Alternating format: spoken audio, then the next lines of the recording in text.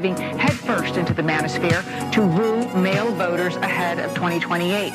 But they'll have to compete with the digital bro world's new rising star, far-left activist Hasan Piker. And what I really want is whether it's social media influencers on Twitch, YouTube like Hasan Piker, or other kind of promoters of hate. You must always maintain revolutionary optimism. You must always continue to organize. You must always continue to agitate, because the quicker we can create enough pressure that causes the American state to recalculate its suicide pact with Israel, the quicker we can save as many Palestinian lives possible. What's going on, everybody? I hope everyone's having a fantastic evening, afternoon, pre-noon, no matter where you are in the world. I'm Hasan Piker, and this is awesome. Our broadcast coming to you live from gloomy and not sunny at all Michigan. Ladies and gentlemen, boys, girls, and MBs, we're alive, and I hope all the boys, girls, MBs are having a fantastic one, because today's a beautiful day. Today's a wonderful day.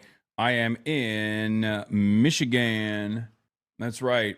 I'm sorry it's flooded. Trump speaking, it's a snooze fest. Yeah, I'm alive, and I'm early, and I've been traveling a lot lately, going all around the country. And this is a part of the broadcast where I tell you about my personal news about what's going on in the world of HasanAbi Piker in between the time period where I press the stop streaming button that nobody was... press the start streaming button, so help me God, that's what I'm going to do. But obviously Donald Trump is live, so I'm just going to dive right into it. Trump is live on his press conference. Do we have a blast off meme? I'm just going to go right into it, okay? Going to go right into it. We're going to listen to what Trump has to say live early from Michigan to listen to Trump's White House press conference. I know Trump is talking. Stop saying come to Cleveland and all these other things. Started watching your Cuba documentary with my girlfriend. Very good, but so depressing as well. Okay. All right. Well, all right. That one's good. We'll just use that one. We'll just use that blast off meme. All right. But yeah, we're live. We're alive. And yeah, personal news wise, obviously I ended the broadcast last night and then got ready, flew in on a red eye, 4-hour flight, no food, had to beg the air stewardess if I could get one of those like purchasable snack packs, because I was straight up dying. Luckily it was fine. I came in early at like 5 a.m. Technically at 2 a.m. for LA time, landed, went back to sleep, and that's it. Are you considering submitting your Cuba doc on international festivals? No, what the hell? It's not. It's like a YouTube video, man. It's just like a little bit more of a high effort YouTube video. Anyway, live early from Michigan to listen to Trump's White House press conference. But thank you for thinking that. Will he do terror tomorrow? Epstein's Fury, day 37. Right wing dev still on my ass. ABDUL rally tomorrow. Get in now. You can be an art guy. You move people more or less. Would you consider pressing the quack button on the soundboard? I do not have a soundboard. The mini doc plus your AJ vid plus some of your other guest media appearances are shaping up incredibly. Your overall profile is more and more legit by the day. No glaze. Thank you. No glizzy. No glaze. No glaze, but no fa. Post the Cuba dog on other platforms as well, TikTok, Insta, and Twitter, long form stuff. Break up the TikTok into parts. Yeah, no soundboard while we're out here, unfortunately, because obviously, I'm not here. I'm not at home. I'm not at home. Also, Trump just said Iran could be taken out in one night. Might be Tuesday night. All right, let's just go right into it. When you go. The heroic F-15 weapons system officer had evaded capture on the ground in Iran for almost 48 hours. That's a long time when you're in tough shape and when you're bleeding. It's a long time. When we left, as you probably know, we had two large planes, pretty old planes that carried a lot. We needed a lot more equipment going in than coming out, obviously, because going in, we needed be Bro, able why to is scale there a mountains. daily Fuck Hassan segment on And we had a lot of equipment. Fox News? But Wait, they did the another sand one? was sandy, wet sand. So we thought there may be a problem taking off because of the weight of the plane. And then we also had all the men jumping back onto the planes. And they got pretty well bogged down. And we had a contingency plan, which was unbelievable, where lighter, faster aircraft came in and they took them out. We blew up the old planes. We blew them up to smithereens because we had equipment on the planes that, frankly, we'd like to take, but I don't think it was worthwhile spending another 4 hours there taking it off. So we didn't want anybody to have. We have the best equipment anywhere in the world. We didn't want anybody examining our anti-aircraft and other equipment. So these were large planes that were old and pretty old, and we blew them up. And we had faster, lighter planes come in, and they were able to land on the sand. We needed the bigger planes because we had so much equipment that we needed. We took 3 helicopters over there, which were very strongly used and couldn't have lived without them. They did, and they performed unbelievably well. And if you'd see it, you wouldn't believe it. They came off the plane, and these guys had them. The rotors were off. They rebuilt these helicopters in less than 10 minutes. And that was one of the more amazing things. These are helicopters, small, unbelievably powerful, but small, very small, so it can get into certain areas. And they got them off the plane, and they rebuilt all 3 of them in a matter of less than 10 minutes. It's pretty amazing what the genius of these people. Who would think that? You'd think it would take 5 days to build them. And in some companies, it would take 5 days, and they wouldn't do it well. But they served us well. As Commander-in-Chief, I never forget the extraordinary risk taken by the warriors that we send into battle and the genius. I mean, think of it, having a contingency of 3 planes waiting because we think the sand is so bad that we probably won't be able to take off. And the planes really got bogged. The sand this was not much of a runway. This was a farm, not a runway. It's a farm, but it did the trick. But to have a contingency as opposed to having to wait 2 days, can you imagine right in the middle? This was central. This was right, you would call it central casting if you were doing a movie for location. And probably the toughest area of Iran where we'd be sitting there. So these planes came in, those pilots came in so fast and so quick and got out of there. Everybody got aboard and just got 15-minute intervals. 1 load out, 1 load out, 1 load out. It happened, and we were watching, and we said, "That's amazing." It's in many ways, I was almost more impressed by the contingency that we had than the fact that if we would have had a runway or decent soil. But it was an amazing thing. But we thank God for every single one of them. And the talent, the genius is not even talent. It's if you look at what we did with Maduro, we went into a military compound, a massive, with thousands and thousands of soldiers, and within a matter of minutes, and he lived behind iron doors. There were steel doors, broke them down so quickly, and within almost minutes, he was in the back of these planes. It was a similar group. Incredible. We have incredibly talented people.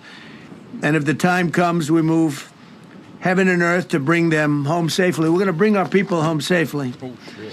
I want to thank every member of the U.S. Armed Forces involved in these historic operations. They really were historic. It's just not It's so funny that done. Trump is demonstrably And you'd understand incompetent it. Not that they and don't wanna do belligerent, it, and his entire when you're going administration into is areas, also when the you look at same. these helicopters, And when you look at the ironically amount of enough, bullets and out everything of else all that of the they took, when you go institutions into that we these have, areas, the military, especially come out certain like we aspects came of the out. American military, God was watching are us. some of the only competent aspects the Easter that remain were- of American organizations. Easter territory, I guess. So it's really But God was interesting that watching us. they're It's amazing. having to conduct 'Cause these when like you look at the machinery, incredibly they took- complex operations. They took damage. Tells you because first thing you I know said is, these are unbelievable Donald machines. Trump They is- flew is- back and not has even much of a decided problem. to blow up Iran for no But reason. these two you know? extraordinary Just rescues, because such it was a two, ridiculous, and as you probably such know, a we didn't talk ridiculous about the situation. first one for an hour, and then somebody leaked something, which we'll hopefully find that leaker. We're looking very hard to find I'm that not leaker. pro-military, but And it's talked about- not.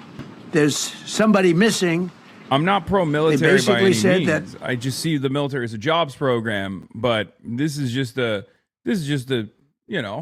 normal assessment of the events. It's just nothing works in America. Even the military doesn't really work, but also it's still one of the only remaining competent organizations in the country.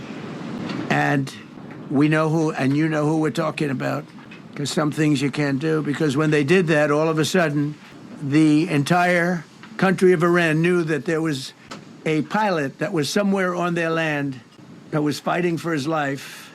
And it also made it much more difficult for the pilots and for the people going in to search for him. All of a sudden, they know that there's somebody out there. They see all these planes coming in. It became a much more difficult operation because a leaker leaked that we have one, we've rescued one, but there's another one out there that we're trying to get.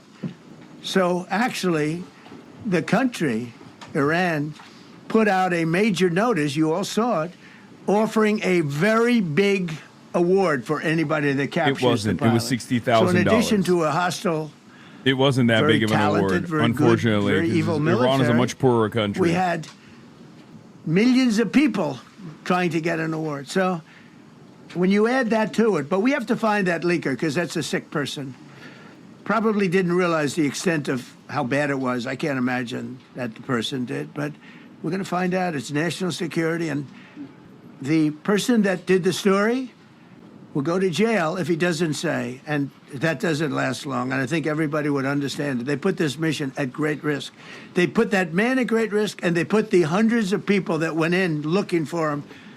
There's something very funny about Donald Trump complaining that someone leaked a special military operation because he literally yesterday went on Fox News, or at least talked to a Fox News reporter about CIA clandestine operations, arms trafficking to Kurdish militias in Iran.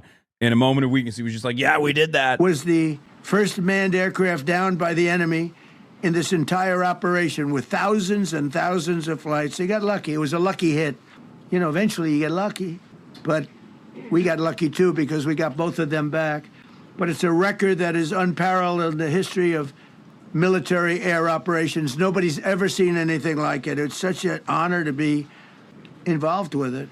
We were up late at night, and then we were waiting for those contingent planes to come in, and we say, come on, let's go, get in, because they're waiting out on this farm without a runway with wet, crummy soil, sand, mostly sand, wet sand, and it eats planes alive, and we're waiting, and we're saying, I hope that one can land and take off. And they came in like magic, boom, boom, boom, one after another. It was like genius. I'm so impressed by that. Because we were a little concerned. We said, boy, if they don't get in and get up fast, we're sitting in them. And that's called Iran Prime, right, General? That's where the whole bet is. And here we are sitting there waiting for a plane. But they came in so fast and so hard, and these guys knew exactly what to do. Let's go, come on, get in, let's go, blah. They came one right after another, not at the same time. They don't want to come at the same time. They had to come right after each other. They didn't have any room. There was barely any room to land. A tiny little patch of very wet earth and sand. So I'm so proud of the people that I have standing up here with me and many others that worked. I mean, so many. Steve Witkoff's over here. He's doing fantastically. Jared Kushner. But the people that are here, the job they did is amazing. And I think I'm going to introduce the head of the CIA, and he is a man who, he's central casting, okay? If we cast a movie, he's going to play the head of the CIA. He's one of the few. John Ratcliffe, he did a phenomenal job that night. He did something that I don't know if you want to talk about it. If you want, you can. I'm not sure you're supposed to. I'm not going to talk about it. But the CIA was very responsible for finding this little speck. It's like they used an expression on one of the shows. A general was talking about, it's like finding a needle in a haystack, finding this pilot. And the CIA was unbelievable. And you may, if you can, you'll talk. It might be classified, in which case I'd have to put him in jail if he talks about it. And I don't want to put him in jail. He doesn't deserve that. So, John, do you want to say a few words? Thank you. Thank you, Mr. President. It's a privilege to be here with you today to share what we can about this exceptional mission and to recognize the ingenuity and bravery of those who executed it, as well as the leadership and resolve of the president who ordered it. One thing that has been clear to me in this role is that the flawless military operations that the Department of War is known for are hostage to flawless intelligence. We saw that in the skies over Iran in Operation Midnight Hammer last summer. We witnessed it in Venezuela during Operation Absolute Resolve. We've seen it against the cartels in the Western Hemisphere, and we're seeing it every day in Operation Epic Fury, including this mission to rescue an aviator buried deep behind enemy lines. Because it is the unique tradition of the U.S. Armed Forces that we leave no man or woman behind, this was a no-fail mission. That was the spirit in which the president put us to work, and we were determined not to let him down or our airmen down.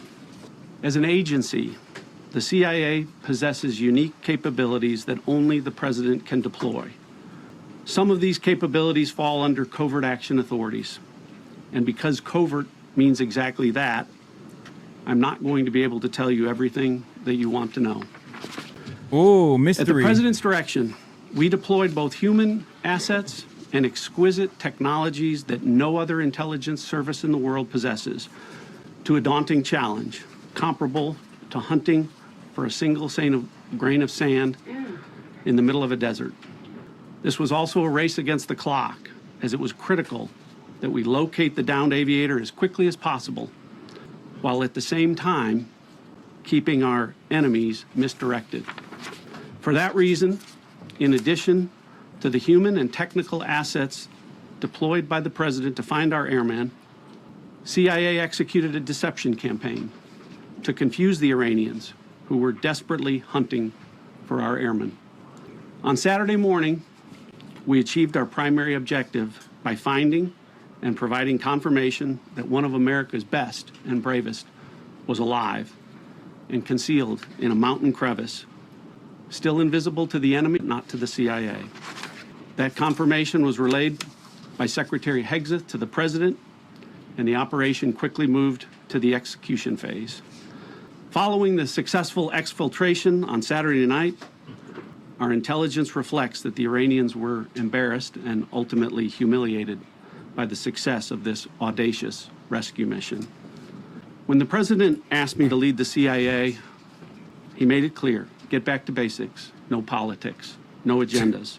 Yeah, we did this search and rescue mission non-woke. We were saying slurs while our search and rescue operations during combat also featured M60 machine gunners that were on the side of these MH-60 mini helicopters that were not only dumping munitions on the ground, but also saying slurs, deploying the tactical slurs that are obviously necessary for combat success. You know, we did it unwokely. None of that matters. No politics. And all of that is wasted without a president with the political courage to put them into action.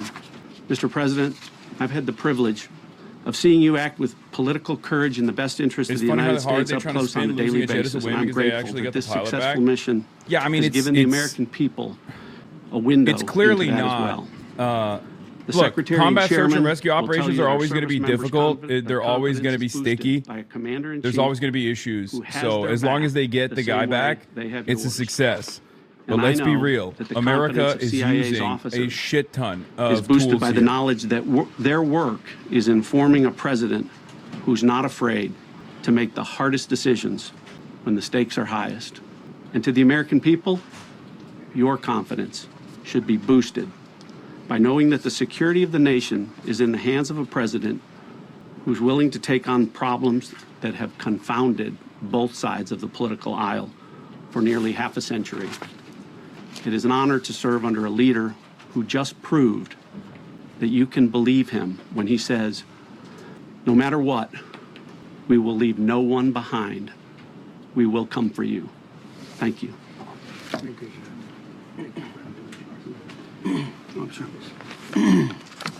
Well, John, thank you for the collaboration with the CIA as well. Incredible and ongoing partnership. Ladies and gentlemen, fellow Americans, and especially the brave warriors in our armed forces, over this Easter weekend, the United States military has once again proved why we possess the greatest fighting force the world has ever known. This is okay, this is like somewhat a note that people have obviously given up on, but it is quite strange that you have the head of the CIA, which is supposed to be like at least technically apolitical, right? Like in theory, in optics, come out and glaze the motherfucking president after a successful operation like that. I don't recall a time, not that it matters, like it's not the worst problem here, but I don't recall a time where that was a thing that used to take place, right? Like very strange way to operate. And today, as the CIA director mentioned, Iran's military, and we know this, is embarrassed and humiliated, and they should be. Now, these are not routine operations. They were high-risk, high-stakes missions conducted in the heart of enemy territory. This was not just barely into Iran. This was deep into Iran, involving coordinated strikes to suppress threats, deception tactics to protect our teams, I need you guys to remember across air, ground, and like this recovery mission and the asset loss that took place in the process of the recovery mission did not need to happen at all. Okay, this is yet another classic Trump move. Trump fucks something up 100% and then literally rolls it back like 20%.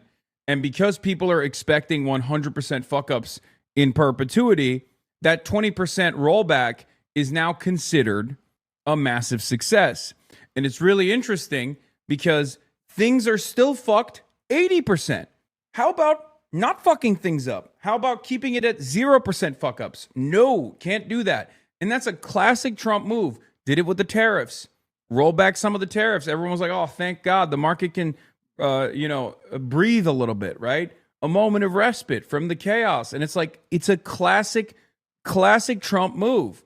He comes in, he fucks things up 100%, and then due to like the competence of others or due to people yelling at him too much, he's just like literally pulls it back a little bit more. And then people go, okay, thank God. Okay, things are stable again.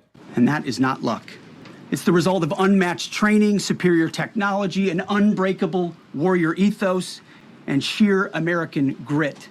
Our special operators, pilots, and support crews performed with near perfection under fire, and they were lethal.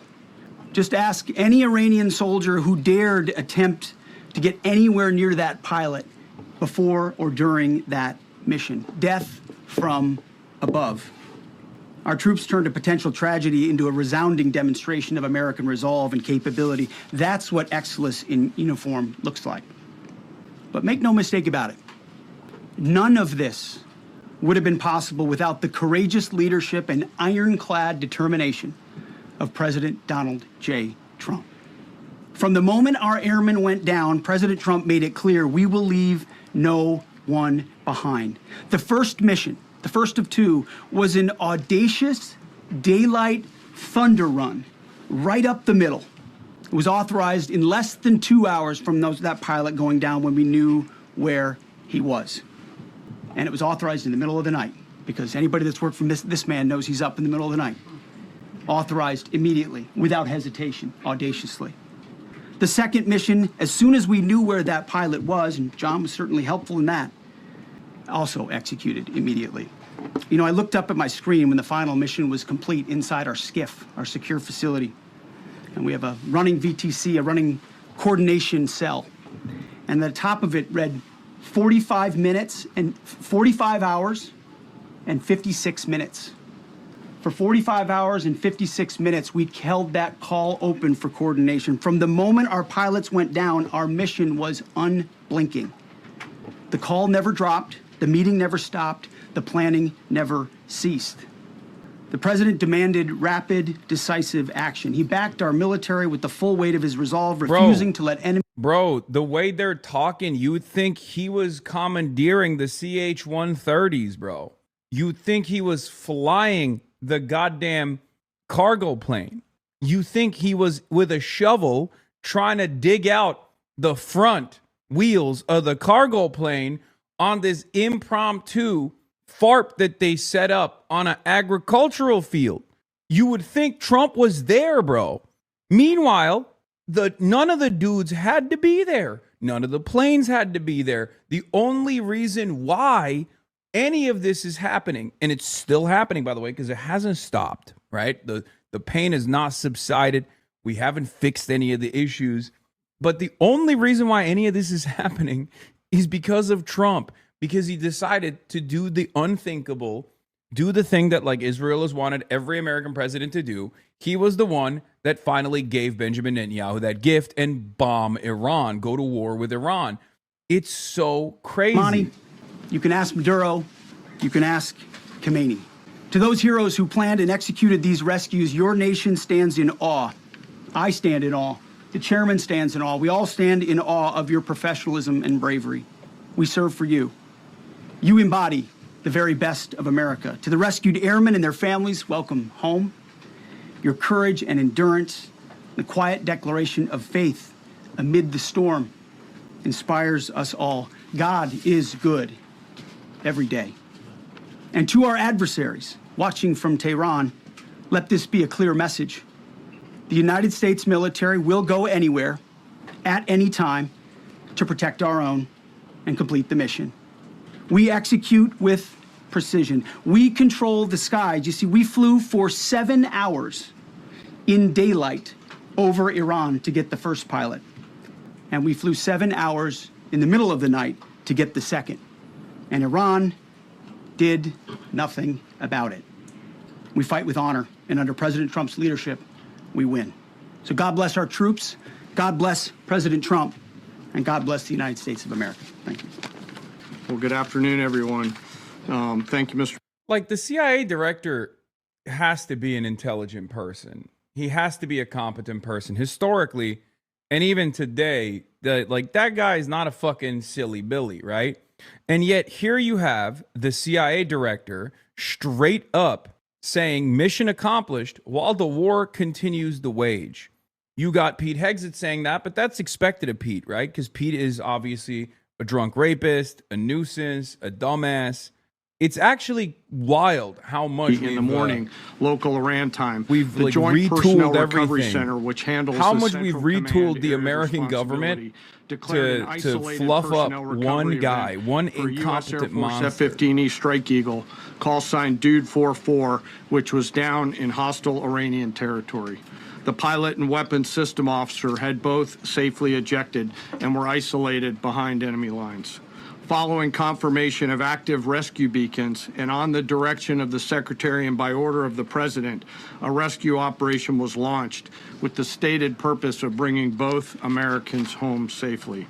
As the Secretary said, several hours later on the morning after positively locating the front seater, call sign Dude 44 Alpha, and aware of an aggressive ongoing search by the enemy, a U.S. Central Command plan was approved by the Secretary and the President. Shortly thereafter, a U.S. Air Force Combat Search and Rescue Task Force comprised of A-10 Warthogs in their Sandy role, and I'll describe what that is in a minute, HC-130 Combat King 2s, HH-60 Jolly Green 2 helicopters, and Air Force Special Warfare Airmen, a package comprised of combat rescue officers and pararescueman operators, audaciously penetrated enemy territory in broad daylight to find, fix, and recover Dude 44 Alpha from behind enemy lines. This was an incredibly dangerous mission, an incredibly dangerous undertaking, but a filled promise made to every American warfighter that you will not be left behind. We will always... Guys, literally they're doing it. They're all saying like how wonderful the mission was, and no one wants to admit that the reason why the mission even had to be the reason why the mission had to even happen is because Trump decided to bomb Iran. Like it's so ridiculous. Like we have melted upwards of $60 billion so far, just lit it on fire for the past 37 days. And people are just like, yeah, look at how wonderful this was. This was so great. Look at this campaign. I mean, look at this daring, audacious, penetrative military mission that we pulled off. Look at our soldiers. It's like, okay, but here's another alternative. None of that had to happen. It's so crazy. The objective area. During this engagement, one of the Sandy aircraft, the one primarily responsible for communicating with the downed pilot, was hit by enemy fire. This pilot continued to fight, continued the mission, and then upon exit, flew his aircraft into another country and determined that the airplane was not landable. This was one of our A-10 Sandy aircraft. The pilot then made the decision to eject over friendly territory and was quickly and safely recovered and is doing fine. After picking up Dude 44 Alpha, the HH-60 Jolly Green fight was engaged by every single person in Iran who had a small arms weapon. And one of the aircraft, the trailing aircraft, took several hits. The crew sustained minor injury, and they are going to be fine. A note for those of you that do not know what a Sandy does. Named after the flight call sign that did this very mission in Vietnam, flying A-1 Sky Raiders and A-7 Corsairs. A Sandy has one mission: get to the survivor, bring the rescue force forward, and put themselves between that survivor on the ground and the enemy. They are committed to this. This is what they live for, and this is what they've trained for over many, many years. The A-10 force and the rescue force did a fantastic job rescuing Dude 44 Alpha. He was recovered Friday afternoon.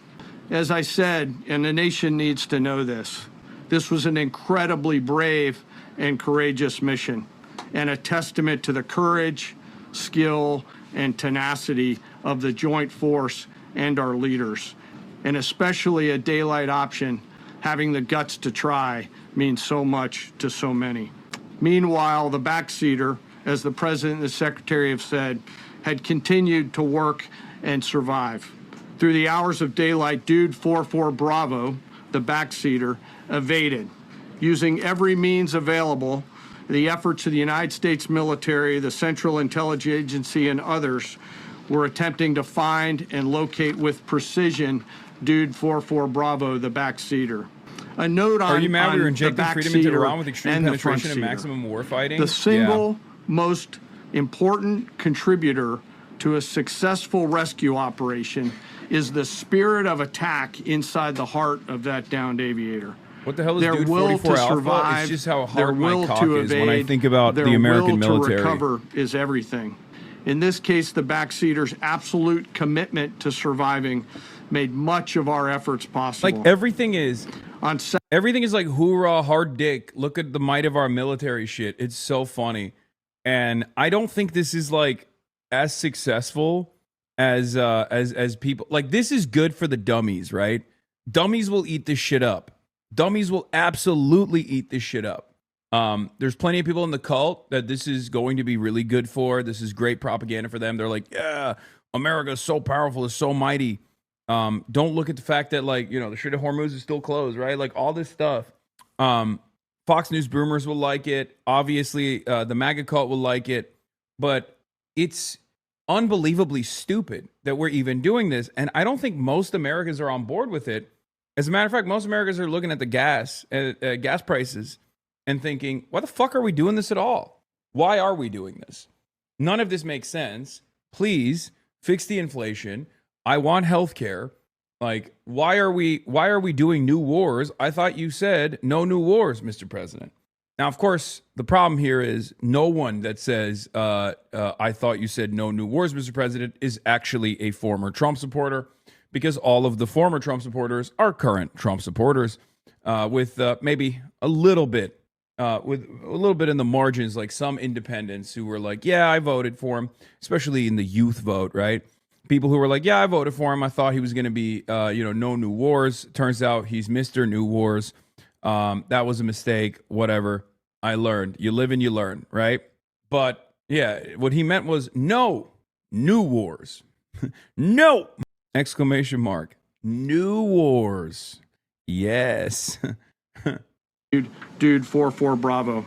They were protected overhead by an air armada, including tactical drones, strike aircraft, and others. I voted for him. The force like war. Fought through multiple simultaneous Dude contingencies, 44 Alpha in the chat. something no other nation, no other military can do.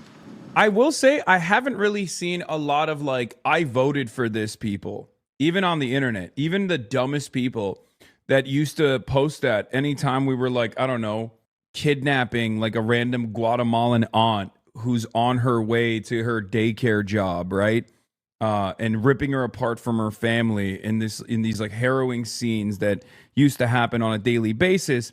There would be a bunch of white supremacists that would quote retweet that shit and be like, I voted for this. I voted for this, dude. This is what I voted for. Meanwhile, for the last 37 days, you haven't really heard a lot of people say I voted for this, right? Which has been quite interesting. Tenacity is a direct result of the absolute trust they have in our rescue forces, their training, and their will to survive and return. They always knew that we would be ordered to go get them, and they always knew that we would be coming to get them. These two operations reflect our nation's most sacred obligation to our military service members. We leave no one behind, bless you. It also perfectly captures the first truth. You tactically ascertain that sneeze, sir. That people are more important than hardware. That is the standard we live by, and the rescue forces that execute these missions operate under. By the way, the American government has absolutely left troops behind on especially special forces operations in the past. The only reason why they had to conduct this unimaginably costly operation was for two reasons, I think. One, to do pen testing, to see how well they could set up like a base of operation, in my opinion, inside of Iran. And two, because everybody was obviously aware that there were two pilots, not one, that were slated to be captured, and they did not want that. They did not want that massive, spectacular L, which is precisely the reason why they, spent almost $1 billion on this operation, both with the asset loss, when the operational costs here were close to $1 billion fucking dollars, just to get this one guy out. Dude 4-4, welcome home. Job well done. Thank you. Pretty amazing. Pretty amazing. And pretty amazing. These two gentlemen have been. All right, let's get to the questions.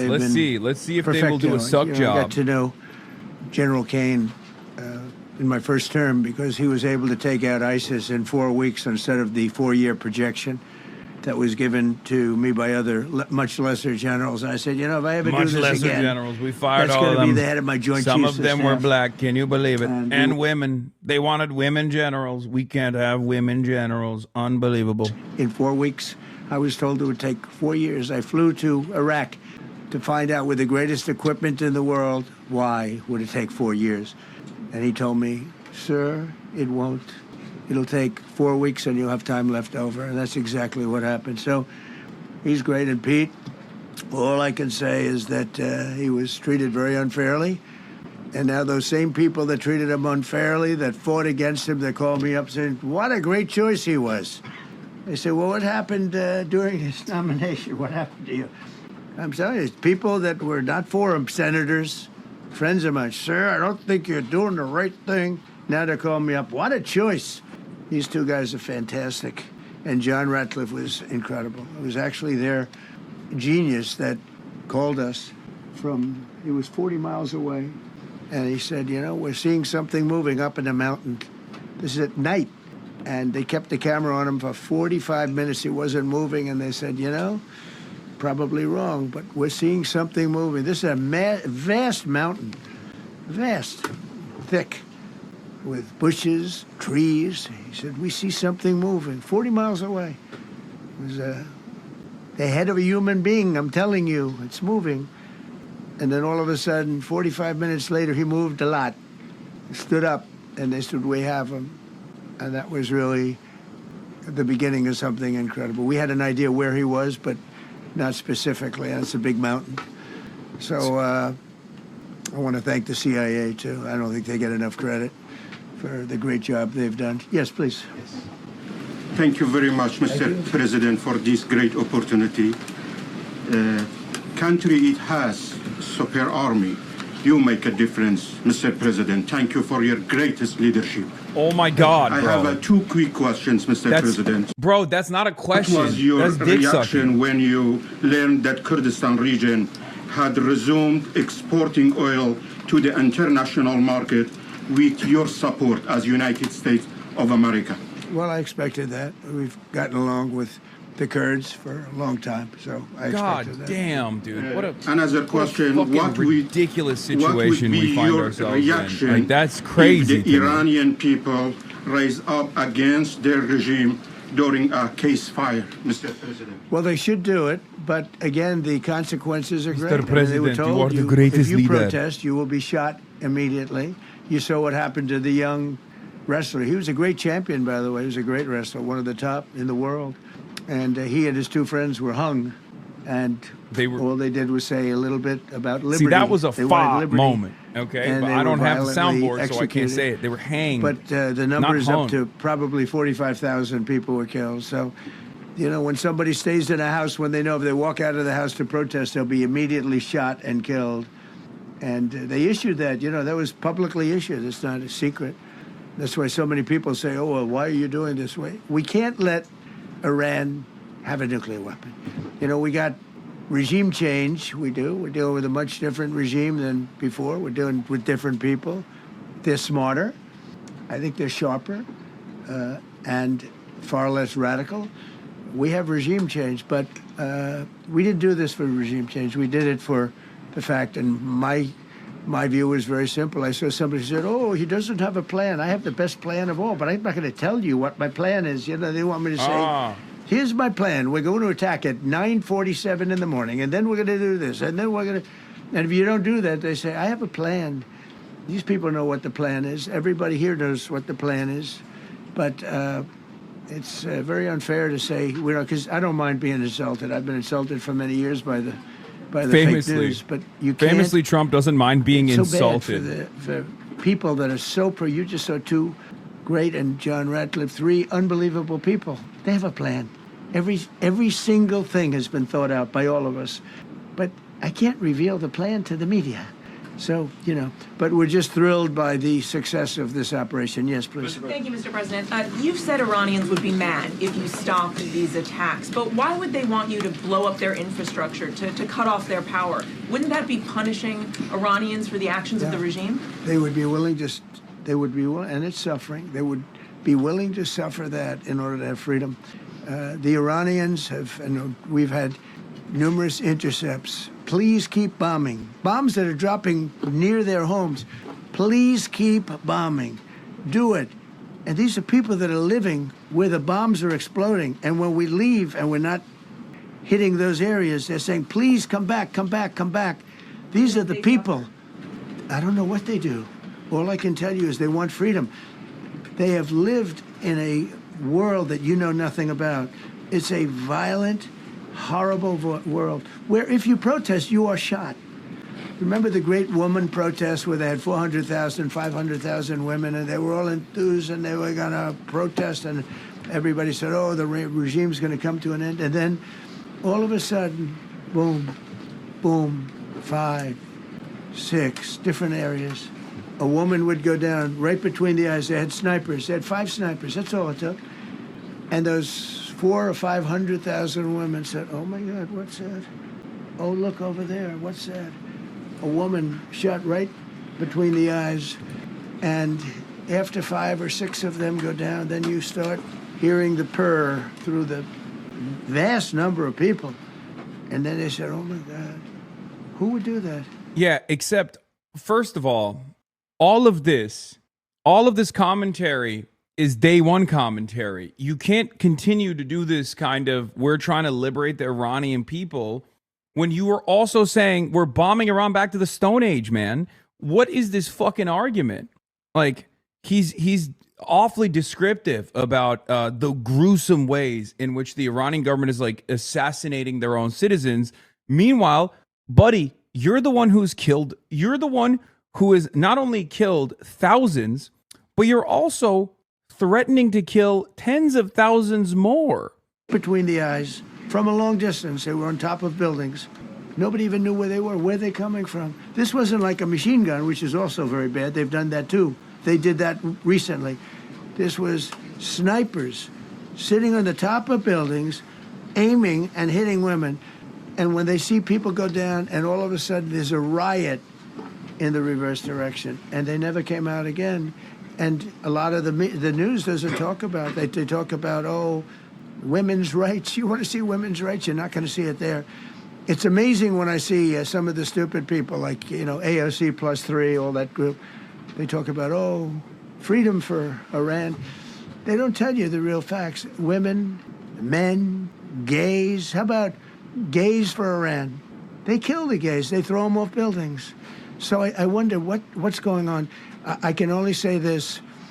They want us to keep bombing, even if it jeopardizes, because their life is in much greater danger. They want freedom for Iran, but it's very hard for them to protest. I actually tell them, I said, don't go out. I fully understand.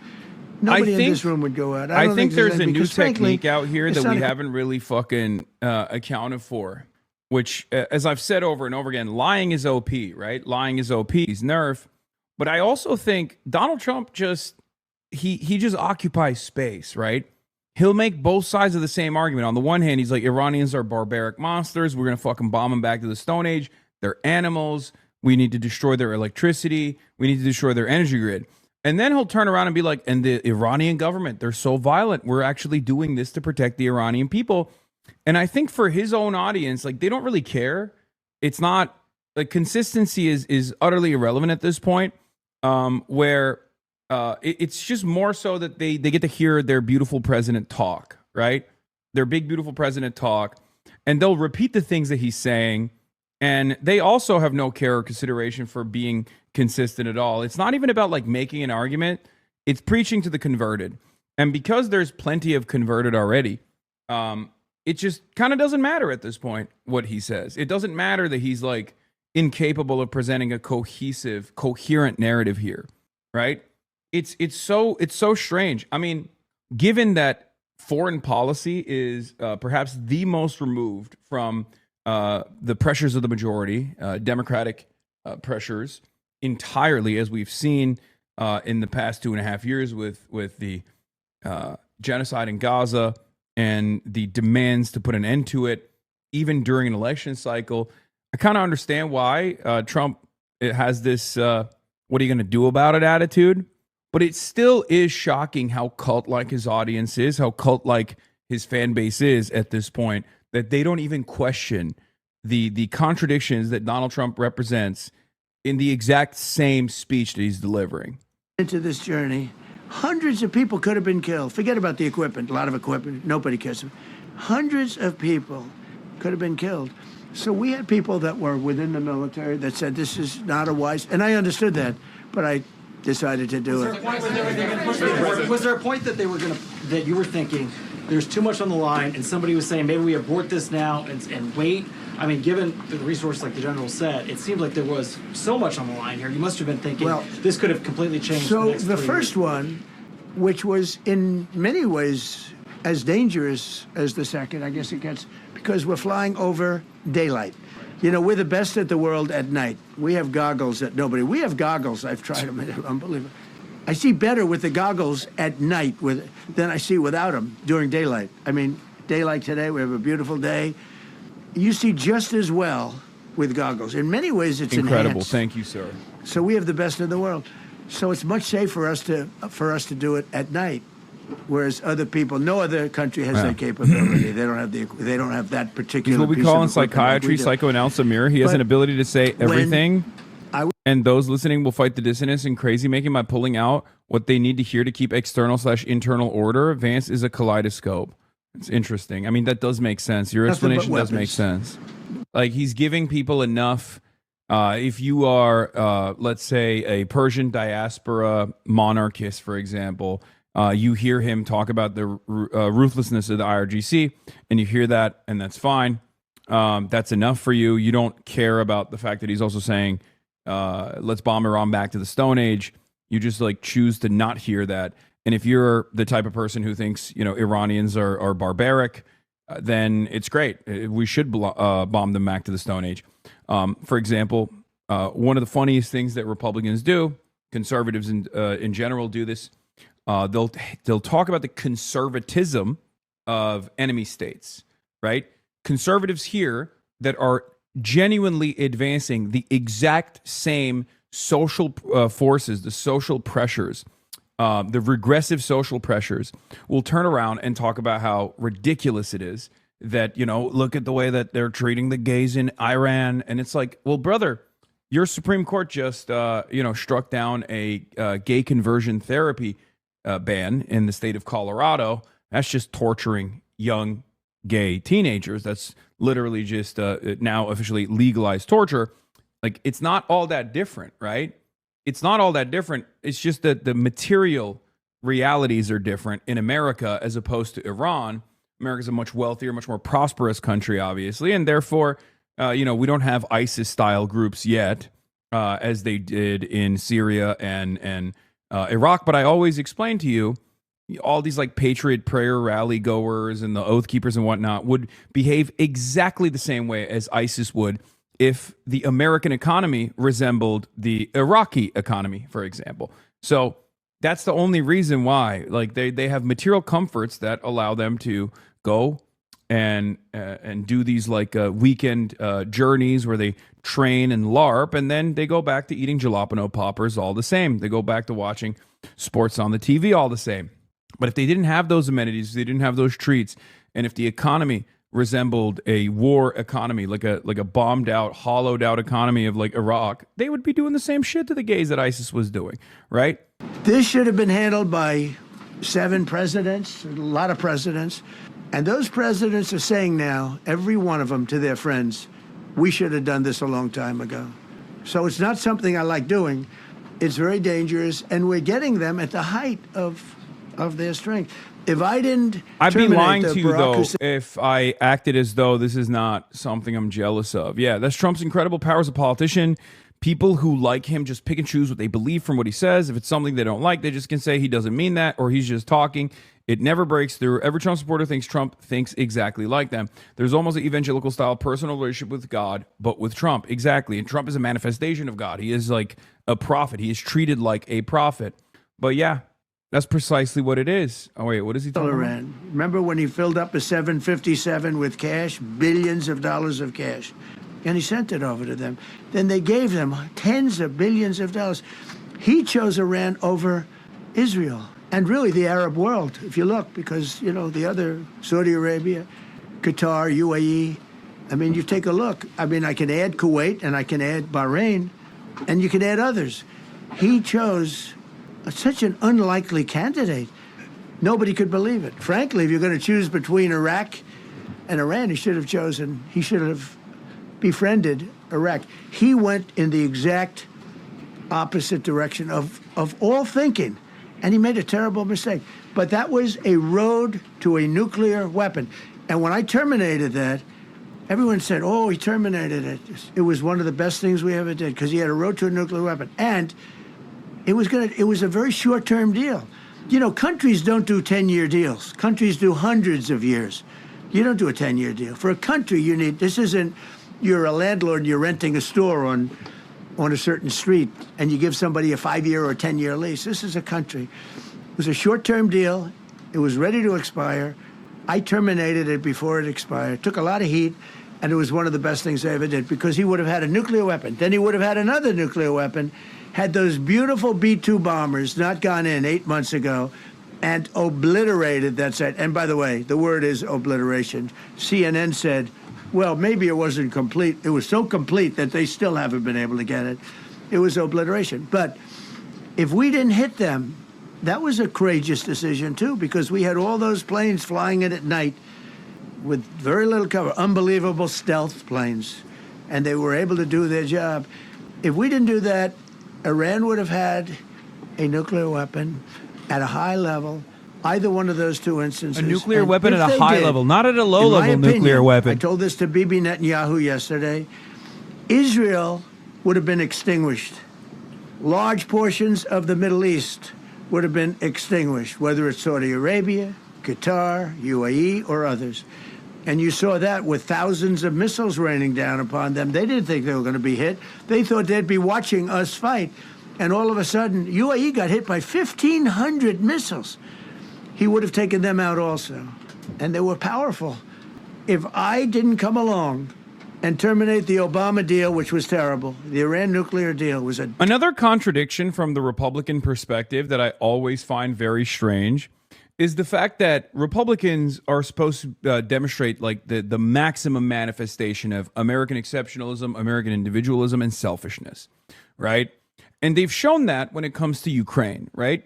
Cast aside your own personal opinion on like why Russia invaded Ukraine or whatever the fuck, right? And remember that Republicans, under the directive of Donald Trump, very quickly launched an argument that we shouldn't defend Ukraine at all, right? And we shouldn't be spending money on Ukraine at all. And that although they are engaging in a defensive war, trying to purge a Russian invasion from their national boundaries, that was totally and wholly unjustifiable, our support, right? And what's really interesting is that they don't have that same ambition for Israel. You could absolutely make this argument on moral grounds to not to discontinue our endless and unlimited support to Israel. We've given a tremendous amount more support to Israel. And now, in the process of waging Israel's war on Iran, we've actually lost a shit ton more of our assets and even put our soldiers, active duty soldiers, in the line of fire. Some of them have died, hundreds of casualties. The Iranian resistance has delivered hundreds of casualties. We don't even know the full numbers. And it's really strange that Republicans don't turn around and have a similar isolationist attitude towards Israel. Mr. President, thank you so much. You've listed the goals. Excuse me. Please, go ahead. You've listed Thank the you, Mr. goals. President. Who you with? Who you with? My name is Dia Kurda. I'm with the largest Kurdish media outlet, Ruda Media Network. It's based in Iran. Go ahead. Mr. President, you said before that you don't want the Kurdish forces to enter Iran and be harmed. Do you still want them to stay away? Or what role do you expect them to play now? I'd rather have them stay away. And then, I'd rather have them stay away because I think they bring with them some problems and some difficulties. And I don't think they bring death, I mean, you know, to themselves. But I'd rather have them stay away. Go ahead. Thank you, Mr. President, for the question. Deliberate attacks on civilian infrastructure violate the Geneva Conventions and international law. Who are you with? I'm with the New York Times. Zolan from the New York Times. Are you The failing. Are you concerned? Circulation way down at the New York Times. Are What's you going on concerned with that your threat to bomb power plants and bridges amount to No, war not at crimes? all. No, I'm not. I hope I don't have to do it. But again, I just said 47 years they've been negotiating with these people. They're great negotiators. And because they're not going to have a nuclear weapon. And if somebody that takes my place someday is weak and ineffective, which possibly that will happen because we had numerous presidents that were weak, ineffective, and afraid of Iran, we're never going to let Iran have a nuclear weapon. And if you think it's okay for people that are sick of mind, that are tough, smart, and sick, really sick, you know, from a policy standpoint, from a standpoint, any which way you want to say, mentally, these are disturbed people. If you think I'm going to allow them, and powerful and rich, to have a nuclear weapon, you can tell your friends at the New York Times, not going to happen. America and Israel objectively are more malign forces around the globe, and yet both of these countries have nuclear arms. Okay? I'm very sincerely saying this, and I don't think there's any dispute. If you are remotely critical about if you have the capabilities of analysis here, you look at the belligerent ways in which Israel and America have conducted themselves, and you look at the ways, oftentimes the restrained ways in which I meant malignant. Did I say maligned? I'm sorry. But you look at the ways in which Israel and America have conducted themselves. The reality is clear. Iran is a much more restrained actor here. They are much more stable. Okay? America and Israel, on the other hand, are fucking insane. Both of these countries also have their own version of like weird theological justifications for their unlimited violence. Israel obviously has the Greater Israel Project. America has white evangelical Christianity, white evangelical Zionism as well. Both are very violent projects, and they're violent domestically with domestic repression, Israel's occupation of Palestinians, America's occupation of the undocumented migrants and black and brown people in general, and then also a shit ton of ultra violence when it comes to their foreign policy as well. So a lot of people are affected by this, but we're giving them till tomorrow, 8 o'clock Eastern time, and after that, they're going to have no bridges. They're going to have no power plants. Like even this statement alone. Stone Ages, yeah. Iran has not said such a thing. Iran has not said such a thing about America nor Israel, really. And they have every right to do so. They were attacked first. Reopening the Strait of Hormuz, or is that now a top priority? I would say it's a very big priority because, see, that's one thing that's a little different than other things. We can bomb the hell out of them. We can knock them out for a loop. But to close the strait, all you need is one terrorist that somehow has a truck loaded with, because you can carry them in trucks, large trucks. What? A water mine. Drop them in the water. A truck? And now you tell people that own ships that cost $1 billion. Does he think the Strait of Hormuz is on land? What the fuck? You can do that even just by saying we put mines in the water. So it's not like the rest. We can knock out their military. We already have. We've knocked out their Navy. We've knocked out their Air Force completely. We've knocked out 158 ships in 3 days. We've knocked out even their mine droppers. They don't have any mine droppers anymore, but they put them on other boats, and they could drop them. I'm not even sure they have any mines there, by the way. I'm not sure. I'm personally, they say there might be 8. I don't know.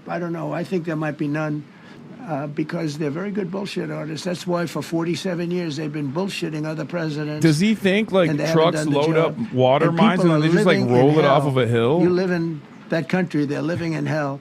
He thinks the IRGC is rolling off mines off of a hill into the water. They're from at the back of a weakest truck point they've ever been. They have no Navy, they have no Air Force, they have no anti-aircraft weaponry, they have no radar, they have no communication. In fact, the biggest problem we have in our negotiation is that they can't communicate.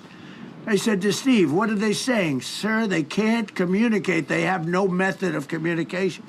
So we're communicating like they used to communicate 2,000 years ago with children, bringing a note back and forth. They have no communication.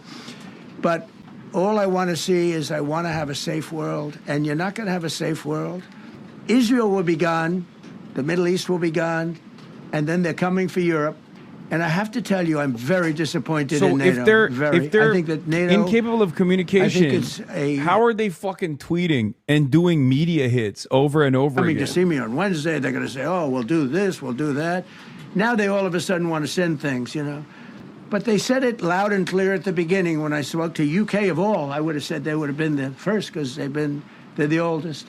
And also, I say, yes, I'd of love course to have he's a little admitting that help. there's no negotiations. Said, no, sir, we'd rather wait till you win. I said, I don't need help after we win. They have 2 old broken aircraft carriers, barely work. I said, I guess we can use them. Who the hell knows? I called the general. He didn't even want them. He said, we don't really need them. We got the SS Abraham Lincoln, sir. We don't need them. We have, in terms of technology, we had one day 101 missiles going at 2,700 miles an hour, aimed at the Abraham Lincoln. 101 missiles. Out of 101 missiles, 101 missiles were shot down. Unbelievable technology. 10 years ago, 5 years ago, I don't know if that would have been possible, but 10 years ago, that wouldn't have been possible. 101 missiles heading to a ship that's not that far off the coast. And out of the 101 missiles, we shot down all 101. We have weaponry. The Patriots are unbelievable. We have weaponry that's unbelievable, yeah. Just to clarify.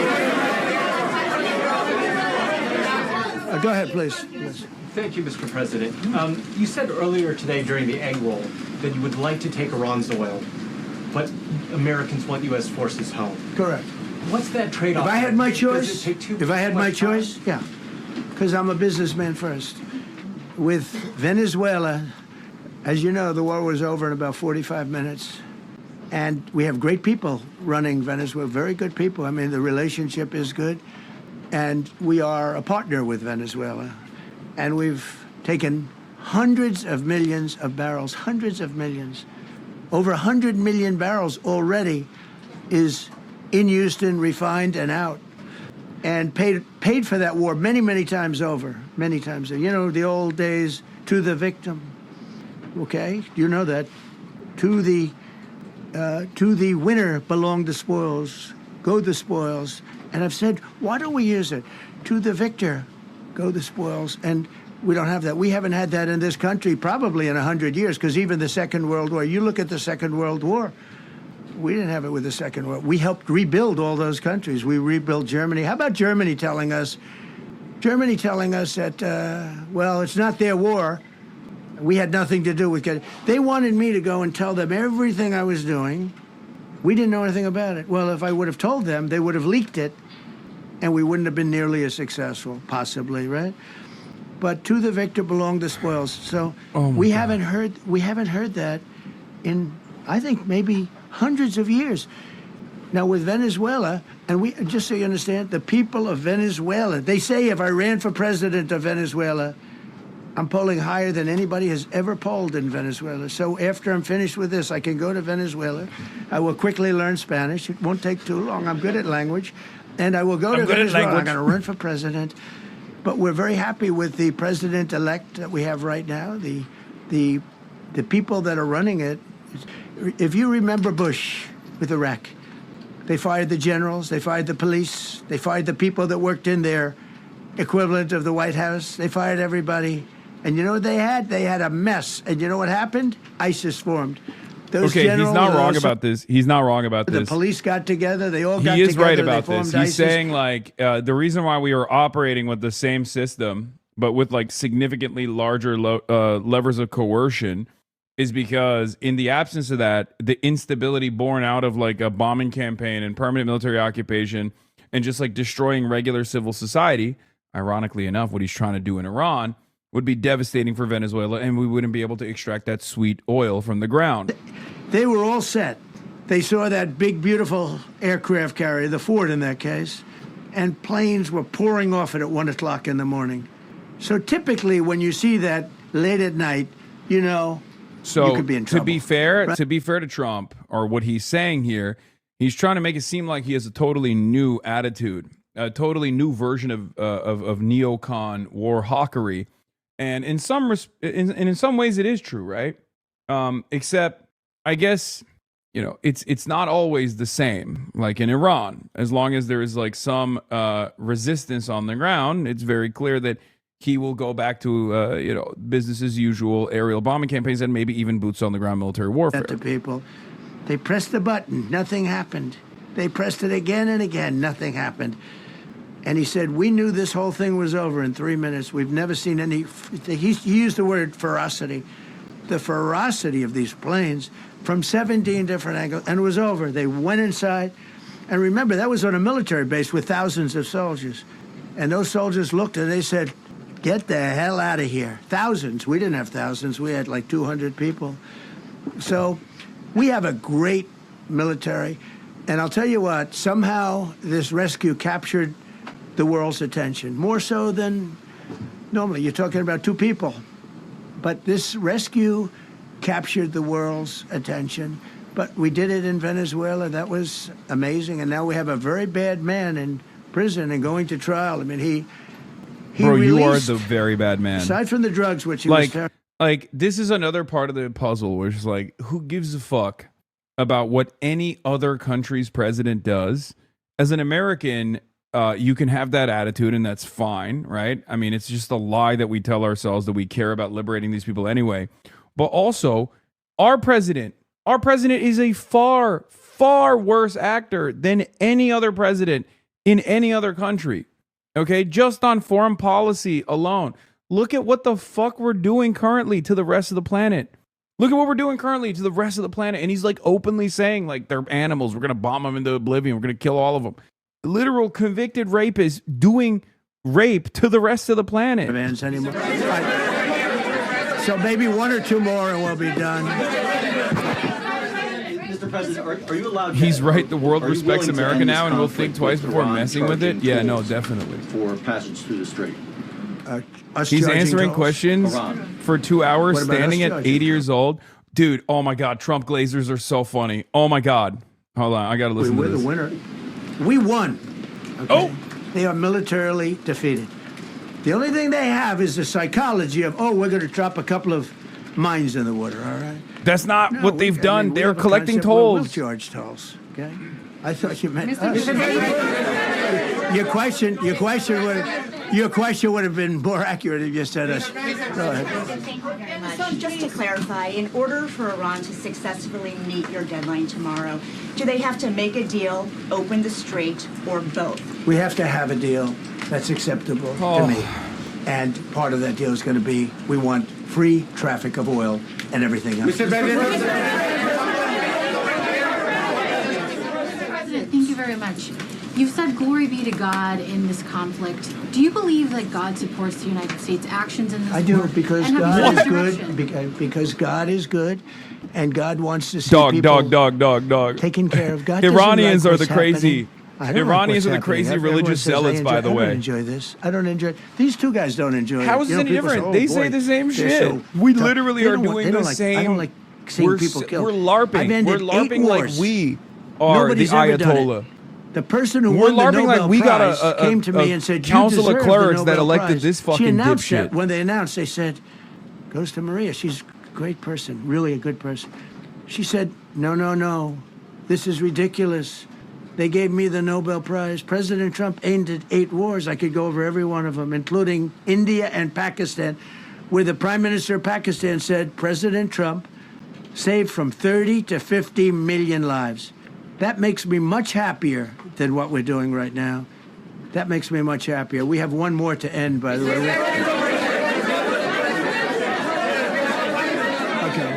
President, He's like, you "Come called on, the- I ended 8 yesterday fake in your wars. Truth Social, Let me you get a called new the one." Iranians crazy bastards. True.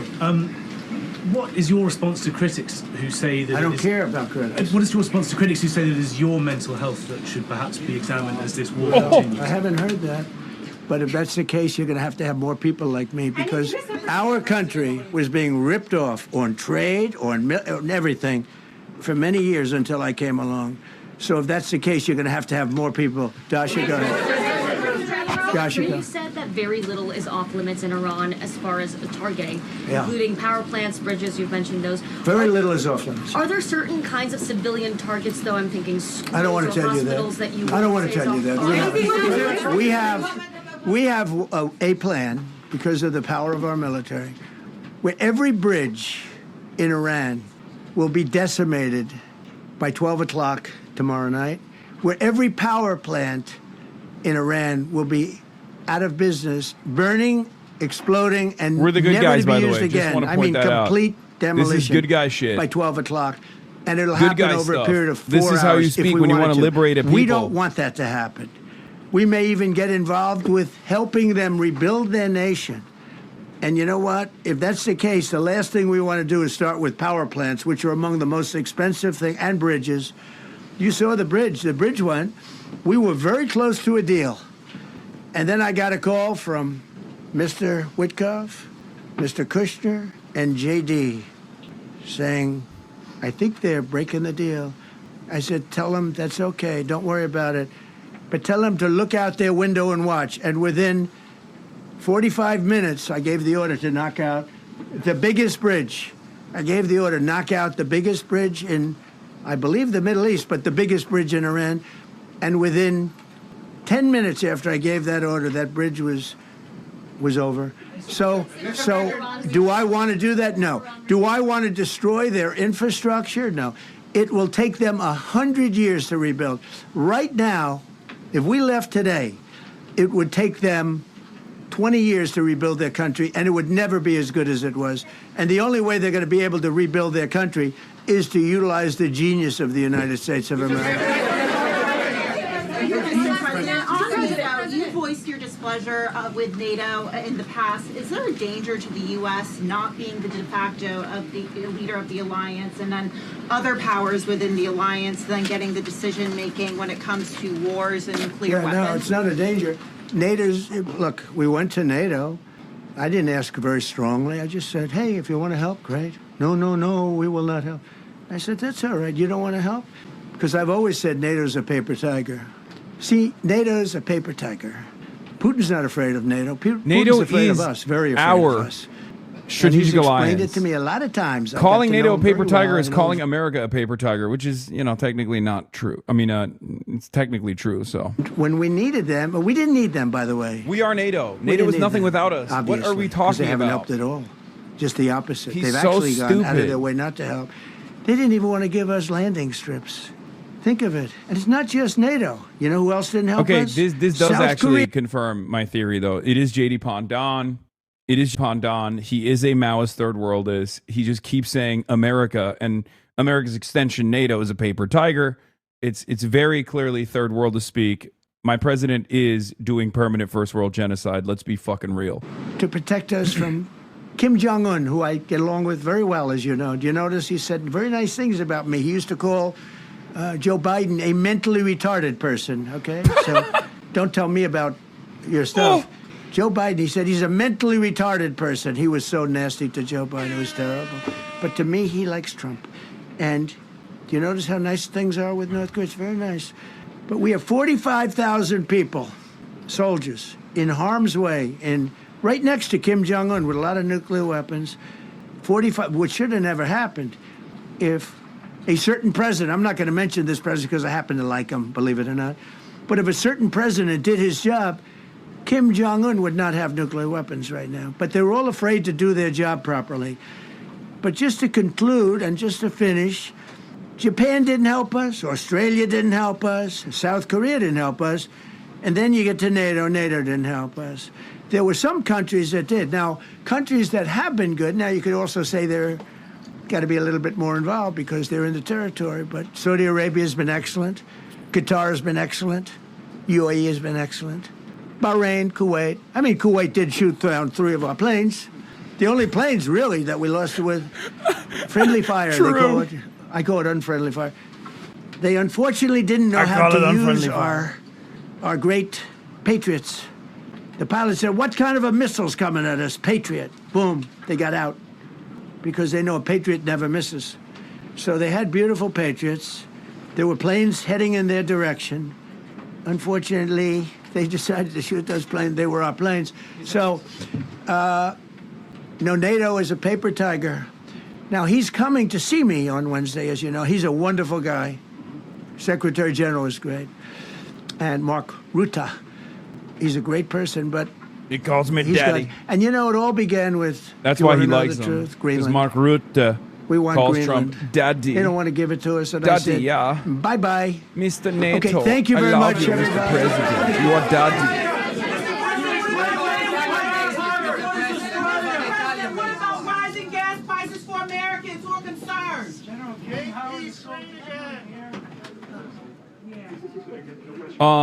That was something. I mean, I don't know how to explain what we just watched. I mean, that was definitely somewhat more productive, I guess, than the address that he had to the nation. But overall, most of the questions in that room were literally like, Mr. President, you're the GOAT. Mr. President, you are the greatest. You are the legend.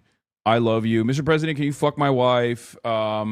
What do you think about, giving nuclear weapons, more nukes to Israel? Like, Mr. President, everyone is saying you have the fattest penis. What do you have to say about that? Stuff like that. Very cool things. Very productive session overall. And convinced more than ever that the 25th Amendment is fictional scripture. Yes. I mean, all rules are worth nothing if you don't actually utilize them when it's necessary, right? So none of these regulations matter. None of these rules matter if we're not willing to use them for their design purpose, right? And that's basically what it is. Rules don't really exist as it stands currently because the Trump administration does not care. Trump was even more insane, apparently, earlier in the morning before he did the White House press conference when he was getting out of his plane. Let's take a look at what some of his choice quotes from then. Yeah, who are you with? Who are you with? He always asks, who are you with? Like, he used to do that exclusively for, like, CNN and New York Times and whatnot back in the day. Now he just, like, anytime someone asks a contentious question, he's like, who are you with? Who are you with? Who are you with? Who are you with? Who are you with? Who are you with? It's fucking annoying. Let me just tell you, very fair question. The Iranian people, when they don't hear bombs go off, they're upset. They want to hear bombs because they want to be free. And the only reason they're not out protesting, you know that, is because they were informed that if they protest, like the wrestler and his friends, if they protest, they will be shot immediately. And that's an edict, that's in writing. Yeah, he's liberating them from their mortal coil. Classic American response, classic American take. When you're a hammer, everything looks like a nail. He's just, I mean, they're gonna try and turn Iran into Gaza, clearly, and then claim that this is like liberating the Iranians from the IRGC, just like Israel liberated the Palestinians from Hamas. Some logic there. They love hearing the bombing is the craziest thing I've ever heard. Yeah, I mean, it's unbelievably stupid, and yet it works. I mean, everything works. When you think about it, he can say whatever he wants, really, because it's not like there's two problems here, okay? Number one, even if the overwhelming majority of Americans are like, why are we doing this? We should stop this right now, which is the case. That is what's going on currently. That is what the overwhelming majority of Americans are saying. It doesn't really matter because we are less responsive than ever before to democratic pressures, right? Like, unlike ever before. I mean, one could make the argument that we were never really responsive when it comes to foreign policy. Foreign policy is bipartisan. It's uniparty. It doesn't really matter. And it's done at the behest of capital owners. Sure. But like, this level of unpopularity is not even shaking the administration's confidence. Okay. That's number one. Number two, he maintains his base. He maintains his base of support no matter what he says. No one is holding him to account. They just hear what they want to hear, and they don't hear what what contradicts their worldview. It's crazy. That's just how it is. So if you're wondering why, like, the cult is not moving, regardless of all of the signals showing that this is going to be devastating overall, it's because they're a cult, and they don't understand that Donald Trump is destroying the global energy markets and also wasting tax dollars while simultaneously making their immediate lives worse, not addressing the inflation crisis at all, which he said he was going to combat, making it worse, as a matter of fact. The only thing he could hold on to was like how low the gas prices were, if you recall, and now he can't even do that, and it doesn't even matter. No one even cares. It's very frustrating to watch. In any case, here's Al Jazeera. Last night, right on cue, Barack Unit 8200 Ravid, for the ball knowers and the enjoyers, right before market open, came out and released yet another incredible piece of, I don't even want to call it journalism.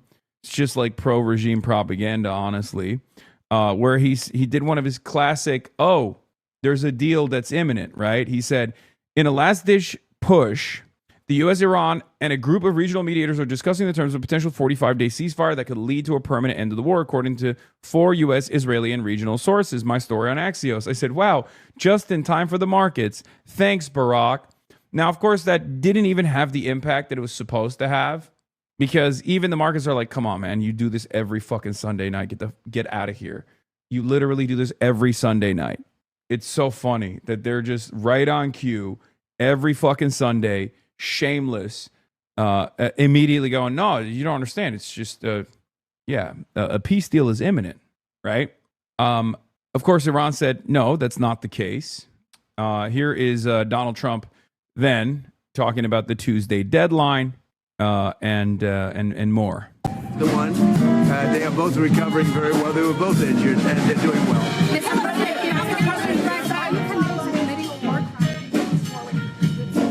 What else? Mr. President, you said that Iran has no anti-aircraft equipment. How are they able to drop those? Well, you know what? When you do thousands and thousands of flights, and you have one plane shot down, and not mortally, the two pilots got out. They got a little bit lucky. And you know what? In war, you need a little bit of luck also. They got a little bit lucky. That's all they got. Ending the war. What's stopping you from ending the war? Well, it could end very quickly, the war, if they do what they have to do. They have to do certain things. They know that. They've been negotiating, I think, in good faith. We've had total regime change. You know, the people there now are much more reasonable than the lunatics that you had in phase 1 and phase 2. They were lunatics. The people that we're negotiating with now on behalf of Iran are much more reasonable. You can call it what you want, but I call it regime change, and I think most people are giving us credit for that. The first regime was taken out. The second regime was taken out. Now the third group of people that we're dealing with is not as radicalized, and we think they're actually much smarter. Why did you use such vulgar language in that Truth Social post? Only to make my point. I think you've heard it before. Mr. President, have you spoken to the families of the airmen that were saved? Have you spoken to the families of the airmen that were saved? I'm going to be doing it right now. Mr. President, what do you say to Americans who are not a fan of the war? They're foolish, because the war is about one thing. Iran cannot have a nuclear weapon. Just saw a guy on Twitter say you're wearing a Rolex in your Cuba video. Care to address the $1 billion watch allegations? Yeah. I got a Rollie on my wrist. Always. It might look like an Apple Watch, but it's actually a Rollie. Big face Rollie on my wrist. Had we not broken the Barack Hussein Obama agreement, you know what I'm talking about, the Iran nuclear deal. This is years ago, my first term. You would have had a total. Do you think the endless chanting death to America and rapid development of a nuclear program weren't the real threat in the future? What would be the alternative? Let Iran develop their missile and nuclear programs and support paramilitary groups around the region? Just asking, not curious. Just asking, curious, not hating. Yes. Okay. Countries have a perfectly valid reason to be able to create military deterrence. Okay. And yes, Iran and the region would absolutely be more stable if Iran had nukes, okay? Ironically enough, the guys that this administration actually killed in the first salvo were the guys who were holding back Iran's nuclear program and Iran's nuclear ambitions. The only reason why they enriched uranium beyond civilian use was to try to get America back to the negotiations process so they could get some sanctions relief. And what he just talked about, ironically enough, with the JCPOA, Barack Obama's attempts at normalizing relations with Iran, unfreezing some of its assets, and maybe even dangling sanctions relief in the long term. That was actually an incredibly successful way to get Iran to no longer develop nuclear arms, no longer have a nuclear project. And it was a multilateral commitment from both China, Russia, and European allies as well. It was a very long and convoluted process. And bro, false. None of the Shia Muslims wanted Iran nuclear. Stop selling nonsense. Wait, what? Sunni Muslims wanted Iran nuclear? What are you saying? In any case, yes, I think that the region would be far more stable if Iran had nukes, because they wouldn't be able to do this stuff. They wouldn't be able to blow up Iran. They wouldn't be able to do these unlimited bombing campaigns over Iran if they had nukes because of nuclear deterrence.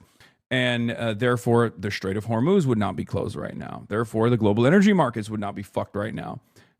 So the reality of the matter is Iran tried negotiations over and over again with the United States of America, but most Americans are completely oblivious to it because Americans, unfortunately, are some of the most propagandized people on the planet.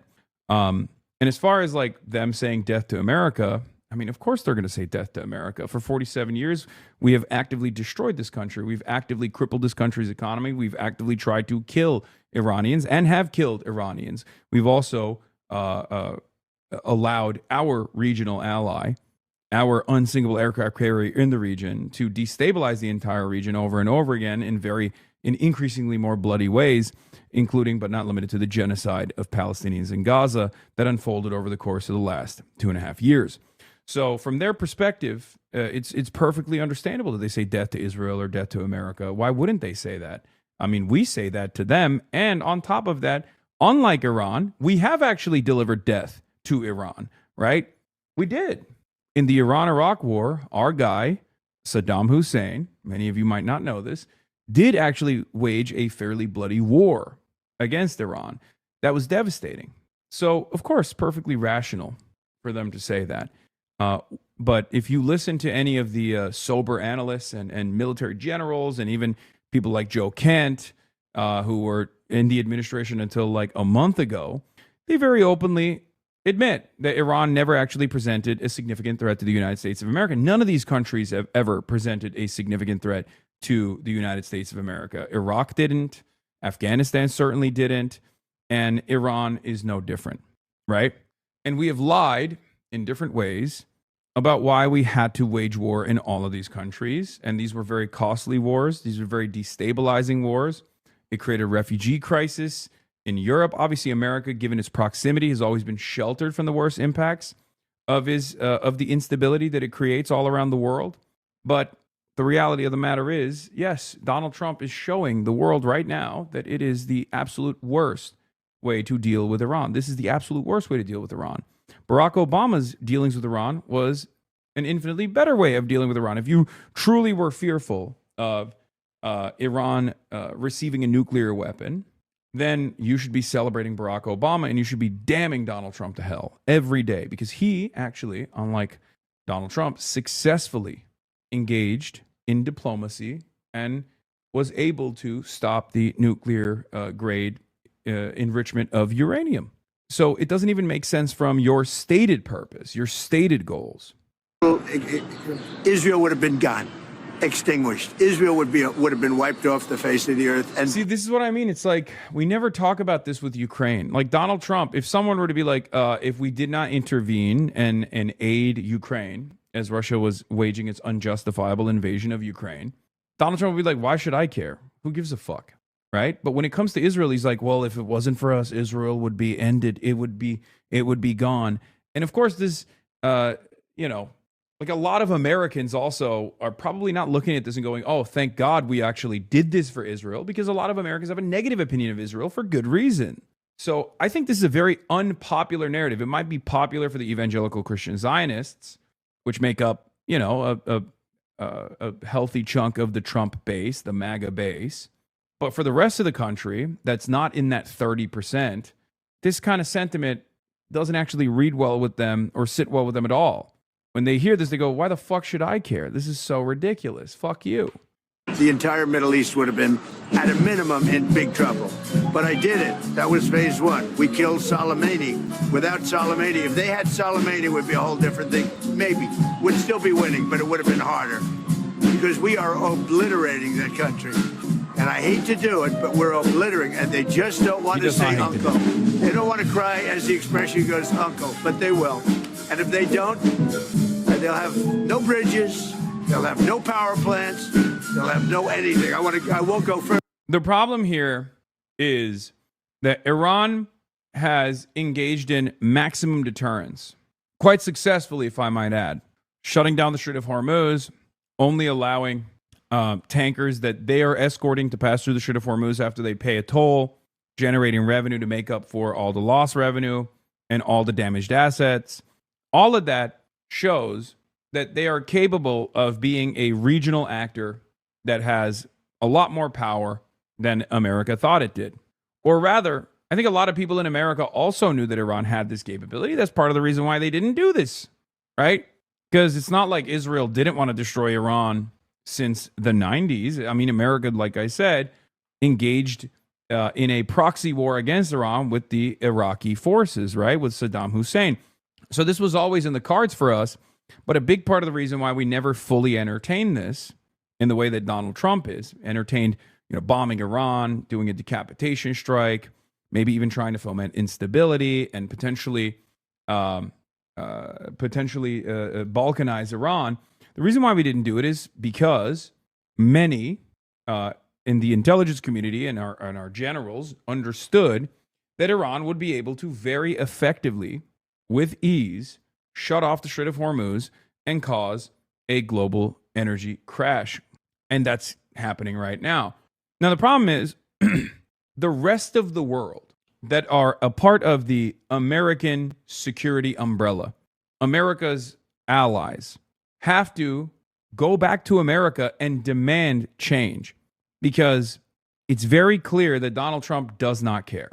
He keeps repeatedly saying over and over again, I don't care if you blow up American companies in the region. I don't care if you blow up the Gulf. I don't care if you shut off oil and gas transfers to the Asian markets. None of that matters to me, even if it's actually giving China a significant upper hand. And part of the reason why he can say stuff like this is because in some ways he's not wrong. America is sheltered by proximity of the worst impacts of this instability that it is creating around the world. And therefore, it gets to be a very selfish country, okay, as it wages this war. So the calculation from the Iranian side, when I look at it, is now in the hands of European security partners of America and the Asian security partners of America, and perhaps even China as well, to apply pressure to Donald Trump to come to the table and give Iran basically most of the demands that Iran is making, right? Sanctions relief, allowing it to remain a sovereign nation, all this stuff without American interference. Because in the absence of American partners pressuring America to stop, it's clear to me that America is not going to stop. Even if the gas prices keep going up at the pump and Americans get more and more mad, and even if like Trump's MAGA base starts retreating from their previous positions that this is actually good, I don't see Donald Trump moving from this position of doing maximum damage to Iran. And I worry, given that he has warned that Tuesday night at 8 p.m. Eastern, 5 p.m. Pacific is going to be when he blows up every Iranian power plant, as he's claimed he's going to do, and all the bridges in Iran. I worry that Iran's retaliation, when that happens, will be to destroy 20% of the entire world's oil and gas supply. Going up the escalation ladder on the American and Israeli side has always led to Iran also going up the escalation ladder in kind in an effort to develop deterrence. If Iran doesn't do that, it has no power. If Iran doesn't do that, then they might as well give up. And that's precisely what Donald Trump wants them to do. So in some ways, they have to do it, right? Because this is now, for Iran, a battle for sovereignty. For Iran, it's a battle to protect 93 million people. They have to do whatever they can. What's Trump's end goal? Is this only for Israel? As I don't even see this helping American business. Yeah, I mean, he got entangled. He got goaded into this by Israel. He was the only one crazy enough to do it. And basically, unless European partners, which are now going to Iran to do bilateral relations, to develop bilateral relations, go back to the United States of America, say, you have to stop this. This is going to destroy the world. There's no turning back from this. And this is what I have been saying from the start, right? From the jump, I've said, this is about munitions, and Anthony Blinken has also echoed this sentiment as well. So you know it's solid analysis, I guess. Since he's no longer in power, he gets to be critical of America and Israel's endeavors. This is about bullets and capital. If there's tremendous pressure from capital owners to quit, then Trump has to respond to it. It's about the markets. If Trump can't manage the markets and manipulate the markets adequately as it wages this war of choice and continues conducting terrorism, if there is enough pressure that is mounted on Trump from capital owners, he'll have to back away. The other type of pressure he could receive potentially is diplomatic pressure from allies. Will he listen to them? I don't know. But if there's enough overwhelming consensus from European partners, from the Latin American countries, from the Asian partners, he might have to yield. And then the last part of this design, this gamble, is if America and Israel run out of bullets.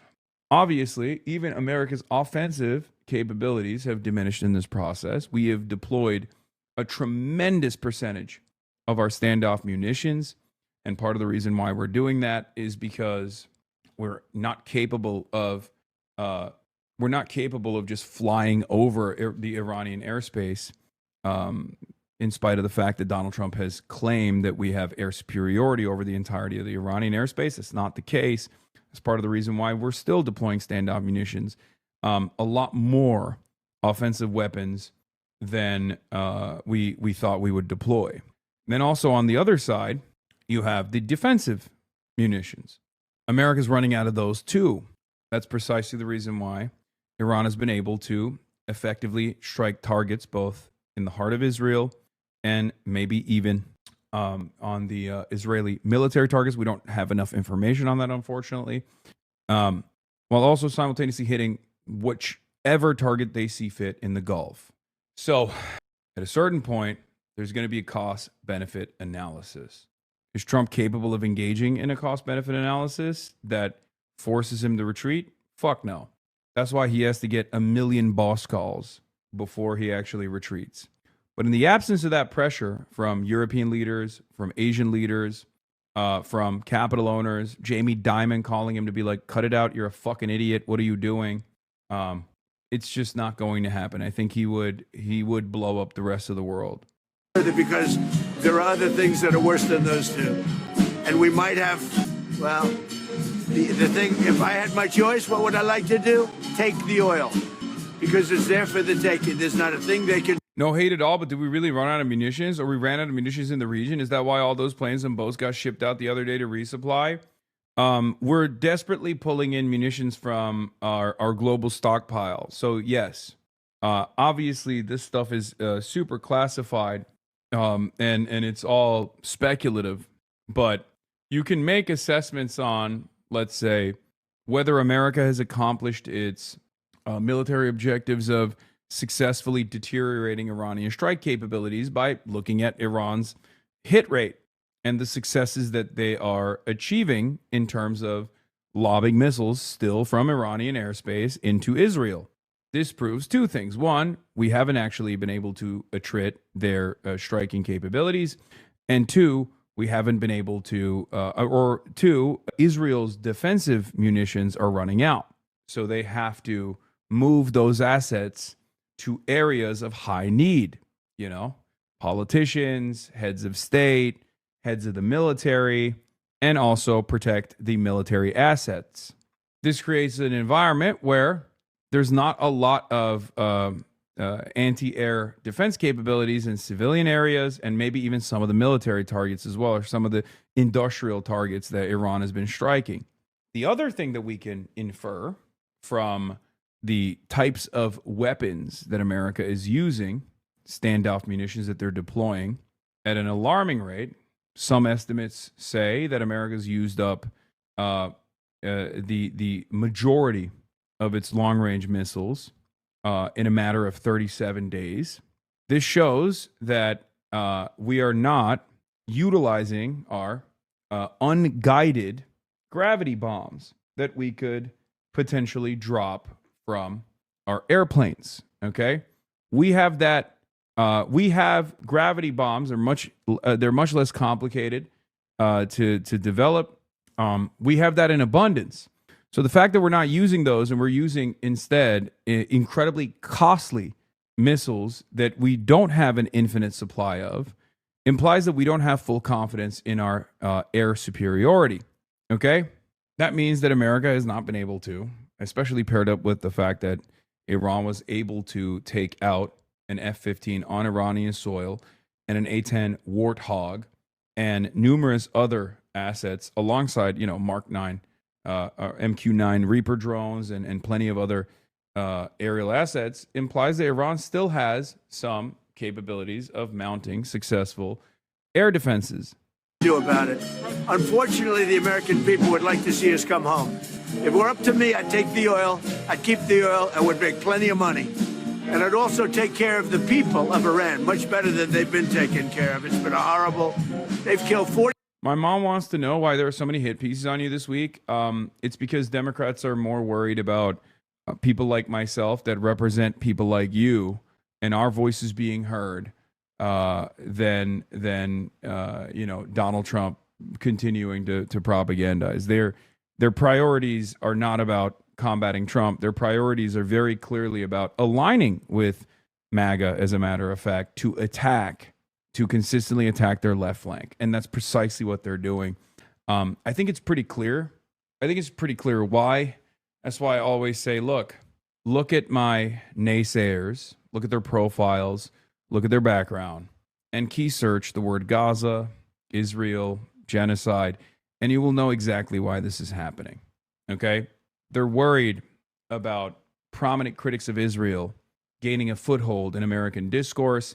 They don't want prominent critics of Israel to be legitimized. They think, foolishly, that people did not independently arrive at their conclusions about Israel after 2.5 years of genocide, but instead they got hypnotized by the likes of someone like myself.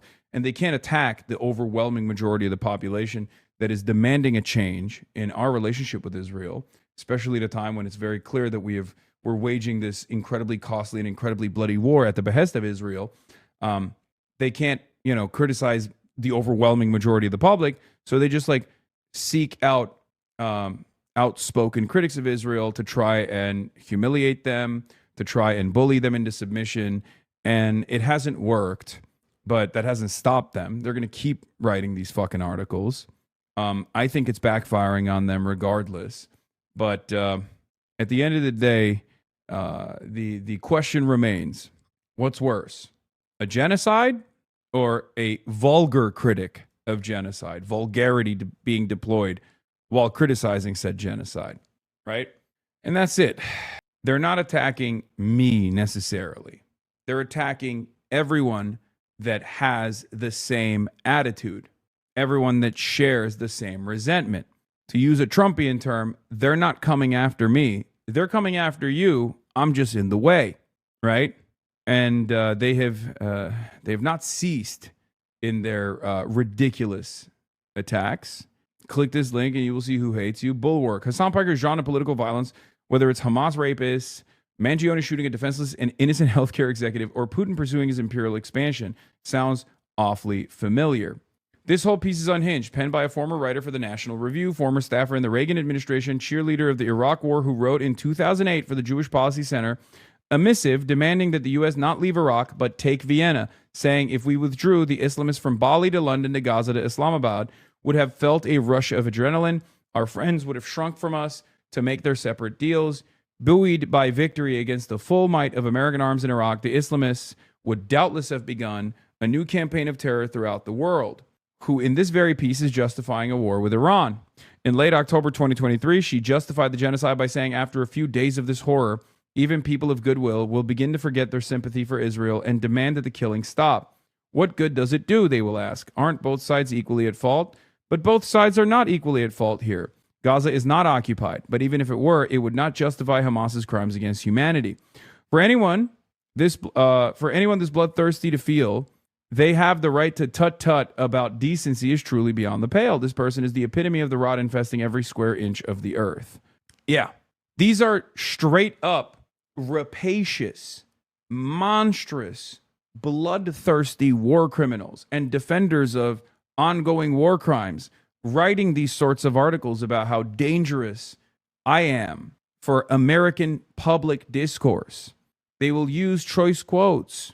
They will misunderstand the point I'm making. One of the classic ones is something that even Ross Douthat did, which I heard this person did as well. They said, you think Luigi was an adventurer? No, I said Luigi was engaging in adventurism, which is a negative term. It's not a positive term. It's a unproductive violence that doesn't yield positive outcomes. It's something that Marxists are against. We believe in organized movements, okay? Now, of course, it's a lot of stuff like that, right? It's a lot of stuff like that, and people will continue these attacks. So I ask you, what do you think is worse? Someone who's an outspoken critic of Israel or someone who's a defender of Israel? What do you think is worse? Someone who uses vulgar language at times because he's obviously passionate. I'm obviously passionate about the things that I'm covering. and have to carry the weight of all these atrocities that I see day in, day out, just as you do, channeling your frustrations as well, or someone who's very civil in their language, but civilly defending unjustifiable systems that are objectively violent, and even Israel's genocide. I think many Americans, when faced with those two options, will realize that they probably have more sympathies for someone like myself. That's it. But I will say once again, I welcome their hatred. Okay? I'm fine. I have been on the receiving end of these smears, these vicious smears, at a time when the majority was not on my side. Okay? This community has been there through it all. So if I was eating this in the beginning of Israel's genocide, when the overwhelming majority of the American public were totally not ready to hear someone say Palestinians have a right to live free of the Israeli occupation, what makes you think I feel any type of shame or any fear right now when it has become the majority position? You know what I mean? All of this stuff, all of these hit pieces are simply ineffective. They have as much emphasis and as much power as we give it, right? They have as much emphasis and as much power as Democratic electeds give it. If they choose to go, what are we talking about? Shut up. It's done. This Israel stuff is over. Stop fucking complaining. Stop lying about critics of Israel being anti-Semitic. Let's move in a more productive direction in our discourse, in our policy making, in our strategies, especially at a time when America and Israel are waging this bloody war against Iran. Then they have no motion. They will just continuously yell to an increasingly shrinking audience. They are objectively hysterical. And on top of that, they're pretty violent. They've lived so horribly. You know, Iran was a great country if you go back 25 years ago or so. The Persian people, they're incredible, smart, brilliant. They've lived so horribly. You know, Iran was a great country if you go back 25 years ago or so. The Persian people, Iran was a great country if you go back 25 years ago. Trump throwing his support behind the privatization policies of President Mohammad Khatami and his Dialogue Among Civilians initiative. Yeah, earlier this week, centrists were trying to cancel Hassan Piker. Now, Diana DeGeda, 30-year-old corporate Dem, is buying ads on Hassan's stream because she's in an intense primary against Malat Kiros, who is backed by the DSA. Talk is cheap. Follow the money. They know exactly what young voters watch. Exactly. They know. To be fair, that's precisely the reason why they complain. That is the reason why. It's because in the past, Democrats were used to just gatekeeping organs of propaganda. Democrats were used to picking and choosing who they listen to, who has influence over their base. Okay? They did. Now they don't.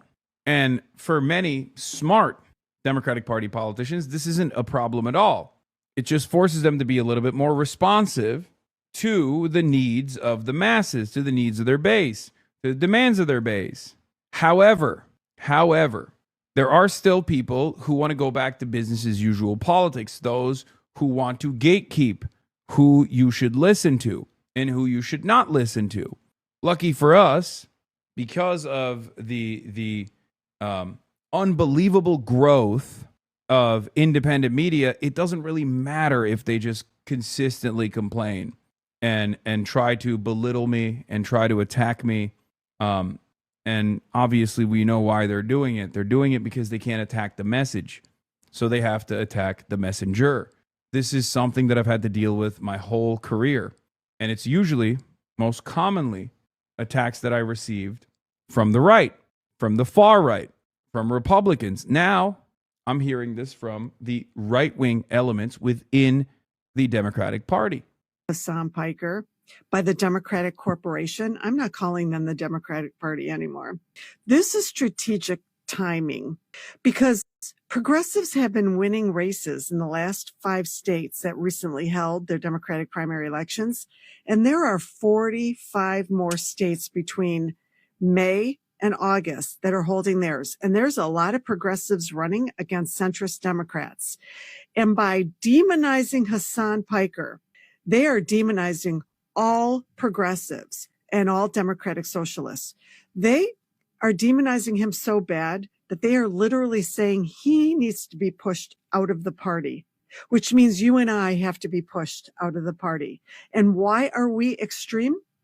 Because we want Medicare for all, because we want livable wages, because we don't want to fund all of these wars to make billionaires even more billions, because we want money out of politics. That is extreme. And the organization, the think tank behind the attacks, it's not AIPAC. It's another group aligned with AIPAC, similar to AIPAC, but it's the Democratic version. It's Third Way. Third Way controls the Democratic Party. Third Way is the centrist party. Third Way is who told all of us the messaging that we've got to have incremental changes. We got to work with people in the middle. And therefore, after nearly 30 years, we still don't have fucking health care or money out of politics or livable wages because we all, as Democratic voters, bought their bullshit. And here's the thing. Donald Trump and Republicans did one thing right. They showed us that rapid change, drastic change can be undertaken in just 1 year when you have the will. And the Democratic corporation does not have the will to serve you and me and the working class. Progressives do. Hasan Piker does. And Bernie Sanders does. And that's why they're all being attacked. The Democratic corporation is not spending the time to attack Republicans or Donald Trump. They spend more time attacking us. What does that fucking tell you? What is the conclusion at the end of the day? That the Democrats, the centrist Democrats, do just as good under Republicans being in charge. The rest of us are fucked. That's what it is. I'm glad that people are getting it. Disturbing. Dem doubles down after appearance with anti-Semitic streamer. He's not just anti-Israel, he's anti-American. He tries to justify the September 11 attacks. Remember, not one single Democrat is center Democrat. They're all far-left socialists. What the Democrats fail to understand is the hypocrisy of their actions. So is Mamdani's wife. Wow. The fuck? Or if anyone think the Democrats care about America, I think, again, you are losing your mind. It's kind of crazy that the Fox News guys have the Fox News comments have actually whipped back into submission, like total cattle status. Back in the day, they used to watch stuff like this and be like, well, you know, we don't fuck with Israel either. Why should we be Israel first? Now they're like, yeah, that's right. If you hate Israel, you hate me and you hate America.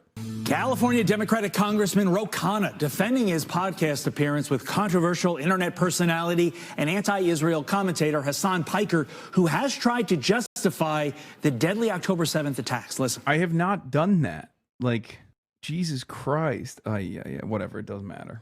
Sure. Do you have any regrets about appearing on his show? None, and I would go again. But I, of course, condemn those comments. The lesson of the last election is we've got to be out there. We've got to engage. It's a complex, messy, multiracial democracy. I will defend my views, but the people who are saying don't engage will cost us future elections. Joining us now is senior writer for the Washington Examiner and Fox News contributor Joe Concha. Joe, good morning. What I find really strange is that the exact same forces that we saw with like the apolitical commentary sphere and the exact same mania they're doing again, but this time in the professional level. This time, you know, Fox News is doing cancel culture. This time there's an allegiance between like some of the most right-wing Trumpian forces and some of these people in the Democratic Party. There's a lot of liberals that are self-identifying liberals that are influencers on Twitter that are totally on board with this classic, very clear right-wing smear campaign. And I find that very strange. Does this not cause you a little bit of concern? Do you not look at this and go, wait a minute, I hate MAGA, I hate Donald Trump, but these guys are saying the same things I'm saying, right? Does that not cause you any concern at all? You don't even think about that at all? This clip comes up again. The only motherfucker that... I understand why Republicans do it. I hate them. But if you're a liberal and you're anti-Trump, if you are actively trying to unseat Republicans, if you want to fight against fascism in this country, then what the fuck are you doing? Fighting against me. I'm 57, a lifelong Democrat, found you as a result of all the established Democrats attacking you, and as a result, I'm in your court, which I'm sure they didn't expect. Keep it up. We need more of you and less of these tools in the party. Hell yeah. Right now, the crisis that we are facing is absolute devastation, okay? Lock the fuck in. This is all I'm saying to the liberals. If you spend all of your days attacking me as a prominent critic of Israel, as a prominent critic of Trump, your focus is not on the real vectors of harm. Your focus is on keeping your fucking careers in the party. According to you, tell us a little bit more about Hasan Piker, what he said in the past, so people at home can make their own determination on if this congressman should have been on this podcast. Yeah, it's always the same shit. They're doing the liberal ass cancel culture, like quote mining, clips out of context, making it seem like I'm against convictions that I've fought for a decade at this point. It's classic. Thanks, Carly. I mean, I wrote it on X. I'll say it here on national television. This is pathetic. This is absolutely pathetic from Congressman Ro Khanna. First, to answer your question, he made the argument that joining Hasan Piker on his podcast is equivalent to joining Joe Rogan. At last check, Rogan, unlike Hasan Piker, didn't call Jews inbreds. It is Piker who said that America... I didn't do that. But also, Joe Rogan has said way more heinous shit about Jews. What the fuck? Why do you have to watch and read every single hit piece? These people will not stop. At some point, you just have to ignore this shit. Cannot be good for your mental health. Chat needs to stop linking every single negative thing people say or do about you. Just tell them to fuck off. You'll keep doing your thing and they can keep crying. I mean, we got to see the angles of attack, okay? America deserved 9/11. Nearly 3,000 people died on that day. This is the same Hasan Piker who said it doesn't matter to him if rapes occurred during the October 7th attacks, 2023. This is a guy who's called his critics, quote, rabid ultra-Zionist pigs. He also called on Republicans to kill Senator Rick Scott. And Ro Khanna told Meet the Press yesterday, as you just played, he has no regrets going on a show like that and would happily do it again. Why? Because Piker has 2.8 million followers, mostly young men. Is Ro Khanna and Democrats... I think this kind of like smarmy whining is unironically exactly what annoyed a lot of like independents, for the record. It gets like increasingly more unhinged. The quotes get like distributed and then changed every single time, and then they just like add more stuff to it. But again, at the end of the day, the president is Donald Trump. You guys defend Donald Trump with regular frequency. Donald Trump is the president. He's not a Twitch streamer. If you defend the president saying unhinged things like yesterday, saying he is going to, he said, open the fucking straight or else I'm going to do terrorism to you. You know, may Allah awaken the people, whatever the fuck he said, right? And you defend that, and that's defensible. You can't turn around and be like, but this Twitch streamer, he's vulgar.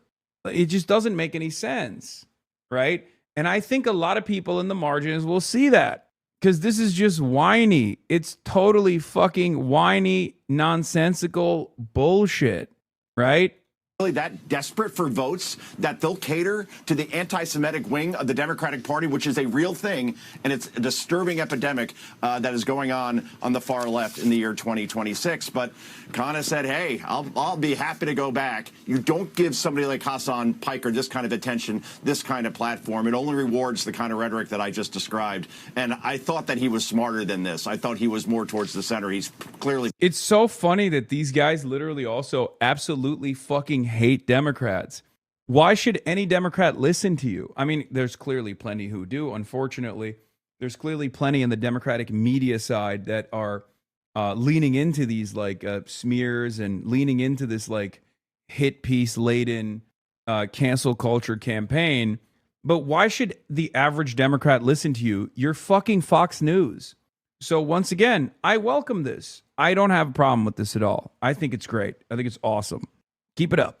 proving that he is not. Joe, he literally says, I'm doing this for the votes, so this doesn't cost us future elections. Yeah. It does beg the question, and we can't answer it because we're running out of time here. You're going to gain some votes, maybe, but aren't you going to lose a lot of people who, I don't know, thought 9/11? You're Fox News. Don't you love that? Don't you love that? You don't want a Democrat to win. I don't understand what this argument is. Again, you don't want Democrats to win.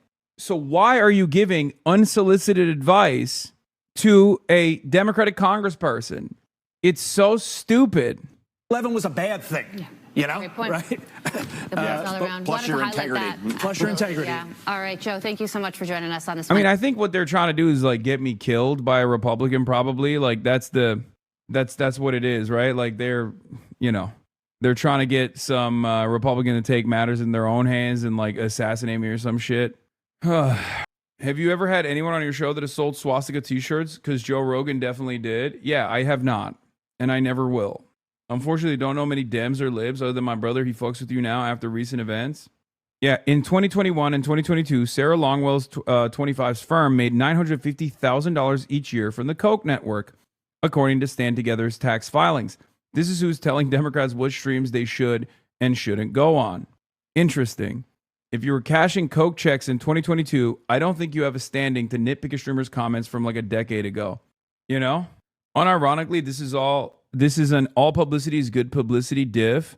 I personally know like 4 people who have come over because of this. Yeah, I think considering that this is an angle of attack that is once again a 90-10 issue on our side, considering that I channel the exact same resentments that many Americans have, right?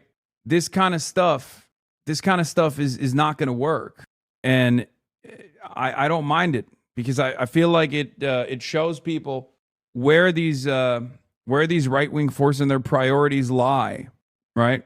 Related positive clip on these fucking losers. Oh, hold on. What is this? So the Sarah Longwell lady has spent days crashing out over elected Dems interacting with Hasan Piker, all while apparently being a huge fan of the guy, most famous for getting caught sexting and trading news with an underage Discord kitten's lol. Ew, she retweeted Sex Pestiny. Nice. Yeah, that's exactly the type of person that Sarah Longwell is aligning with. The Koch brothers, ultra Zionist, Destiny, who is a staunch defender of Israel and its genocide. Yeah, like I said, I welcome people to make up their own minds. You're all adults. You all have critical thinking skills. Okay, I'm sure there's plenty in here that saw the wave of attacks and were like, let me take a look at what this guy's all about. Let me see for myself. And when you do see for yourself, you realize, oh, never mind. This guy's not the monster that they are trying to present him as. Week or so, which is Hasan Piker. And I just want to preface this with a few points. So for those of you who don't know, Hasan Piker is a big Twitch streamer, very big in leftist politics. And there's been a lot of debate recently amongst a lot of the commentariat about whether Democrats should be aligned with him or not, campaigning with him, going on his show or not.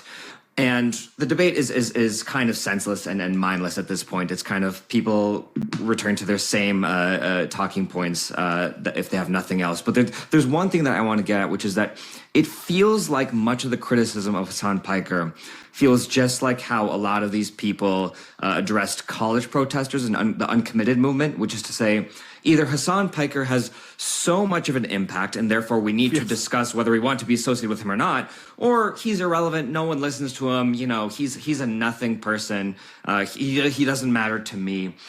There's that aspect. There's another aspect that I think is important, which is that he's being held to these standards for comments he made in the past, some which he has apologized for or some which he has just explained or contextualized more. But if most of Washington, D.C. was rightly held to the same standards that he was falsely being held to, most of Congress and half of our friends in the mainstream press would not have a job. That should be made clear. I mean, look, this is a big conversation. I would just say this. the obsession with Hasan Piker is not organic. Let's just first be clear. This is clearly a coordinated campaign where, somebody on a WhatsApp group or someone in some Democratic Party think tank or group has decided that this is what we need to do. Go back to Bill Clinton. Remember Sister Soldier moment, this calling out of a rapper that Bill Clinton was expected to do, and he did, to show that he was a moderate. The Democratic establishment always wants that moment. They want that moment where you call out someone on your own side to show how centrist you are. And now It has never worked. It is ineffective. Okay? It's ineffective. That's it. It's unbelievably stupid for Democrats to do that. It's just as stupid for Democrats to turn around and vote for messaging bills that say that they're like they're anti-communist, anti-socialist, because all that does is give credence to the argument that like socialism is bad. But guess what? Republicans are not going to stop calling you socialist anyway. They're going to continue calling you socialist. So why are you giving them an opportunity to dunk on your ideology? They will turn around and say, look at these idiots. Look at these idiotic socialists. They think they can fool us by voting for this anti-socialist bill because they also recognize how bad socialism is. Right? That's it. That's what this is. It's no different. Stop left punching. Stop attacking your left flank. Have you been asked for comment by these critical reports in the past couple of days? Yes, of course. And I will always give them. This is the person. Sarah Longwell and the Bulwark neocons were celebrating, infiltrating, and taking over the Democratic Party a week before the 2024 election. Pursuing their approval is what caused Kamala Harris about to lose. the cheering that I loved. Speaking of Stonewall, but also I think it's amazing when you get 75,000 presumably libs on the ellipse, and she's like, "We're gonna have the most lethal fighting force," and people are like, "Yeah," and she's like, "And we're gonna secure the border," and people are like, "Yeah," and I was just like, this is, and she's, we are gonna be leaders in the world, and we're not gonna let these guys push us around. And I was like, man, the world's really changed. Yeah. All of those things led to this defeat, by the way. Did the neocons just take over the Democratic Party? Don't say that. Yeah, don't say it. But I will say she is, look, man, she's leaning into, I'm going mainstream. And, whenever she does, there's a couple, price gouging or whatever. I'm like, boo. But like, yeah, she hates the only popular policy of Kamala Harris and loves all of the unpopular shit that she said. This is why Kamala Harris lost, by the way. This is why we have fascism right now. So it's insane that they're trying to do this again. They're trying to do it again. And they're also trying to do it in Michigan, where it failed. Science is a candle in the dark. Thank you for the 10 Tier 1 gifted subs. Pike has become that person. And as you say, the contradiction is there. You have David Frum saying, well, he doesn't even have an audience. MSNBC has a bigger audience than Hasan Piker, which is absurd when you compare like for like. It's not true. But also, if he doesn't have a big audience, then why do you care? Why do you just ignore him? And then the funny one is like, would you go on his show? And as Hasan pointed out, I didn't ask half these Democrats to even come on my show.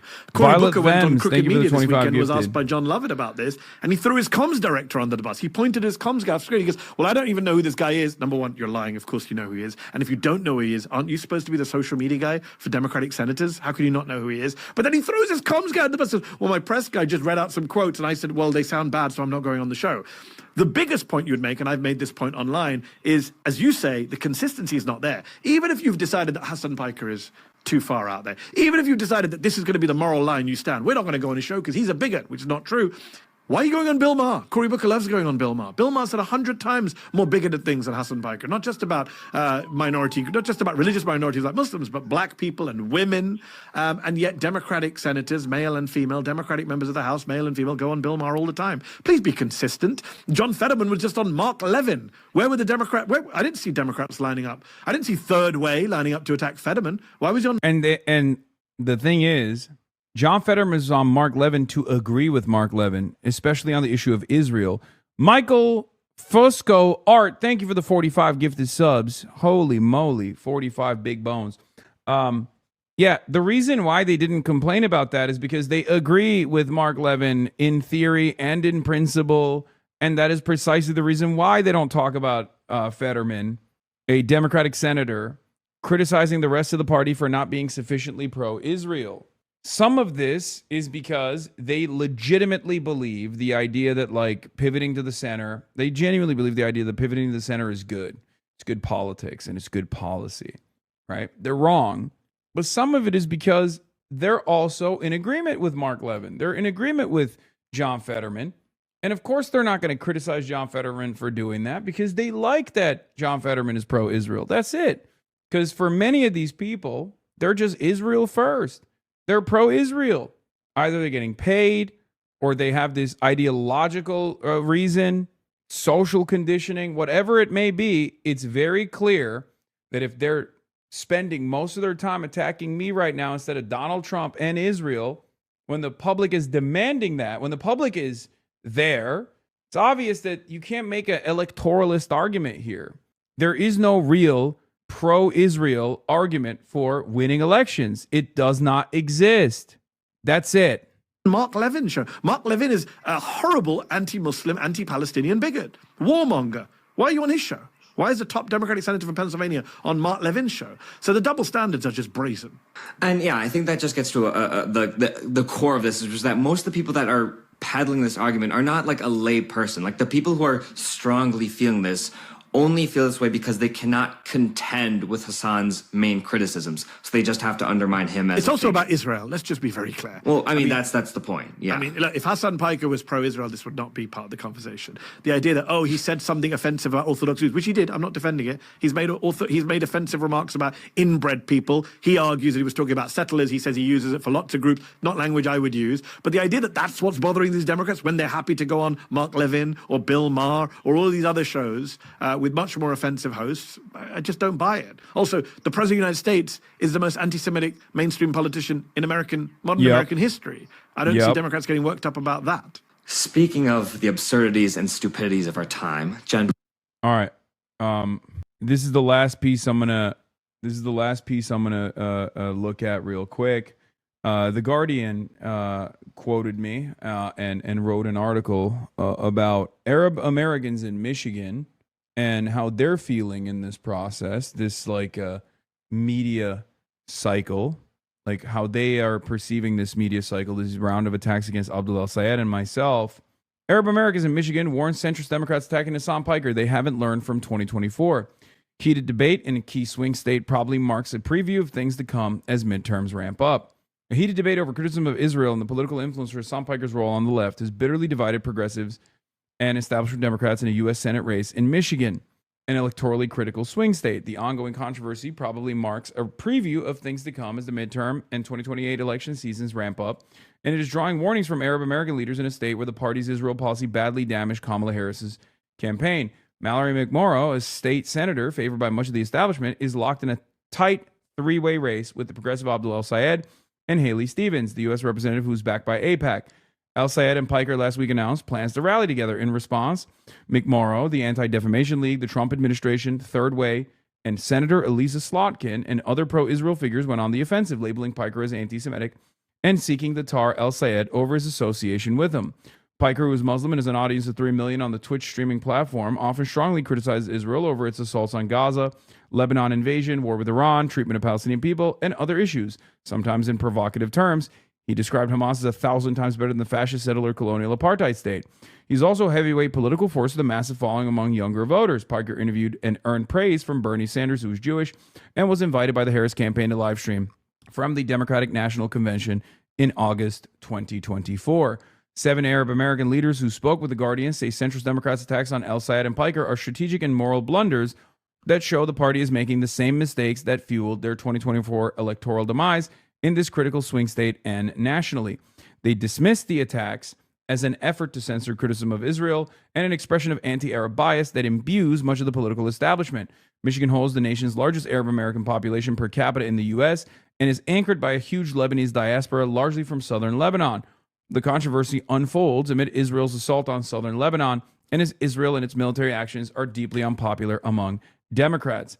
They are not showing empathy towards Lebanese and Muslim communities, said Bassem El-Kara, executive director of Council on American Islamic Relations Action, CARE. Harris lost Michigan in 2024 by a narrow 80,000 votes. And by one estimate, support for Israel cost her 100,000 votes here. A November 2024 Guardian analysis found a 22,000 vote swing away from Democrats in 3 cities with the largest Arab American and Muslim populations alone. Nationally, one poll found it to be the top issue for Democrats who did not support Harris. Some in the Democratic Party haven't learned from 2024, El-Kara added, especially in a battleground state. I think they're going to suffer the consequences in 2028 if they don't rectify their strategy. And for the record, this is not like an ethnic tension. This is not an ethnic conflict. There are plenty of people beyond the Arab communities that also take issue with the Democratic Party refusing to mount the significant legislative pressure necessary to claw back some control and to reevaluate our relationship with Israel. Right? That's it. There's a lot of people. It's not just like Lebanese, Arabs, Arab Americans, Muslims in general. It's far beyond that. This moment in Michigan is particularly sensitive. McMorrow and her surrogates have said Piker should be shunned because the rallies come less than a month after the Temple Israel synagogue attack, which was widely condemned by the Arab American community in Michigan. McMorrow did not respond to a request for comment. That is not somebody that you should be campaigning with a moment when there's clearly a lot of pain and trauma across our state, McMorrow said to Jewish Insider, while highlighting that children were at the synagogue. You don't fan the flames. But Arab American and Muslim community leaders who spoke with The Guardian stressed that both sides' suffering can be acknowledged as the Middle East conflict intensifies. They see the exclusion of their pain as a deliberate political maneuver. Israel's Lebanon invasion has displaced more than 1 million civilians in recent months, and the IDF has begun wiping out Lebanese villages that some Michiganders or their families are from, in accordance with the model in Gaza, in the words of Israel's defense minister. The IDF also, as recently as this past week, openly stated that they will go to Christian and non-Shia villages in southern Lebanon and attack places that they suspect of harboring the Shia Muslim population. This is identical to what the Nazi occupation looked like in Eastern Europe. It's unbelievable. Virtually every one of the 120,000 Lebanese American people in Michigan has family members or friends who have been displaced or killed by Israel.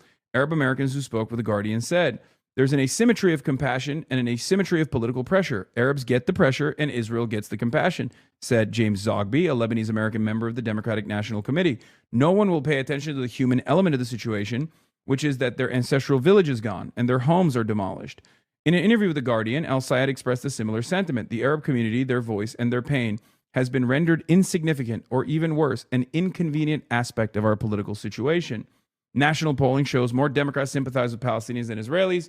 Support for Israel's war in Gaza plummeted as low as 8% among party voters, and the vast majority of Democrats support an arms embargo. Piker frequently expresses sympathy for the Palestinian people, criticizes Israel's wars, and calls for an arms embargo. Piker called the Temple Israel attack a heinous act of violence, but he said he also believed that it was Islamophobic to say, oh, this Muslim critic of Israel who has the majority opinion on Israel should not be going to a campaign rally. Michigan is a state the Democrats lost for this exact reason. When asked about the comment in which he labels some Orthodox Jews in Israel inbred, Piker told The Guardian he uses the term as a pejorative against ethno-religious and racial supremacists of all different varieties. It has nothing to do with Judaism. He has largely said he stands by his comments, but has also recently expressed regret about the inbred comment, saying he could have been more careful. Piker said he regularly educates listeners about the dangers of anti-Semitism and how it is the canary in the coal mine of fascism. I will continue to do this because anti-Semitism is morally repugnant, but the difference is I believe that anti-Semitism and Islamophobia are morally repugnant, and I'm an anti-genocide, anti-fascist, and therefore an anti-Zionist, Piker said. Though many of El Sayed's and Piker's political positions are aligned, El Sayed told The Guardian he did not agree with everything Piker has said, and he also offered an explanation on X. But he said winning requires talking with anyone from Joe Rogan to Hasan Piker. To illustrate the point, El Sayed appeared on Fox News last week. The interests of all Michiganders and Arab Americans are one and the same, El Sayed said.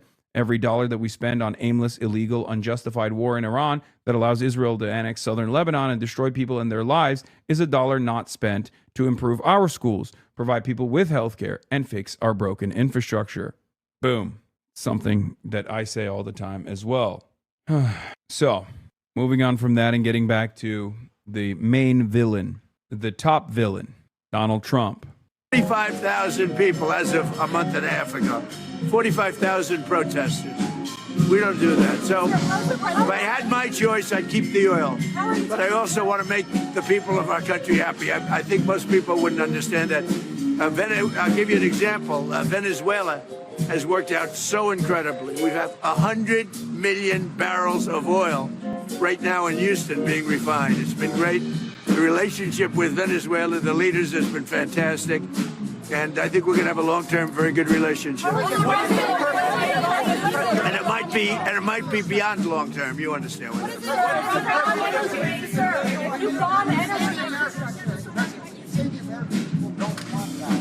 Well, I tell you what, I'm pretty good at this stuff, and I go around and I check. They'd like to see us win and come home. And I appreciate CNN for the first time maybe in my life. They did a poll, and everyone's saying, oh, is Trump losing MAGA? No, I'm not losing MAGA. MAGA loves what I'm doing. And CNN did a poll of MAGA voters, a big poll, very important poll, Harry. And he went on, he said, this is amazing. He loves Harry Emden. Are we jazzing all of his interviews? That would be perfect. I agree. I think it adds an interesting seasoning to it. 100% support. He said, I've never had a 100% poll at anything before. And is, do you support Trump, MAGA people, which is, by the way, mostly Republican. If you look, I would say MAGA makes up a majority, like about 95% of the Republican Party, all right? So they went out, they did a poll, and CNN came back 100% support. So they support what we're doing, but they would like to see it end and come back. But remember, wars last years. We're in there for 34 days, and we've obliterated a very powerful country in 34 days. Yeah, if it were up to me, I'd like to keep the oil. I just don't think the people of the United States would really understand. I think the fact that he's so desperately relitigating that MAGA poll over and over again implies that he's sensitive to his base potentially taking a different approach to Israel. Like, I'm serious. I think he recognizes, what is this? Change your pin tweet, bro? No, it's been there for too long. Time to change it. Okay, ridiculous. All right. He is a little bit worried, I think. That's why he's holding on. He's clutching on to that one poll. That says something. That means that if the MAGA base started maybe unwinding on the Iran war stuff because it's far too costly and it becomes unpopular in the base, he could potentially recalculate. I don't know. How is it taking care of the Iranian people if you're bombing? Yeah, who you with? Who you with? Yes. Well, that's a radical left group of lunatics that you're with. Let me just tell you, very fair question. The Iranian people, when they don't hear bombs go off, they're upset. They want to hear bombs because they want to be free. And the only reason they're not out protesting, you know that, is because they were informed that if they protest, like the wrestler and his friends, if they protest, they will be shot immediately. And that's an edict, that's in writing. If they protest, if they go out in the streets, they will be immediately shot. They don't have guns. You know, we sent some guns, but the group that was supposed to give, which I said would happen to my people, I said it, I called it exactly. We sent guns, a lot of guns. They were supposed to go to the people so they could fight back against these thugs. You know what happened? The people that they sent them to kept them because they said, what a beautiful gun, I think I'll keep it. So I'm very upset with a certain group of people, and they're going to pay a big price for that. But the Iranian people will fight back as soon as they know they're not going to be shot and as soon as they can get weapons. If they had weapons, not many of them, if they had weapons that would go in the other way, and you know what would happen? Iran would give up in 2 seconds because they wouldn't be able to take it. But in Iran, they have absolutely no weaponry, and they've been told point blank, if you come out to the streets, you will be killed. As of this morning, and we have this on pretty good information, 45,000 protesters have been killed. Pretty bad. You said Iran has been obliterated. Why are we still at war then? Country. They can't fight back. They have no capability. I mean, they have some missiles left. They have some drones left, but essentially they have no capability. They had a lucky shot with an airplane, but we got them back out. So how did a F-15 fall on Iranian soil? How did a warthog fall? Do a crash landing near Kuwait? How did any of those things happen? Rescue was incredible, and it wasn't of one person. It was of. I guess the plausible deniability here is that he says some They got some capabilities, some. There was a laundry fire. There was a laundry fire inside of the F-15. Lucky Shots sparked up a laundry fire. You know what it is. Two-person. There are those that say that's never happened before, because usually when you're shot down in strong enemy and deep enemy territory, you can't go after them because you'll end up losing 250 people to get one. So it's a terrible thing. But we had to make a decision. Do we do it or do we not? And we did. And, we have some helicopters with a lot of bullet holes in them right now. Probably you know that. No, I'm very honored to have rebuilt our military. We rebuilt our military in my first term. I'm using it in our second term. And we are the most respected country anywhere in the world with the greatest military anywhere in the world. Yeah, thank God he actually rolled back unlimited warfare, by the way. Remember? That's what he did. I rolled back these wars. They were so stupid. I'm the peace president, but now I'm the war president, and that's also good. War is good, too. That's the only way to do peace. Well, thank you. So we have a news conference. You'll all be there, so you can ask the question in a little while. We have a news conference in a little while. What would you like to ask her? What she wants to say. Madam First Lady, can you tell us your message to children in finance? Well, all of this is happening for their future, so they will be safe in years to come. We're fighting for them that are now in a war zone. We're keeping them as safe as we can possibly keep them. But we're fighting for their parents, their grandparents. We're fighting for them. We're fighting for their future. And I will tell you, it was given to me loud and clear. The time the Iranian people are the most unhappy when you hear bombs all over is when those bombs stop. That's the problem. It's, when they stop, because that means that, are they coming back? We want to have them back. And, everybody knows it. Everybody sees it. So hopefully it could be over with quickly. Again, there are lots of different alternatives. We have many alternatives. We could leave right now, and it would take them 15 years to rebuild what they have. We could leave right now. But I want to finish it up. Iran, ready, cannot have a nuclear weapon. They are lunatics. And you can't put nuclear weapons in the hands of a lunatic. Thank you very much. Okay, there we have it. Donald Trump, the US president, speaking at the White House on the sideline of what we understand is an Easter egg roll, flanked by the Easter Bunny, talking about extremely serious issues. Probably the most perilous moment that the Middle East has faced in terms of its security in generations. And we had great talent. We got a little luck, too, I would say. And we were helped by a lot of people, a lot of great people. Trump is doing this for his base, and it seems to be working. Crying emoji. Support for Iran war. Support 46, oppose 45. Okay, that's chatter.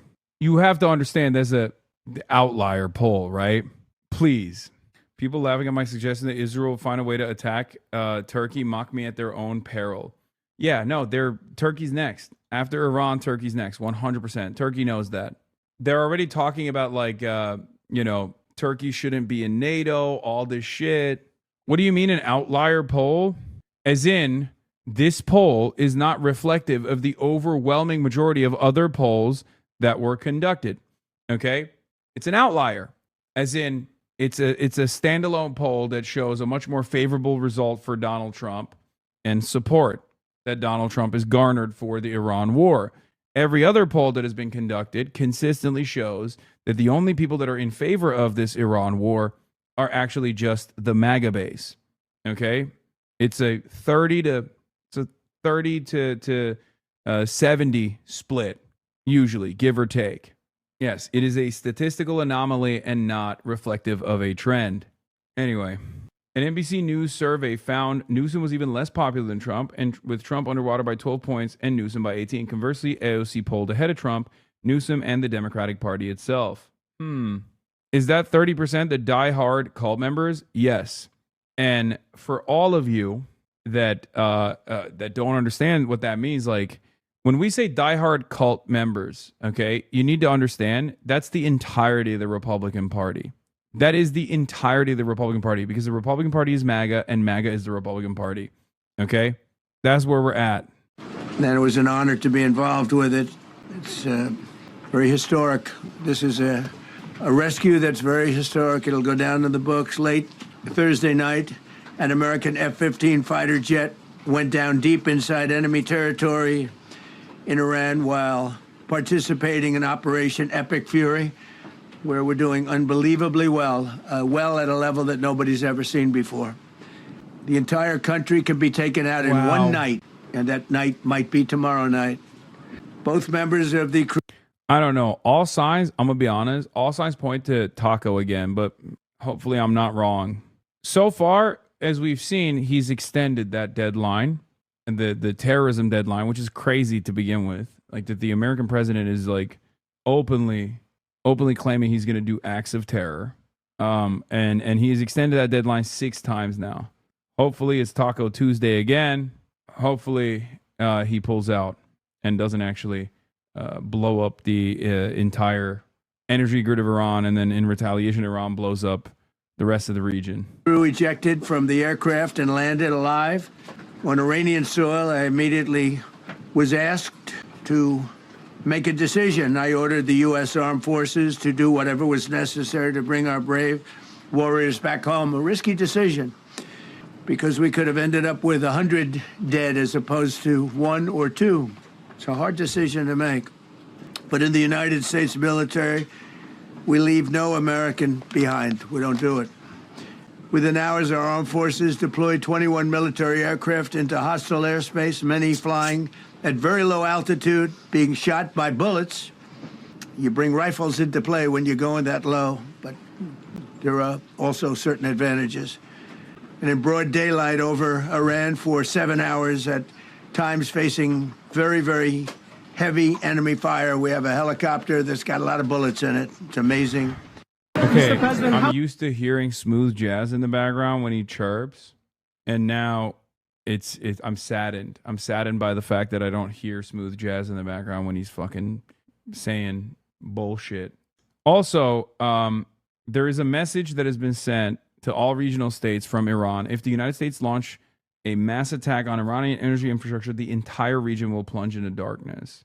Would it not be a war crime to strike Iran's bridges and power plants? Because they killed 45,000 people in the last month, more than that. It could be as much as 60. They kill protesters, they're animals. And we have to stop them, and we can't let them have a nuclear weapon. Very simple. They want a nuclear... Like, what do you think is going to happen to millions of people if you blow up their entire energy grid, you fucking idiot? Like, even by your own logic here, if the Iranian government had actually killed 45,000 people and that made them animals, what does that make you? What does that make you? Weapon they've been trying for a long time. I stopped them with the Obama horrible Iran nuclear deal. I stopped them in a lot of different ways. So as you say, Donald Trump has been holding that press conference for close to an hour now. For the first 50 minutes, he didn't take any questions. As you say, he was focused entirely on the rescue of that American airman, a really audacious rescue operation, and one that they know is seen as very positive. And they want to grab hold of that right now, Krishnan, because they know that otherwise this Iran war is becoming very negative in the eyes of American voters. You could hear from Donald Trump today that he's quite sensitive about it. He was asked this morning, what do you say to Americans who don't support the war? He said, I think they're foolish. They don't appreciate the nuclear threat. Having said that, his objectives have continued to sound quite muddled again today. On the one hand, he talks about the nuclear threat. On the other hand, as viewers will have just heard, he's talking about wanting to take the oil, saying he only isn't going to do that because Americans want this war to be over. Just now, he's been talking again about how this isn't about regime change, but he said that Iranians should rise up against the regime, before then saying that the consequences would be huge if they did that, that they could be shot and killed immediately. Also today, he's had a pop at Keir Starmer, our Prime Minister, again suggesting not that he isn't a Winston Churchill, as he has said before, but saying we don't want a Neville Chamberlain. So comparing Keir Starmer to the UK Prime Minister, who is... The U.S. and Israel are carrying out intense bombing raids on Iran's South Pars petrochemical complex, which accounts for 85% of the country's production in this sector. The damage is massive, yet the complex covers 54,000 hectares and will require many days of sustained heavy bombing to achieve its total destruction. Even so, the losses are certainly in the range of tens of billions of dollars in destroyed infrastructure and lost profits. I don't know how reliable that analysis is. I might be totally off base here, but in the absence of like straight up bunker buster bombs, like a lot of these facilities are like they're designed to be super hardened, right? So in most circumstances, in most circumstances, I mean, it could be billions and billions of dollars of damage, but when they try to blow up these facilities, like it's still recoverable, it's still repairable. So I don't know. I mean, it's entirely dependent on what they actually hit. If they hit the pipes, and the pipes literally have oil in them, then it's fucked. So, oh my God, this microphone, Jesus Christ!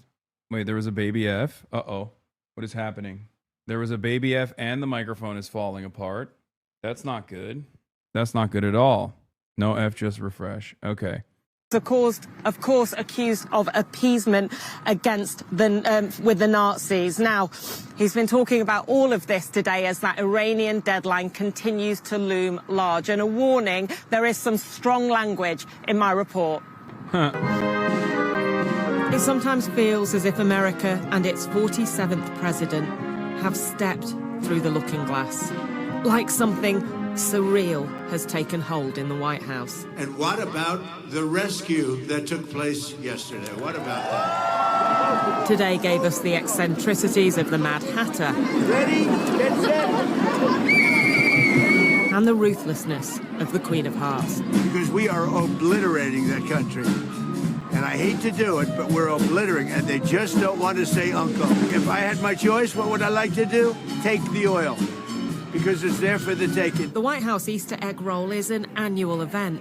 But in the middle of a war, Donald Trump has warned that Iran will face living hell tomorrow if it fails to do a deal. But the fires are already burning today after Israel again struck the world's largest natural gas field, South Pass, a critical source of income for Iran's military guard. The Israeli military also released footage of what it called a wave of strikes on Tehran's airports overnight. And Iran's intelligence chief, Majid Kademi, was killed as the country's foreign ministry spokesman said this was no way to negotiate. Negotiation in no way involves an ultimatum or a threat to commit war crimes. The Islamic Republic of Iran has very, very bitter experiences of negotiating with America, and we did not gain these experiences lightly. Iran has rejected a 45-day ceasefire proposal ahead of tomorrow's deadline, though Trump's deadlines have been erratic. On March the 21st, he gave Iran 48 hours to reopen the strait, or said he'd obliterate their power plants. Then came the extensions, first 5 days, then 10, before on Saturday another 48 hours, or all hell will rain down, he warned, before adding Tuesday would be Power Plant Day and Bridge Day.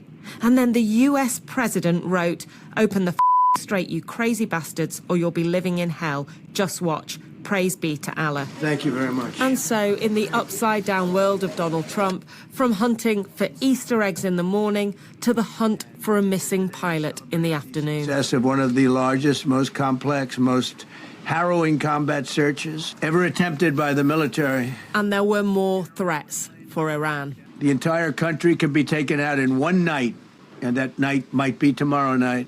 As Trump made way for Pete Hegseth, the man who began as Secretary of Defense, but who he renamed the Secretary of War, perhaps for this moment. Per the president's direction, today will be the largest volume. I'll be honest, I don't know how much motion or how much damage to profit centers Iran can implement that will cause capital owners to tell Donald Trump to retreat. I think the only way to do this is by making Israel feel unsafe enough that they finally turn around and get Donald Trump to retreat. In the absence of pummeling Israel or retaliating against Israel in the same exact way that America and Israel is bombing Iran, I don't think that anyone is going to tell Donald Trump to pull back. Markets agreeing they expect the taco. Well, considering the way that the markets have been consistently wrong, I worry a little bit about that. Of strikes since day one of this operation. Tomorrow, even more than today. And then Iran has a choice. Yeah, I talked about this already, but like Iranian missile hit rates against Israel have risen from 3% during the first 2 weeks of the war to 27%. Choose wisely, because this president does not play around.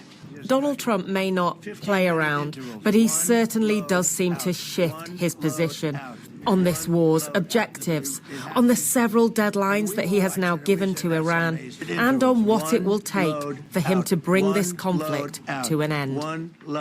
Well, joining me now is HasanAbi Andalini, a British-Iranian author who heads the International Civil Society Action Network. They work with women peace activists in war zones. And in Texas is the former U.S. Special Envoy for Middle East humanitarian issues, David Satterfield. Saddam, first of all, with Trump saying he could take out the whole country tomorrow night, what are you supposed to make of that? What are Iranians supposed to make of that? Well, first of all, from the news that I've heard in the last 24 hours, in hospitals, for example, in a children's hospital in Tehran, they're preparing for lack of electricity, lack of water, lack of gas, figuring out what to do with the kids that are in most critical conditions, sending the other ones home. In Bushehr, they're handing out iodine tablets in case of radiation. But I think this is horrific because the Hormuz Strait is actually open if you're not part of the war. The Spanish have gotten ships through, the Portuguese have, the Japanese have, the Chinese have. So the idea that the Straits of Hormuz are not open is actually not true. It's largely closed. Largely closed if you're supporting the war. If you're supporting an illegal war and you're supporting war crimes. They have hit 30 universities. They've been hitting the petrochemical plants. They're already attacking all these things. Hell yeah. 600... She's dope. Okay. Schools. These are all war crimes. What is going on? And this is, Iranians are watching it. They're experiencing it. He's being a clown and, with the Easter Bunny. I mean, he says a lot of Iranians are supporting the bombing, and that they are worried when the bombing doesn't happen. So we have a very loud, vociferous diaspora opposition that has been supported by Israel, but 66% of them in America are now against this war. Yeah. I mean, that was... even in the 12-day war, which was, incredibly limited in comparison to what they're experiencing now. And that isn't to say that that was fine. It just is to show you how ridiculous this has been. Even then, by the end of that process, it was at a 56% disapproval amongst the Iranian diaspora. So clearly,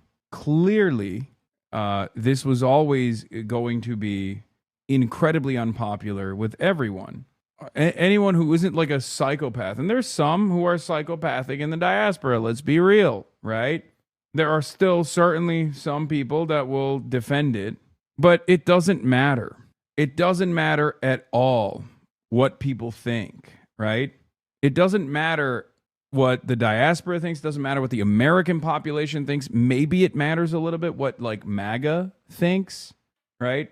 Because American foreign policy is not dictated by popular sentiment. Obviously, unpopularity, especially if it's paired up with like a lot of public pressure and maybe gumming up the works a little bit, mass demonstrations, people taking matters in their own hands, work stoppages at ports that are supposed to be delivering weapons, demonstrations outside of one of like 3 facilities. According to PRFI's reporting, that could technically cripple the entirety of the American munitions production. Like that kind of stuff could make things more difficult for this admin, but more often than not, the only thing that matters is the markets, is capital owners, is Israel, and who knows? And the fact is that in a country of 93 million people, where we now have people who are suffering from toxins because of petrochemical plants being bombed, it is really egregious to suggest that people want to be bombed. That is an absurd statement, and certainly nobody that I know. But the diaspora is responsible for manufacturing consent for this war? Yes, they were. And then they got discarded all the same. Obviously, no one cares. Obviously, no one in the administration cares about what the diaspora has to say. And I made that very clear from the start. And a lot of people used to yell at me for making this point.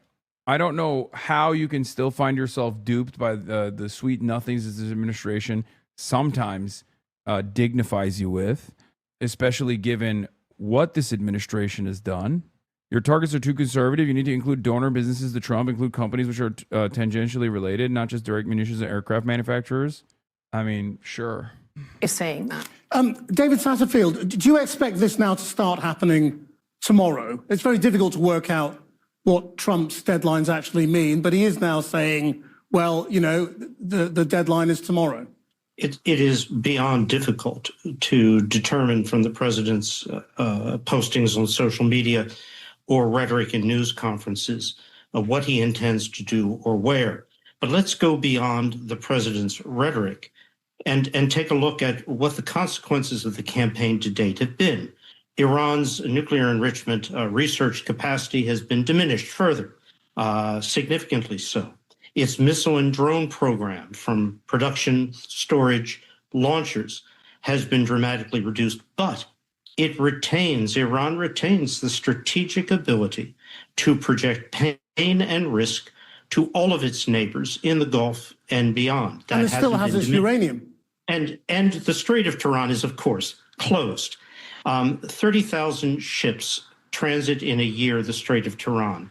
A tiny handful of countries which are not associated in any fashion with this campaign, including all of the Gulf states, are barred from using the Strait. The Strait does need to reopen for the sake of global commerce. The issue is how. Will further strikes, particularly on civil might as well call it the Strait of Tehran, baby.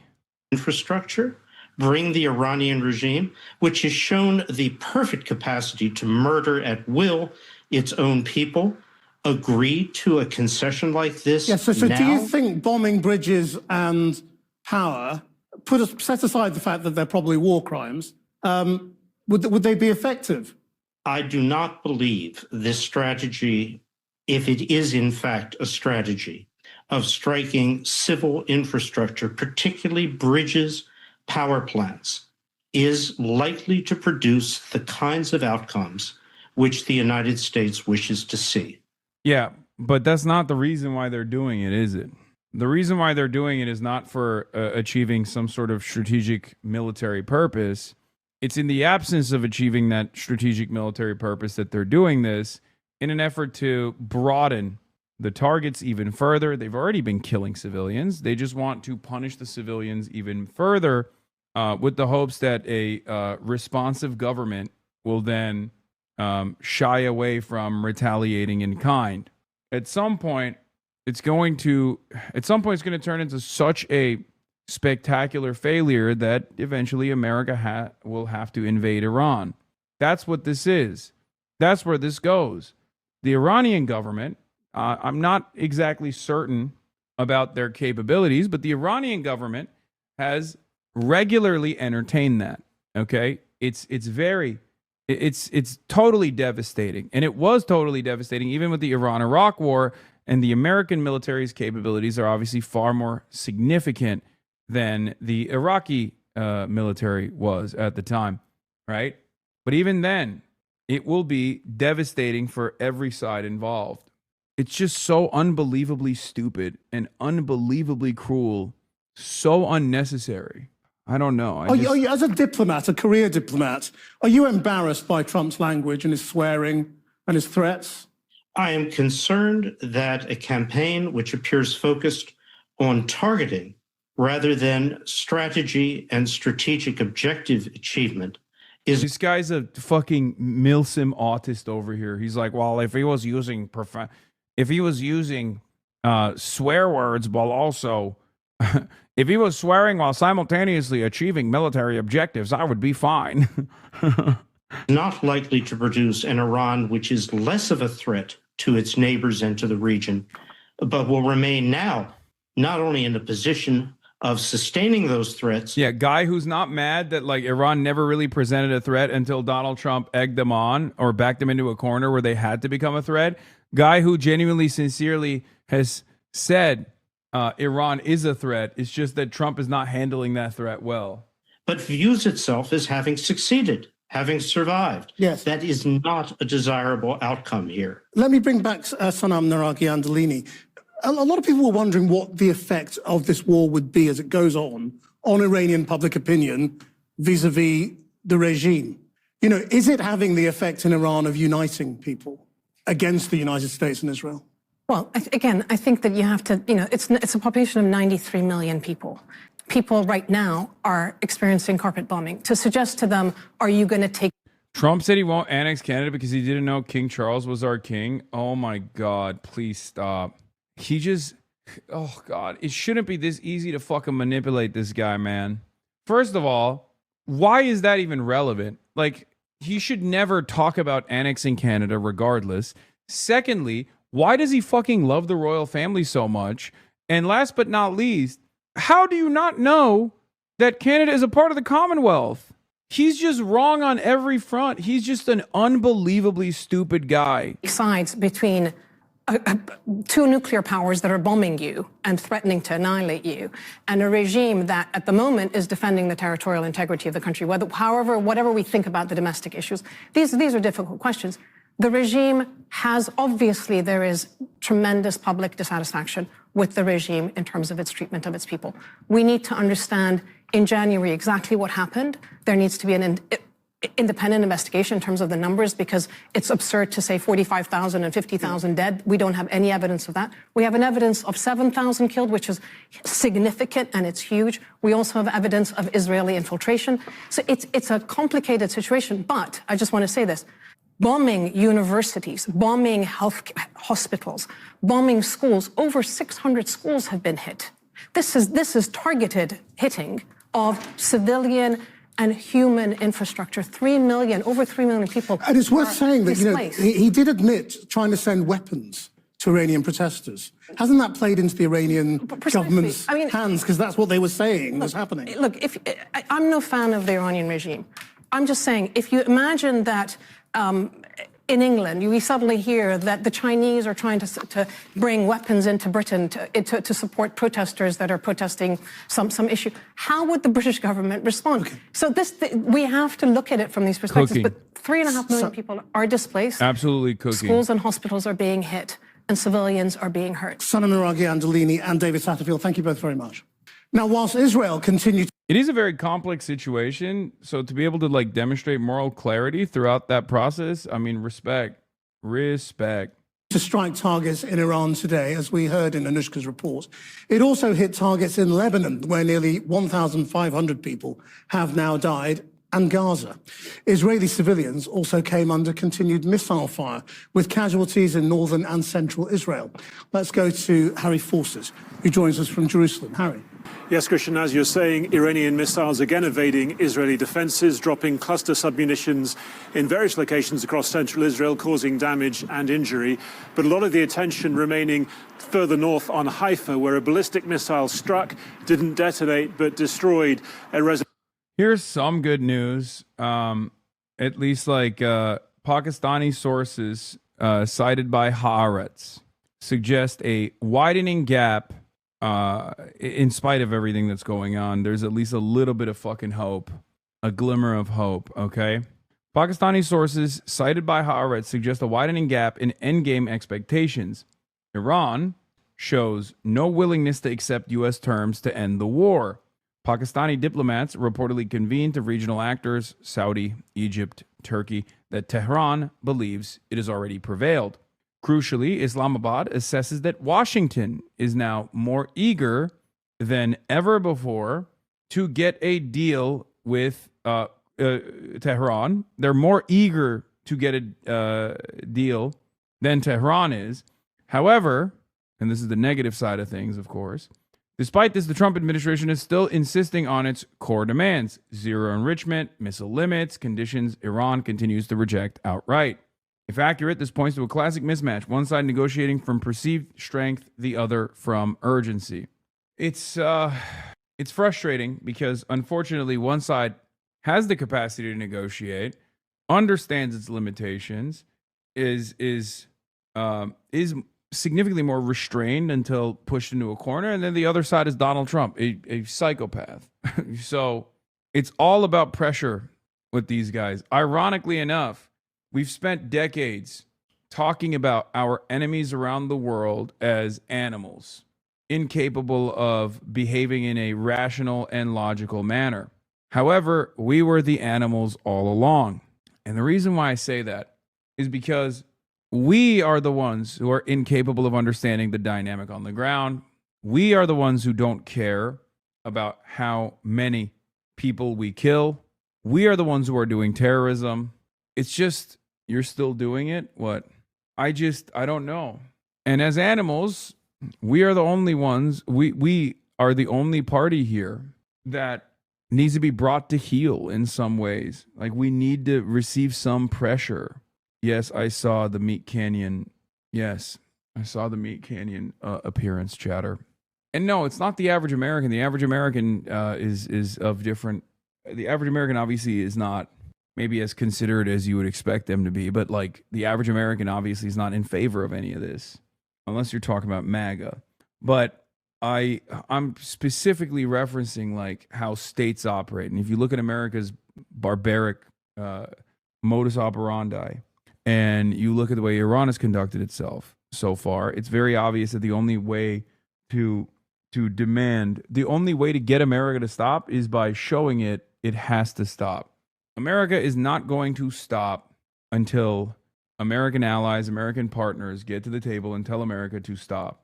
Trump needs to be fielding calls from Jamie Dimon on numerous occasions before he fucking decides maybe we've miscalculated. Maybe we need to retreat. Meanwhile, look at Israeli Prime Minister Benjamin Netanyahu urging Trump in a call on Sunday not to go for a ceasefire at the moment and expressed concern about the risks of such a move. An Israeli official said Trump told Netanyahu that if Iran agrees to the U.S. demands, a ceasefire could happen, but stressed he won't give up on his demand that Iran hand over all of its enriched uranium and agree not to resume enrichment, according to the Israeli official. Modus what law? Modus operandi. Our mode of operation. The way we operate. Yeah. Israel, you aren't fighting this war for us. Also, Israel, just in, Israeli Prime Minister Benjamin Netanyahu has warned Trump against a ceasefire deal, Israeli officials told Axios.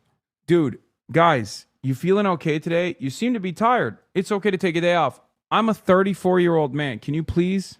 I really thank you for your consideration, but like, stop babying me, please. Okay? Please. I'm not a baby. I'm a 34-year-old man. I'm an adult. Okay? I know my limitations. What is happening here?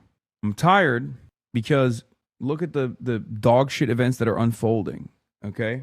I'm also tired because I didn't sleep a lot last night. I was on a red eye to Michigan so I could start my broadcast early, knowing that Donald Trump was going to deliver a speech directly from the White House. Congressman Pat Fallon, Republican of Texas, the chair of the Military Personnel Subcommittee in the House of Armed Services, says American boots on the ground are necessary in the war against Iran. I just don't see any other way. What? Concrete proof of the rape tone fuck HasanAbi pivot. Tectone's ex-girlfriend Pikachu revealed that she went to the police on March 2nd, 2025. Tectone began using the Hasan tag on his YouTube videos on March 6th, 2025. What the fuck? How cruel and how weird and how strange my ops are. Just villains in every way. Trump said he jailed the person who reported on the missing airman. Not anymore because it was Amit Segal. Yeah. We're about to see Trump's promise to find and imprison whoever leaked the info about the second pilot vanish into the ether. It came from Israeli government. Yeah, Donald Trump earlier today said he was going to find and jail whoever leaked the details about the failed the F-15 that was dropped. It was Amit Segal. As Amit Segal just acknowledged on his Telegram channel, he was the first to publish details about the missing second airman. Segal is an Israeli journalist known for his immediate proximity to Netanyahu.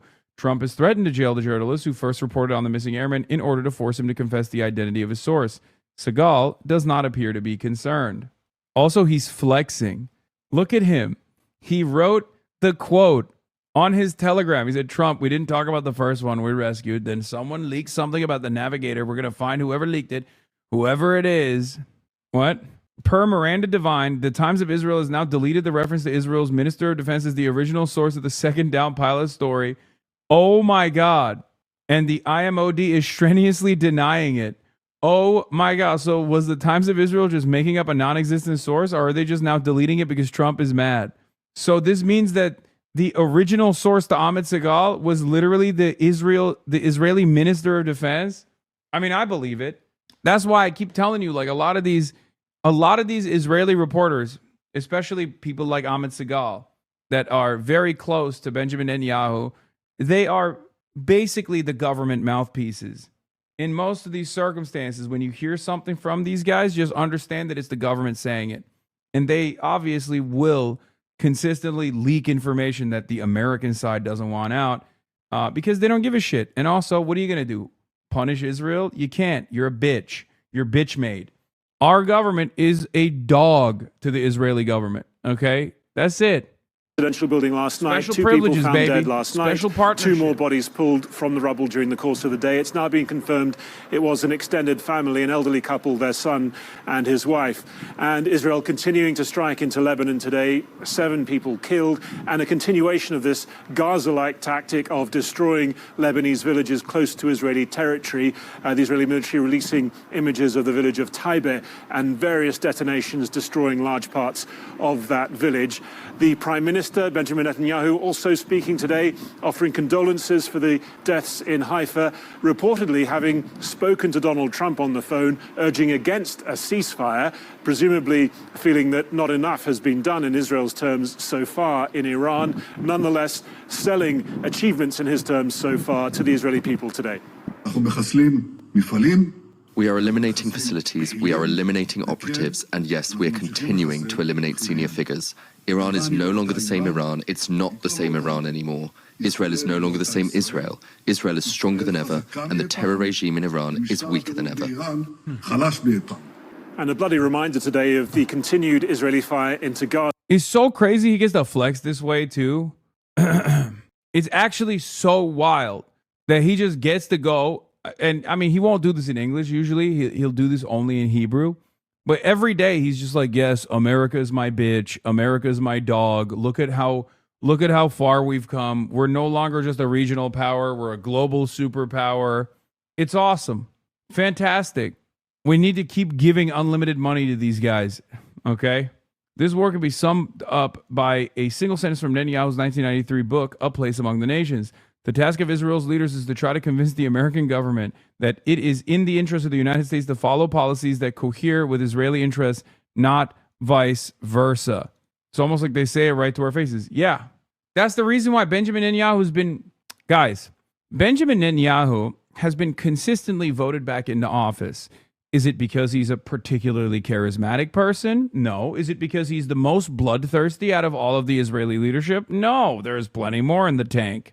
The reason why Benjamin Netanyahu has been consistently voted back in the office is because he is seen as the protector. And the only reason why he's seen as the protector is because he's seen as the most reliable manipulator of American presidents. He has the most experience with American presidents, and he's the most effective at getting Americans to do whatever the fuck he wants. That's it. And therefore, he is the guy who is protecting Israel by getting America to protect Israel. That's it. And we have only proven him right over and over again. Famous quote from Bill Clinton was, "Who do you think is the superpower here?" Right? Like, that's how mad he got at Benjamin Netanyahu. And then it did what in the aftermath? Nothing. Gave him everything he wanted. In central Gaza, an Israeli airstrike killing at least 10 people close to a school being used for displaced residents. The reports are that there was a clash between Israeli-backed militia and others in that area, and that the airstrikes followed that. 2 other airstrikes killing 2 other Palestinians as well, leaving 1 girl seriously injured. All of this, of course, months after the October ceasefire. The Gaza Health Ministry says more than 700 people have been killed by Israeli fire since then. Harry Fawcett in Jerusalem. Well, amid Donald Trump's repeated threats and imminent deadlines for Iran to reopen the Strait of Hormuz, the markets have remained highly volatile. Our economics correspondent, Halia Ebrahimi, is with me. Halia. Well, the president's messaging is erratic, it's bombastic, offensive even, but time and time again, Chris, he's been able to prove and persuade to the market that the talks are going well, that the war is going to end very soon, and that's despite what's happening on the ground. Today, US shares were all in the green. The S&P, after the president spoke, flat, up slightly at 0.3%. Crude oil fell. How come there's no more talk about Hamas in Gaza? Because Hamas is still the de facto governance structure in Gaza, and Israel is currently still occupying 55% of Gaza. that the tensions will eventually bubble up once again as Israel finds a moment of Israel seizes on another moment like an opening or whatever. But for the time being, they're too busy getting their shit pushed in Lebanon by Hezbollah, and also demanding Donald Trump nuke Iran. So they're too busy to deal with Gaza at the moment, even though they did successfully annex 55% of Gaza. Remember, it was already small to begin with, and now it's even smaller.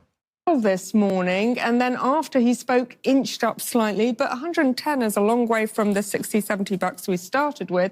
The other key metric, US debt, it didn't really move today, but it's firmly above 4%, making it all the more expensive at a time when Washington is running these historic deficits. And Chris, American consumers are already feeling it on the ground, with gasoline now on average at above $4 a gallon, and diesel now up 55%. That's critical for transportation. Now, Amazon and the US Postal Office are saying that these higher prices mean they are now going to start charging US consumers a surcharge. Right, now, the Iranian government have said they are not. They killed a UN staff member today in Gaza. Oh, yeah, they ceasefire. haven't, obviously, in classic Israeli fashion. It's not like they've stopped bombing Gaza. Of course, they still conduct operations in Gaza. Same with, like, the ceasefire in Lebanon, right? If you remember, the other side ceases and Israel fires. That's just how it works. Open the Straits of Hormuz. What does that mean for the markets? Are they going to keep believing Trump every time he says it's all going to be fine? Well, I think, you know, when you don't have fundamentals, Chris, you've got to go with the sentiment of the most powerful president in the world. What else can they do? Everyone wants to buy the dip. But the key thing here is the Strait of Hormuz.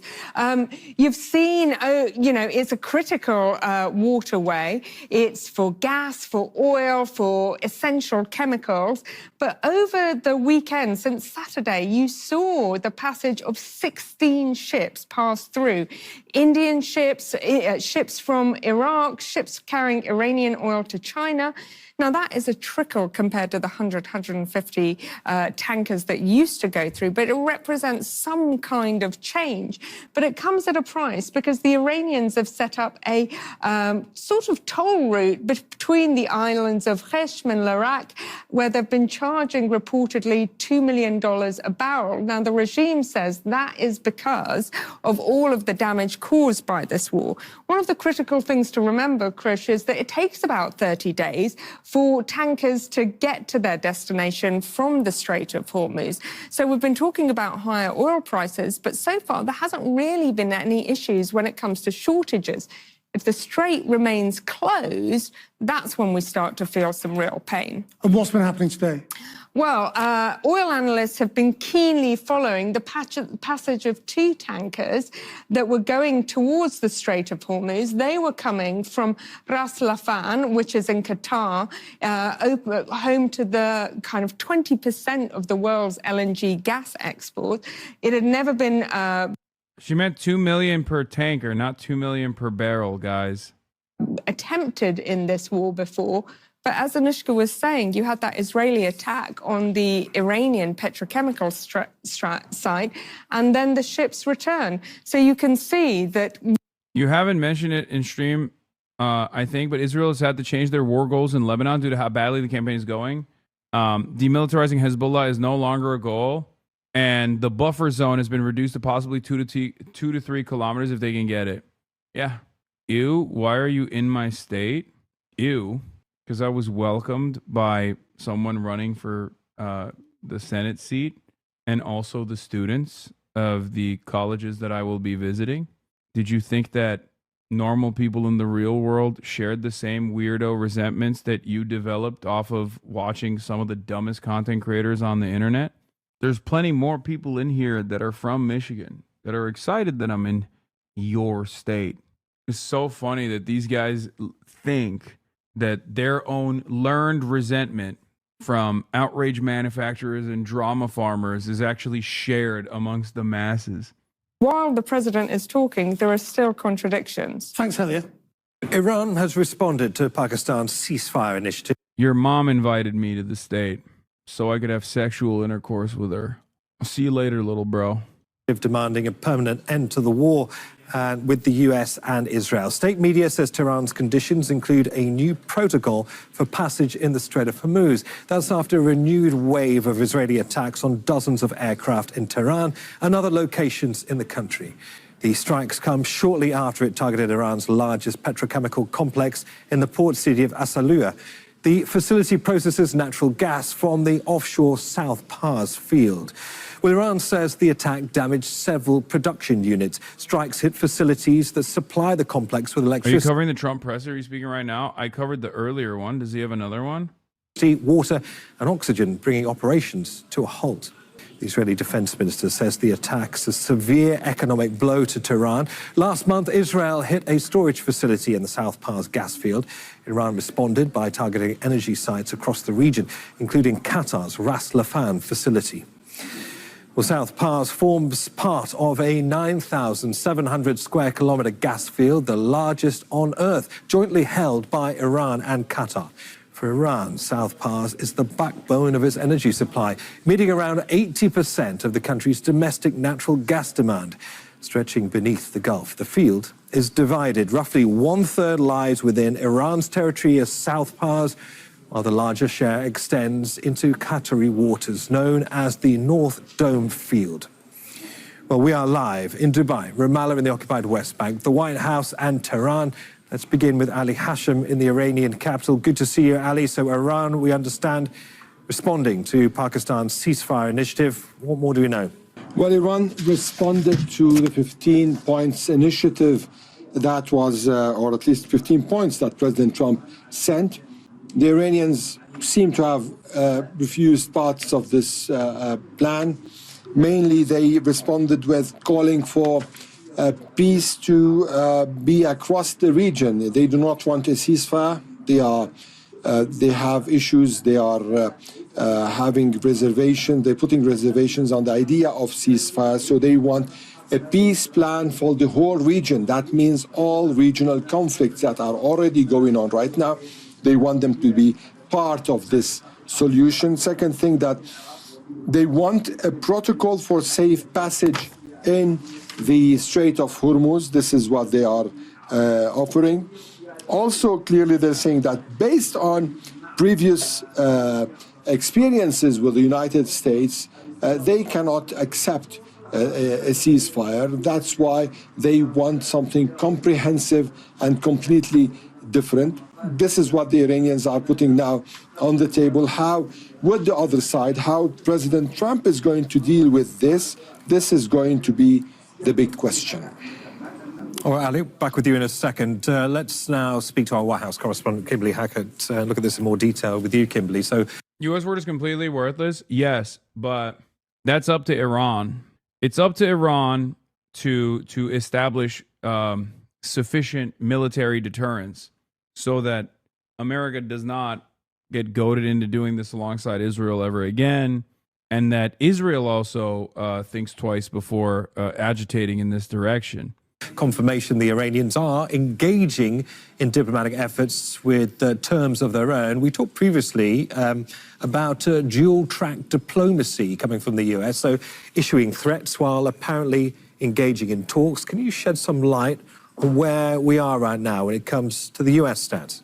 Well, it still is a dual track. What we know is that the vice president, along with Middle East envoys Witkoff and Kushner, and also the Secretary of State, but for the most part, the vice president has been leading these discussions and these back channel discussions with intermediaries. But the bottom line is that there has been no signature from the U.S. president on any deal that would lead to a 45-day ceasefire, because as you point out, the U.S. president is continuing with these threats and that looming deadline of Tuesday, 8 p.m. Washington time, for there to be some sort of agreement that would not only halt hostilities, but also reopen the Strait of Hormuz. In fact, the U.S. president continuing that maximum pressure in order to get Iran to comply, saying he will, quote, blow up the whole country if a deal's not reached. Now, The U.S. president is expected to have a 17 GMT press conference today where he'll be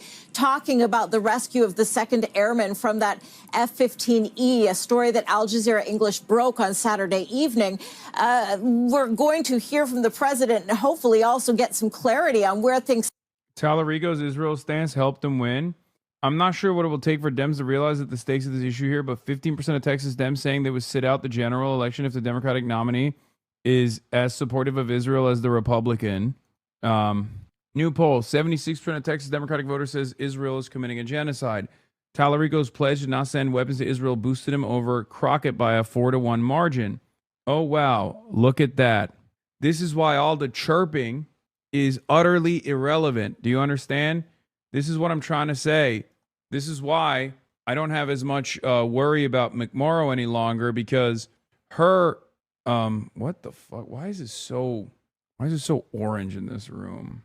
This was why McMorrow drawing a line in the sand and leaning into Republican pressure was not a smart thing to do at all. Leaning into like the Republican Party that will turn around and attack me and attack Abdul al-Sayed would only expose her as not being a real anti-Israel voice. Okay, I don't think simply saying, "Oh, you know, maybe Israel is done war crimes, or maybe Israel's done a genocide, who knows," is enough. But we shall see. I think that the problem is, like, if it's a straight line establishment versus left flank race, it's very clear you'll have a Graham Plattner style blowout. But there are Warrenite spoilers that try to carve a space out for themselves and present themselves as like moderates that are still more progressive than the establishment Democrats while getting all of the institutional backing from the party. And that's precisely what's going on with McMorrow right now, right? We've seen this happen in the BIS race with Kat Abu-Ghazaleh. That is a real issue for true left flank candidates everywhere. When you got a real left flank candidate and then you have a fake progressive or pseudo progressive candidate, it actually changes the dynamic quite a bit. So we shall see. We shall see. McMorrow aligning with AIPAC nerfs the spoiler potential because now it's about Abdul versus her plus Haley as opposed to Haley versus Abdul and Mallory. I don't think that message has reached people in Michigan. I think people in Michigan probably still think McMorrow is like an anti-Israel candidate. Hopefully we can change that dynamic by exposing the contradictions a little bit further. There's also one other thing that I want to talk about, speaking of which, because as we saw here, obviously Tallarico got a big boost from having a better message on Israel than Jasmine Crockett, speaking about it a little bit more empathetically, right? But also, here's another issue that's going on. Harry Emden, once again, this is from RNC Research, but it's the actual, CNN broadcast where Harry Emden talks about. Do we have a longer video of this, by the way? I don't want to just watch the RNC Research version. I want to see the full one. Where he talks about how the GOP as a national party is still polling better than the Democrats as a national party. And this doesn't mean that like Democrats are going to lose these midterms. That's not what I'm saying at all. But it is insane that this dynamic still exists. Unlike in the 2006-2018 cycles, the GOP actually leads the Dems on net favorability at this point. The national environment suggests GOP holding the Senate. Why? Generic ballot. Dems in a weaker position than 2006 and 2018. Senate map. Dems need pickups in red states and history.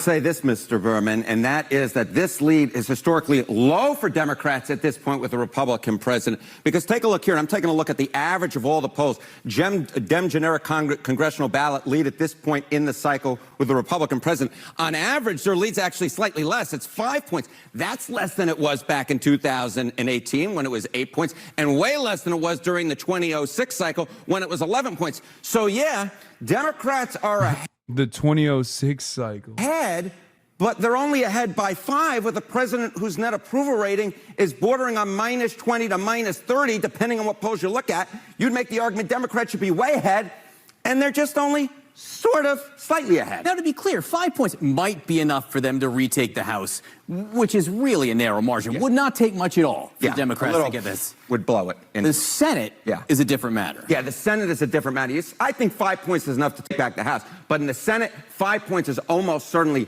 not enough if you apply it to the Senate map. Why do I say that? Because let's just take a look. GOP would win the Senate with this map. Let's say Republicans only hold on to the states that Trump won by greater than 10 points. That would, in fact, give them the Senate 51 to 49. Why? Because what you would see is that the Democrats would flip North Carolina, they would flip Maine, but Republicans would hold on to Ohio, they'd hold on to Texas, and they'd hold on to Alaska because Donald Trump won all of those states by greater than 10 points. And I will note, John and I were talking, we have the NCAA tournament going on. This is sort of the chalk scenario going on where the most obvious events actually do occur. Because take a look, during the Trump era, look at this, flip the Senate seat, midterm and presidential years. States the other party won by 10 plus points in the last presidential election. 0 times did a party flip those states. So we're talking about places like Texas, Alaska, Ohio, where Trump won by double digits. Which is why the Democrats might need a bigger lead than they have now if the Senate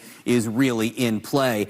What else is going on now for the Democrats that maybe should cause them concern? What might cause them concern? Why is that generic congressional ballot lead so low? Because just take a look at this. Net favorability. Party ahead at this point. Midterm years with the GOP president. In 2018, Dems were up by 12. In 2006 on net favorability, which party you like more? Dems were ahead by 18. Republicans are actually ahead on net favorability at this point by 5 points. So Democrats are just simply put running behind their previous benchmarks, and they need to be running well ahead of them if they want to take back the United States Senate, given that map. To be clear, both parties are wildly unfavorable right now. However, Democrats are even more unpopular than Republicans. Some of these charts are something Democrats should look at as they head into November. Harriet, and thank you very much. Thank you, Mr. Berman. Do something, keep screaming to the Dems. Hasn't it usually been the case that disappointment in current Dems isn't a good indicator of whether Dems will do well in the elections? Doesn't a generic, unmanned Dem always poll higher than the actual Dem politician, even if you don't like the current party? It seems like folks will still vote for that mythical Dem who hasn't disappointed voters yet. Yes and no. I don't think this is as bad, partially because, I mean, it depends. It depends on what the primaries look like. If you got more Abduls and Talarico, I mean, Talarico already got it, right?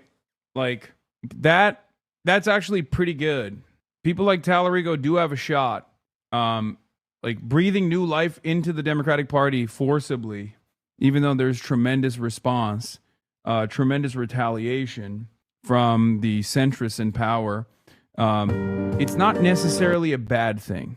It could actually help the Democrats genuinely change the battleground dynamic. Even especially in red states and purple states. I mean, you got Maine, Plattner, Talarico in Texas, Abdul in Michigan. Well, Michigan is, blue for the Senate seat regardless, but still, even if the Democrats did win authority back in the other two branches of government, it seems pretty damn clear to me that the executive branch will continue running with unchecked authority.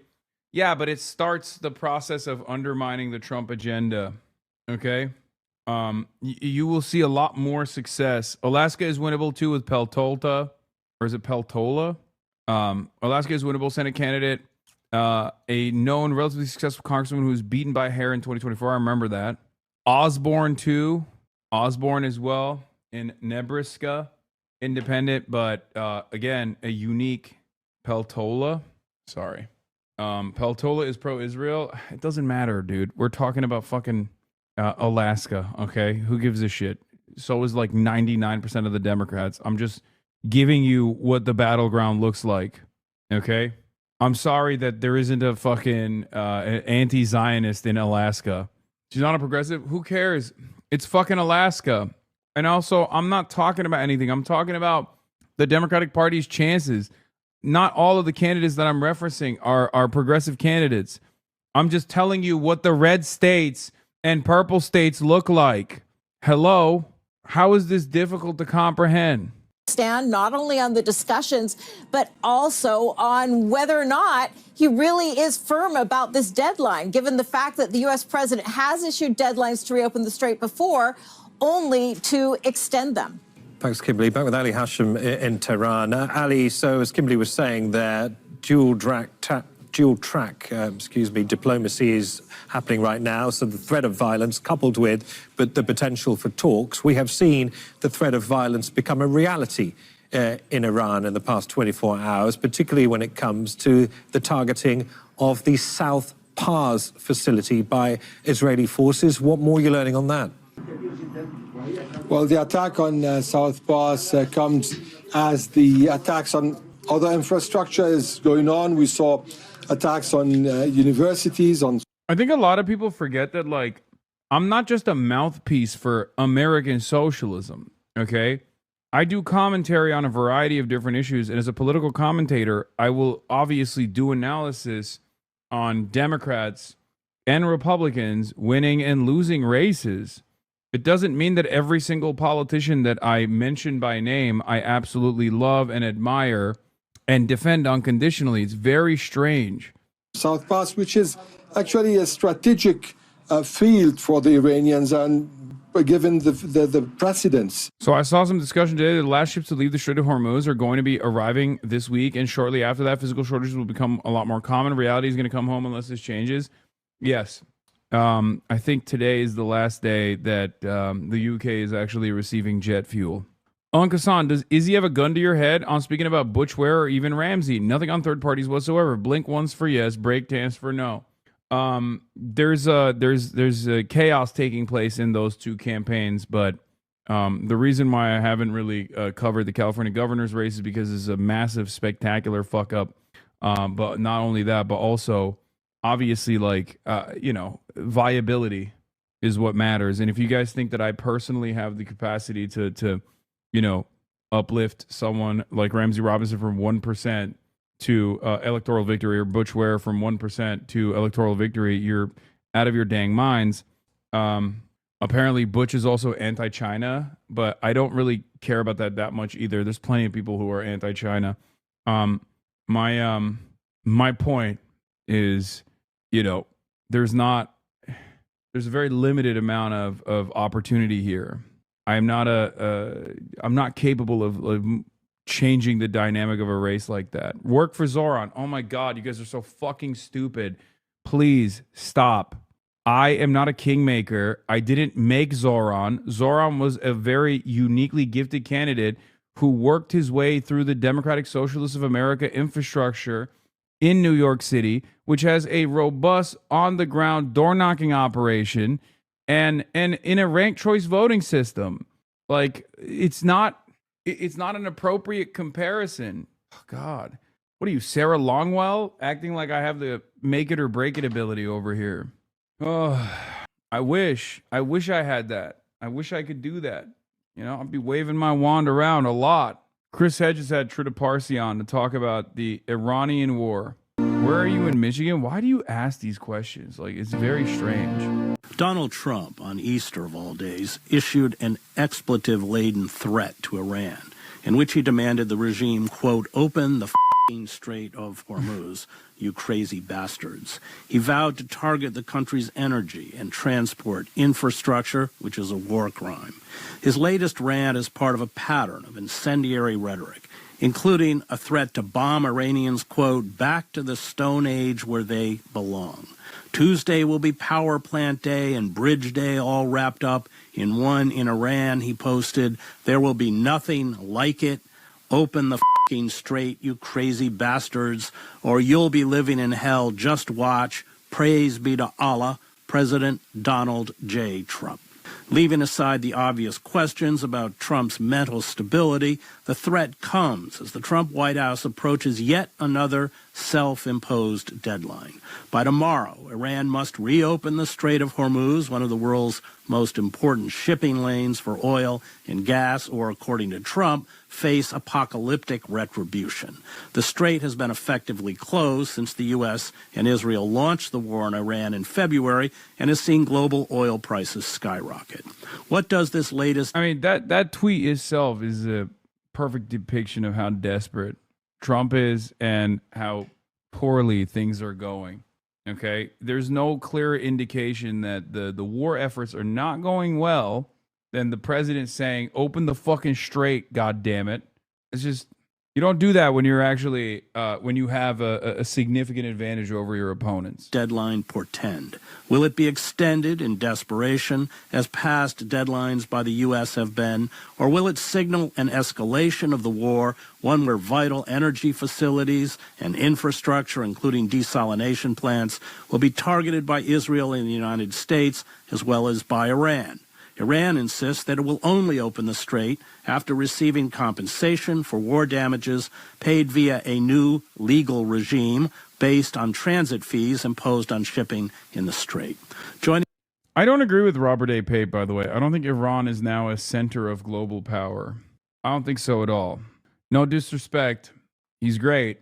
But I think Iran at best is hopefully, if they're lucky in this back and forth, Iran will emerge as at best, regional power that has sovereignty. That's the best case scenario. Iran is not going to become a global power. It harkens back to Professor Chiang's arguments. They control the center of global power? No. In order to become a global power, you can't just have a strategic choke point that you have control over. This would imply that Egypt is a global power. Well, technically Egypt is not sovereign, but it's not, right? Yemen is not a global power. I don't think Iran becomes a center of global power. Panama is not a center of global power. Of course, Panama and Egypt are not independent sovereign states. They're vassals, but it's just not, there's not, like, controlling a choke point doesn't make you automatically into a center of global power.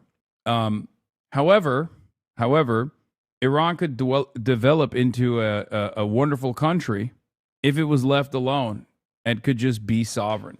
And potentially they could fight their way into that sovereignty as long as there are competent people that are applying pressure to Trump who understand the severity of the crisis ahead of us. Me to discuss the looming Tuesday deadline and the war on Iran is Trita Parsi, an expert on U.S.-Iranian relations, Iranian foreign policy, and the geopolitics of the Middle East. He is the author of 4 books on U.S. foreign policy in the Middle East, with a particular focus on... China is not even really a global power. They're on the cusp, but not quite. Okay, that's ridiculous. China is absolutely a global power. What you mean is China is not the hegemonic superpower. What? I'm hurt. Hey, Alaskan subscriber here. I'm very much anti-Israel. What would you recommend Alaskan Democrats should do to improve their optics? It hurt, not gonna lie, that we were wrote off so quickly in your earlier response. Hey, I don't want to be those people who copy-paste their question, but I'd like a response to my question. Please respond. I don't know, man. Go talk to your candidates. Go tell Peltola to be anti-Israel. I don't know what you want me to say. Like, what am I supposed to do? What can I do? Urge your electeds to represent your interests, right? I just don't think that that's a likely outcome. I feel like in Alaska, I don't know how much pressure you could actually apply to someone like Peltola. Because why the fuck does she care about Israel? Okay? Why? Why does she even have an opinion on Israel? The very fact that she has an opinion on Israel that is pro-Israel implies that she's, getting paid to have that position. What the fuck does Alaska have to do with Israel? What the fuck does the Alaskan constituents and their needs have anything to do with Israel? Okay, it's just the easy pick for AIPAC and other pro-Israel donors to just like mark off as another reliable ally that they can buy cheaply. On Iran and Israel. He is the co-founder and executive vice president of the Quincy Institute and the co-founder and former president of the National Iranian American Council. He has served as an adjunct professor of international relations. Why do the diaspora call Trita Parsi an Islamic Republic mouthpiece? Because they're insane.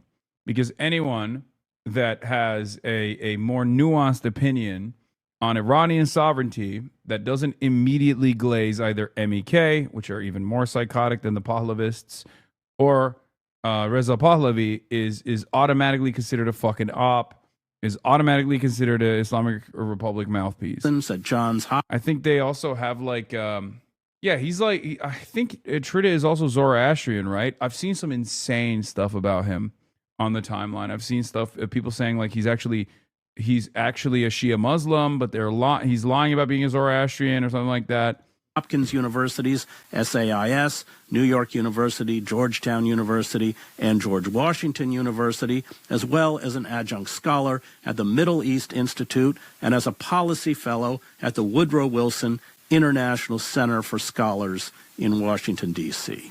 So, Trita, let's begin with this self-imposed deadline, the newest that I spoke about in the introduction.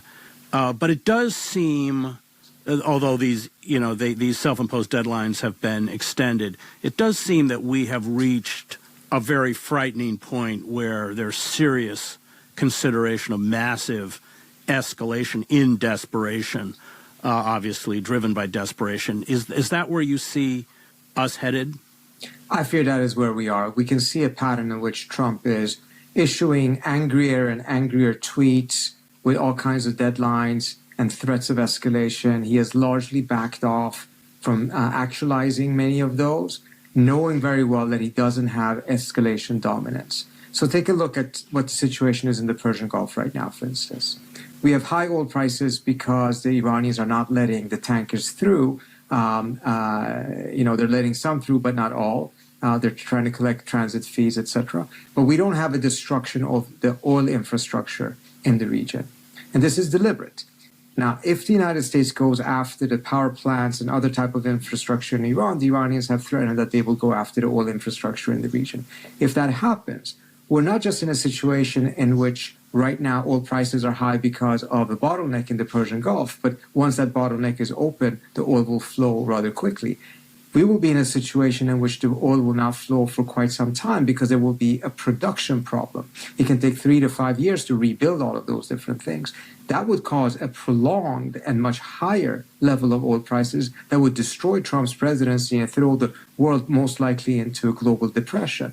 So precisely because of these reasons, Trump has so far been very careful not to go that full distance. But because of his desperation, because of his false belief that he's still in a strong position and can dictate the terms to the Iranians, and his psychological refusal to accept the fact that in order to get out of this war, he actually has to give some concessions, there is a likelihood that he will just go all out and do something absolutely insane, potentially using non-conventional weapons. So that risk cannot be discounted, because if we presume rationality, well, we wouldn't be in this position in the first place. There's nothing rational about being in this war or having started this war under this false belief that the Iranians would cave or collapse within 4 days. And, of course, the other question is, how desperate is Israel?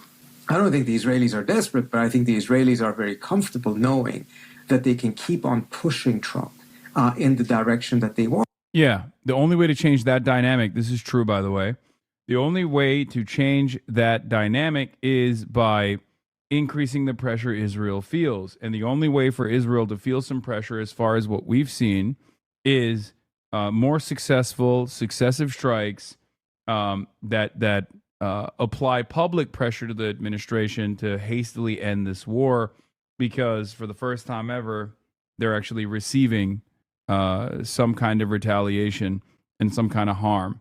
So that's it. Because no one else, like, the idea that, like, democracy or the will of the people matter in this situation is obviously silly. There's points of pressure you can apply on to Trump, European allies, not even individually, by the way. European allies have to get together and demand changes. It kind of worked with the Greenland saga, right? Where they told him, like, we'll give you something. We'll give you, like, a symbolic victory in Greenland, but you can't be out here talking about how you're going to militarily invade Greenland. Like, that's not how this stuff works. You're embarrassing us. But it did work. Trump did back away from the annexation threats, right? So judging by that, you have to have a significant response from basically the entirety of the European allies and all of the other allies as well. Latin American countries, Asian allies. That's important too. Last but not least, or the other person, the other group that's important is capital owners. If the markets are actually on fire, which could happen, when physical shortages start happening, obviously the pressure will increase, right? That's potentially a point of pressure from capital owners, too much market volatility. They're not making money. And then the most consequential pressure point is obviously Israel, specifically Benjamin Netanyahu. Benjamin Netanyahu has to be more responsive to the public needs, okay? And it doesn't. He only gets to continue posturing the way that he does because America's got his back. America is capable of protecting Israel. If Israel feels unprotected, they will change their attitude. I mean, take a look at, for instance, what he's now suddenly saying, that he will bomb Iran back to the Stone Age. And then on top of that, he said, we will set them back, and then the next president may have to bomb them again. That's the exact Israeli blueprint for their strategy of mowing the grass. This is not the way the U.S. has been conducting war. You know, the U.S., as much as it's committed a lot of atrocities in Iraq and Afghanistan, the United States did not deliberately target universities in Iraq. But that is what the Israelis have been doing in Gaza and in Lebanon, and this is exactly what they're doing right now, together with the U.S. and Iran. Sharif University, their top university, was hit just yesterday.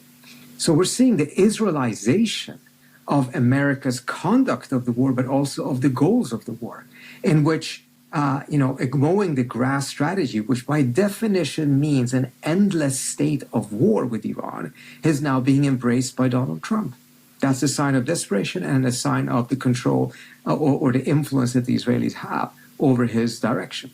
If there is an escalation, a military escalation, if they hit, for instance, the oil facilities on Karg Island, if they actually strike the power plants in Iran, what do you see the Iranians doing?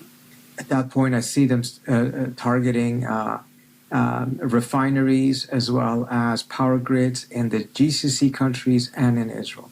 And as I mentioned, that will create a completely different oil crisis than compared to what we have right now.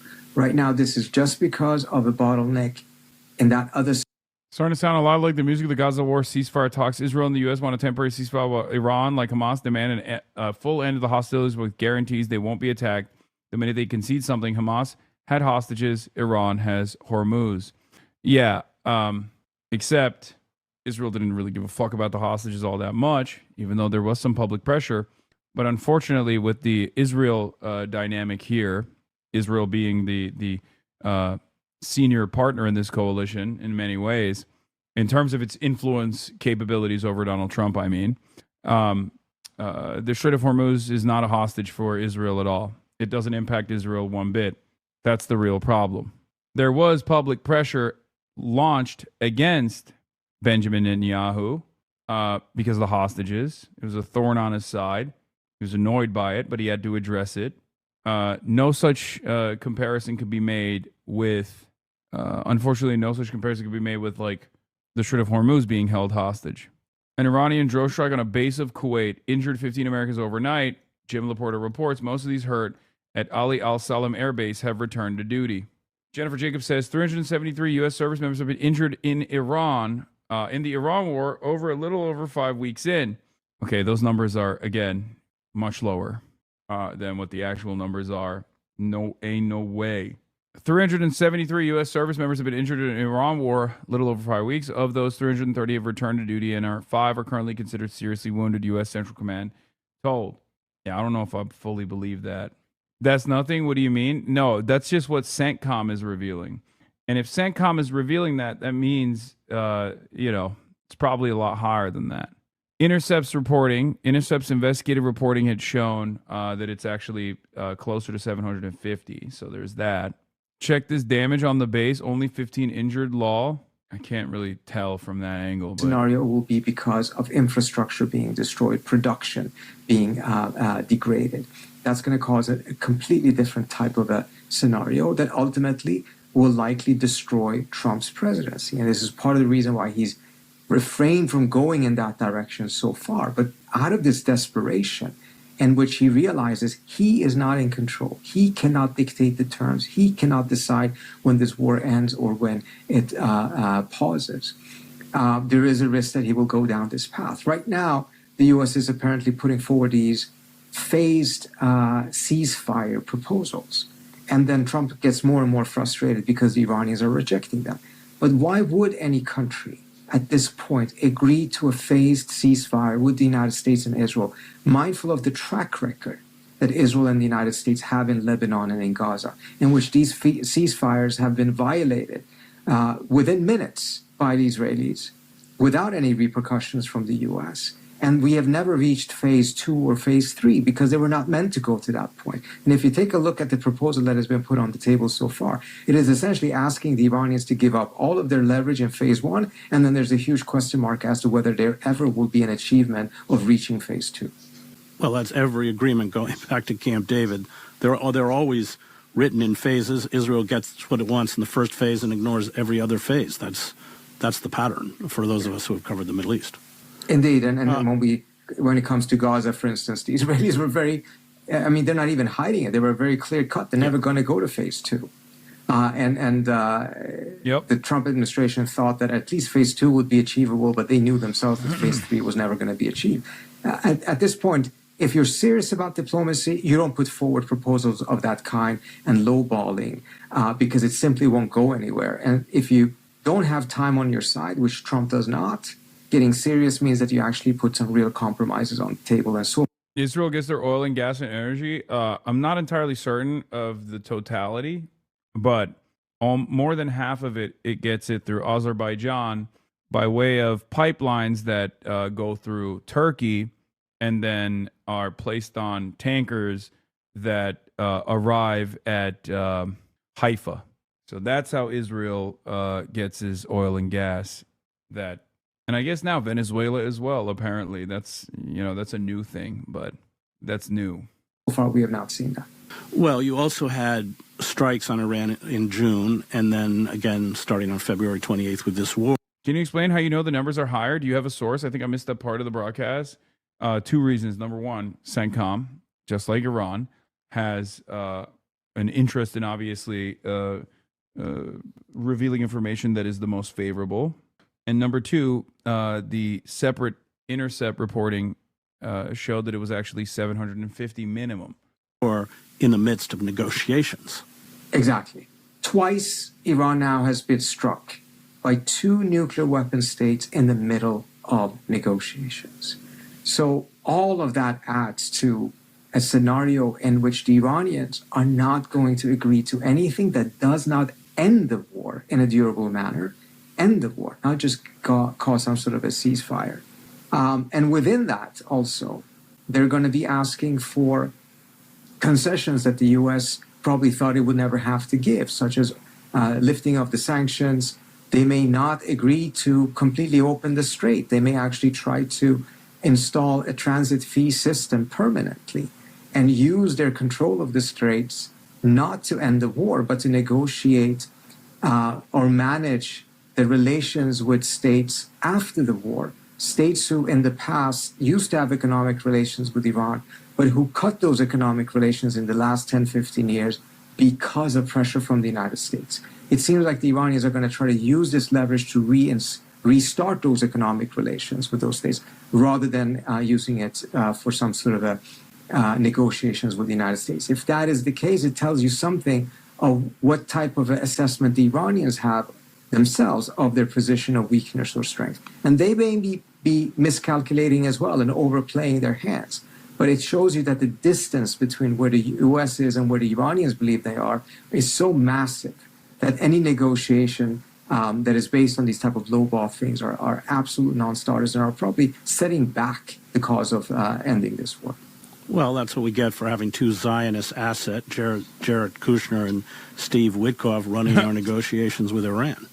I think at the end of the day, though, the real issue is that it's not the negotiators, not to say that, in defending them or how they conduct themselves or even if they know anything about these subjects. The details that have come out from the Geneva round of negotiations really are frankly embarrassing in terms of how little technical knowledge Witkoff and Kushner appear to have had, and as a result, the opportunities, they contributed to those opportunities being missed. But the fundamental problem is who the negotiators are reporting to, and that is Trump. And with him right now, you have a scenario in which he had been lulled into this belief that the Iranian regime is so weak, it has no choice but to capitulate. And all you need to do is to push it a little bit, whether it's through military threats or actually taking military action, and they will either implode internally or they will surrender.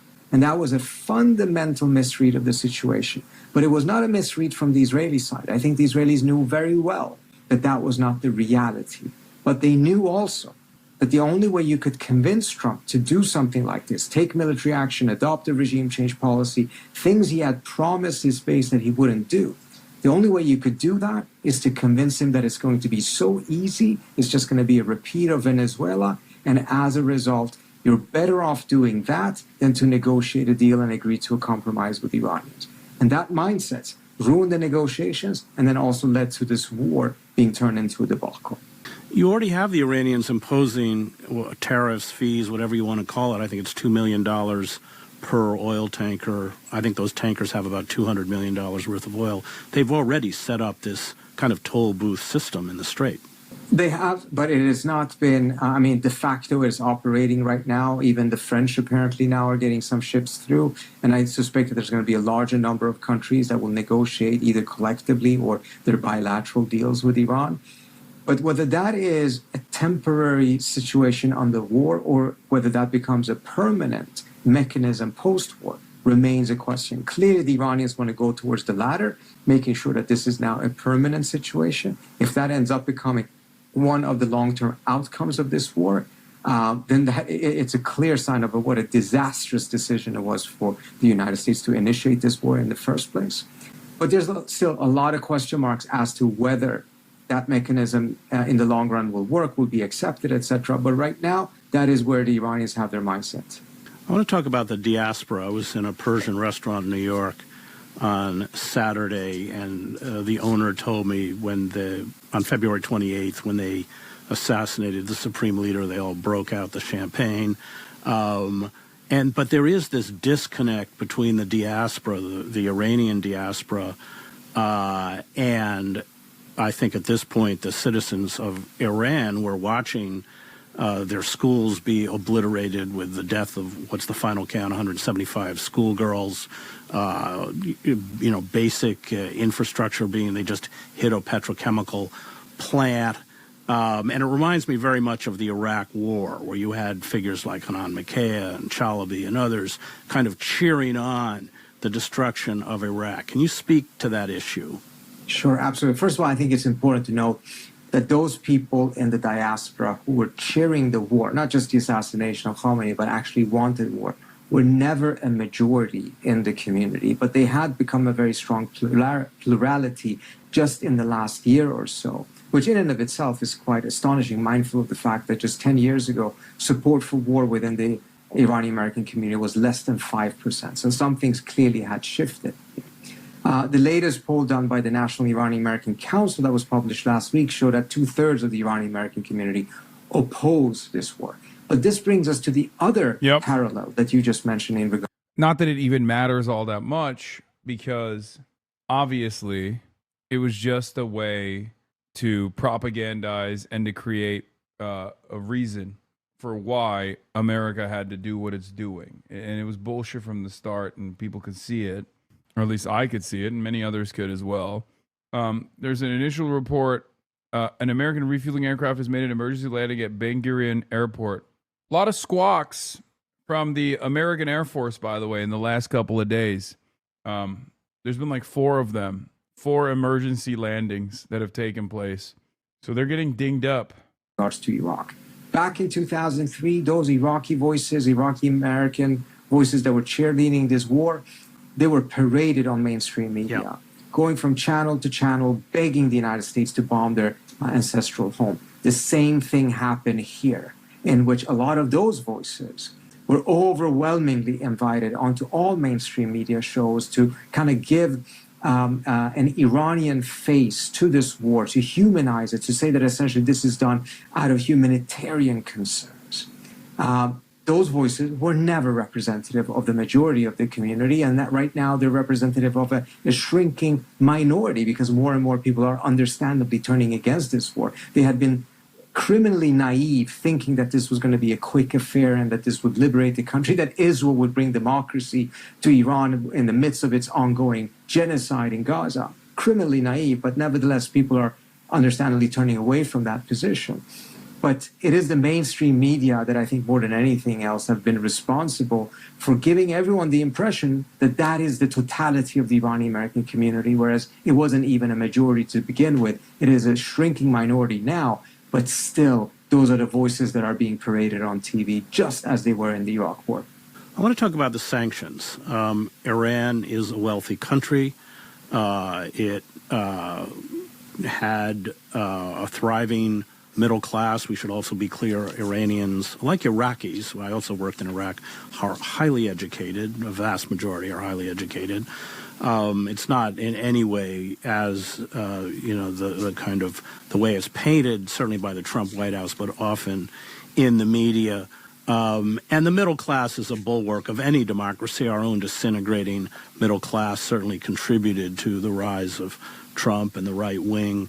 But many of the policies that the United States has carried out since the revolution, I think have been counterproductive to building democracy. And then we just have to throw in the overthrow of Mossadegh by the CIA and British intelligence, which at the time he was the prime minister and he wanted control of Iranian oil rather than turning it over to British petroleum.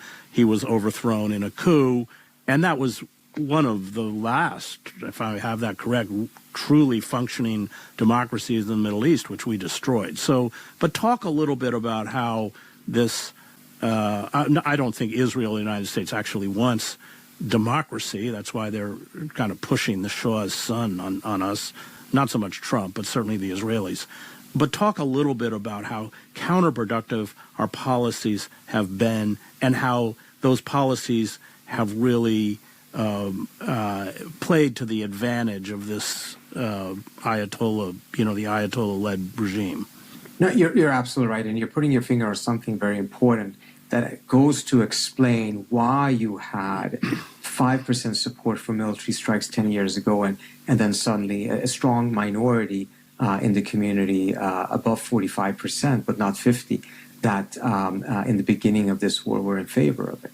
Obviously, the fundamental factor is the repression of the Iranian government itself that has intensified. But the question is, why has it intensified? And here the sanctions come in as a very important factor. Between 2016 and 2017, when the JCPOA was in effect and the U.S. had lifted or at least waived its sanctions, the Iranian economy grew 6 to 7% every year. The middle class was getting stronger. And if this had continued for another 10 years, if the U.S. had never walked out of the JCPOA and sanctions had remained... This is just for people who don't know, this is the Obama... Correct. The agreement, which freed up, I think, billions, you probably know the exact figure, of Iranian frozen assets. Correct. Frozen assets were freed up, but more importantly... I have a genuine question of highly educated. Why so restrictive socially regarding women's apparel, for example? Hopefully I'm not insensitive nor out of touch. No, it's a great question. It's actually a massive friction in Iranian society. A big part of that, a big part of the problem stem from that. Part of it is because, as I've explained before, there's a dynamic in countries that have been destabilized by Western forces, where some of the more fundamentalist groups that do have a popular base of support in the country, and the IRG, or not the RGC, but like the Islamic Republic has a popular base, right? A reliable popular base that's like approximately 30% of the country on a bad day, right? And the more fundamentalist forces are oftentimes, this is the case with the Islamic Republic, seen as the most uncorruptible anti-Western forces. So if the overarching popular demand is that you want an uncorruptible force, you want an uncorruptible anti-Western force, and that is the only way you can actually develop sovereignty, and plenty of Iranians obviously wanted sovereignty. There was a real revolution that took place in Iran. And one of the elements within that revolution, the one that actually succeeded, the one that actually ended up taking control over Iranian governance was the Islamic forces, the Islamist forces. They initially had a wave of support. Obviously, that went away very quickly after. And they successfully were able to slowly but surely chip away at their opposition. And now they justify their existence, they justify their power by showcasing their fundamentalist values, their principles. But it's not as black and white as the way Americans present it, of course. And that's precisely the reason why it's important to acknowledge that they have a very strong emphasis on education for women as well as men.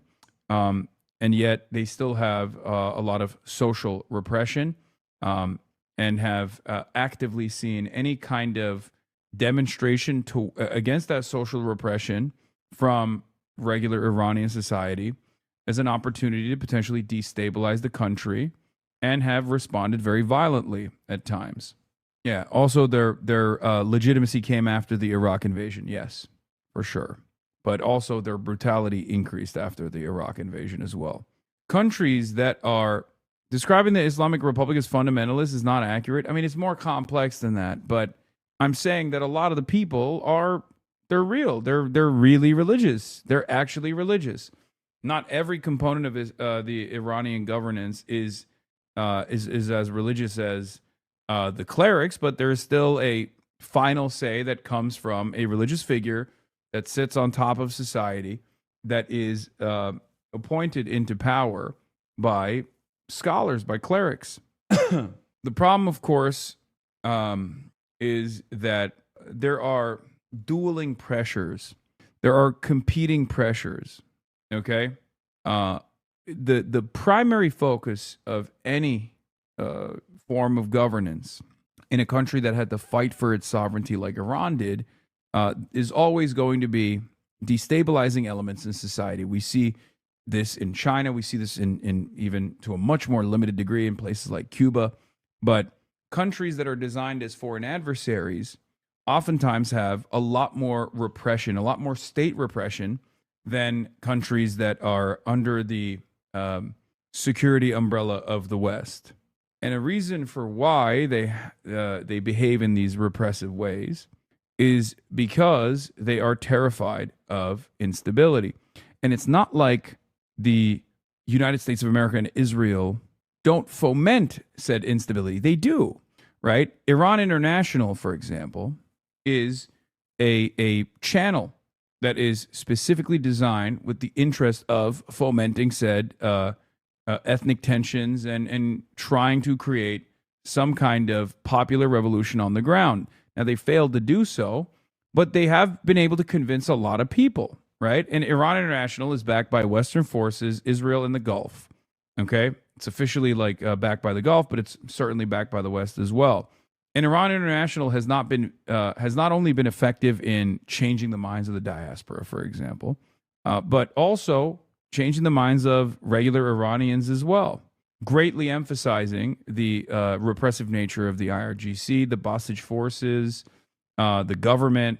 So they touch on existing pressure points and highlight them and greatly emphasize them, and also engage in a good deal of misinformation. There's a reason why there were Iranians that thought initially, inside of Iran, mind you, that America and Israel would be their salvation, right? There's a reason. It's because of outlets like BBC Persia, outlets like Iranian International that created this narrative that worked. People believed in it. Now, how many people still believe in that inside of Iran? I don't know. Probably not a lot, because Iranians are very stubborn people. They're very proud people, and obviously they still carry on that revolutionary spirit of the Islamic Revolution, the Iranian Revolution, and therefore, at least according to polls that I have seen, every time the United States or Israel directly intervene with Iran militarily, that actually absolutely plays that has a galvanizing effect on the IRGC and on the Iranian government. Okay? Like, there is definitely a real rallying around the flag effect. Anyway. The Iranians were able to sell oil again.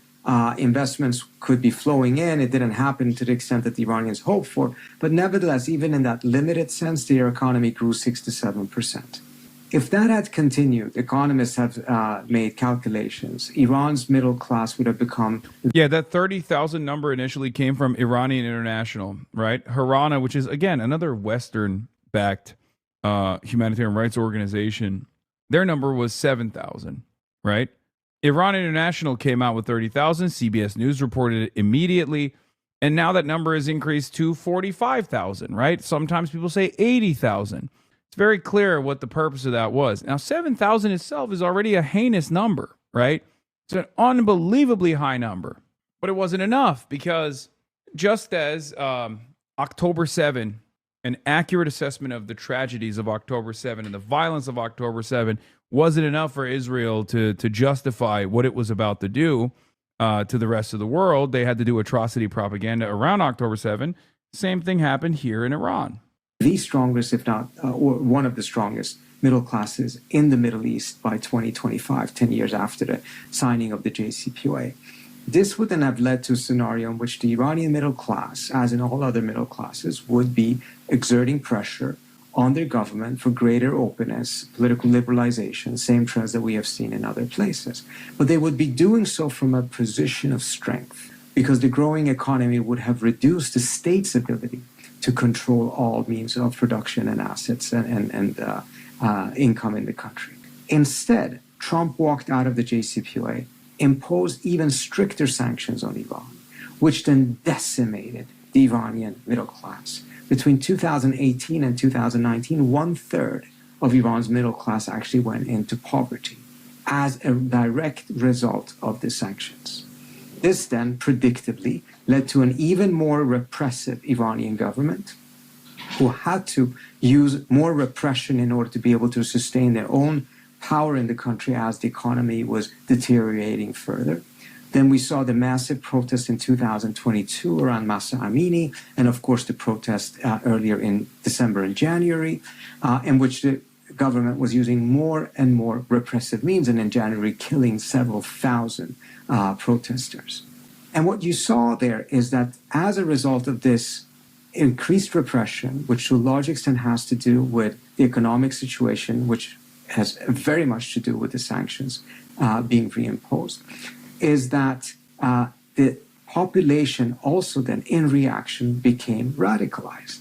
In 2009, they were protesting in favor of making sure that the election results would stand, that there wouldn't be any election fraud. Faitux reports, senior Iranian officials tell New York Times its demands for an end to the war include 1. A guarantee Iran will not be attacked again, an end to Israeli strikes against Hezbollah in Lebanon, lifting of all sanctions on Iran retaining control of the Strait of Hormuz along with Oman, with a $2 million fee being imposed on all ships that transit the strait.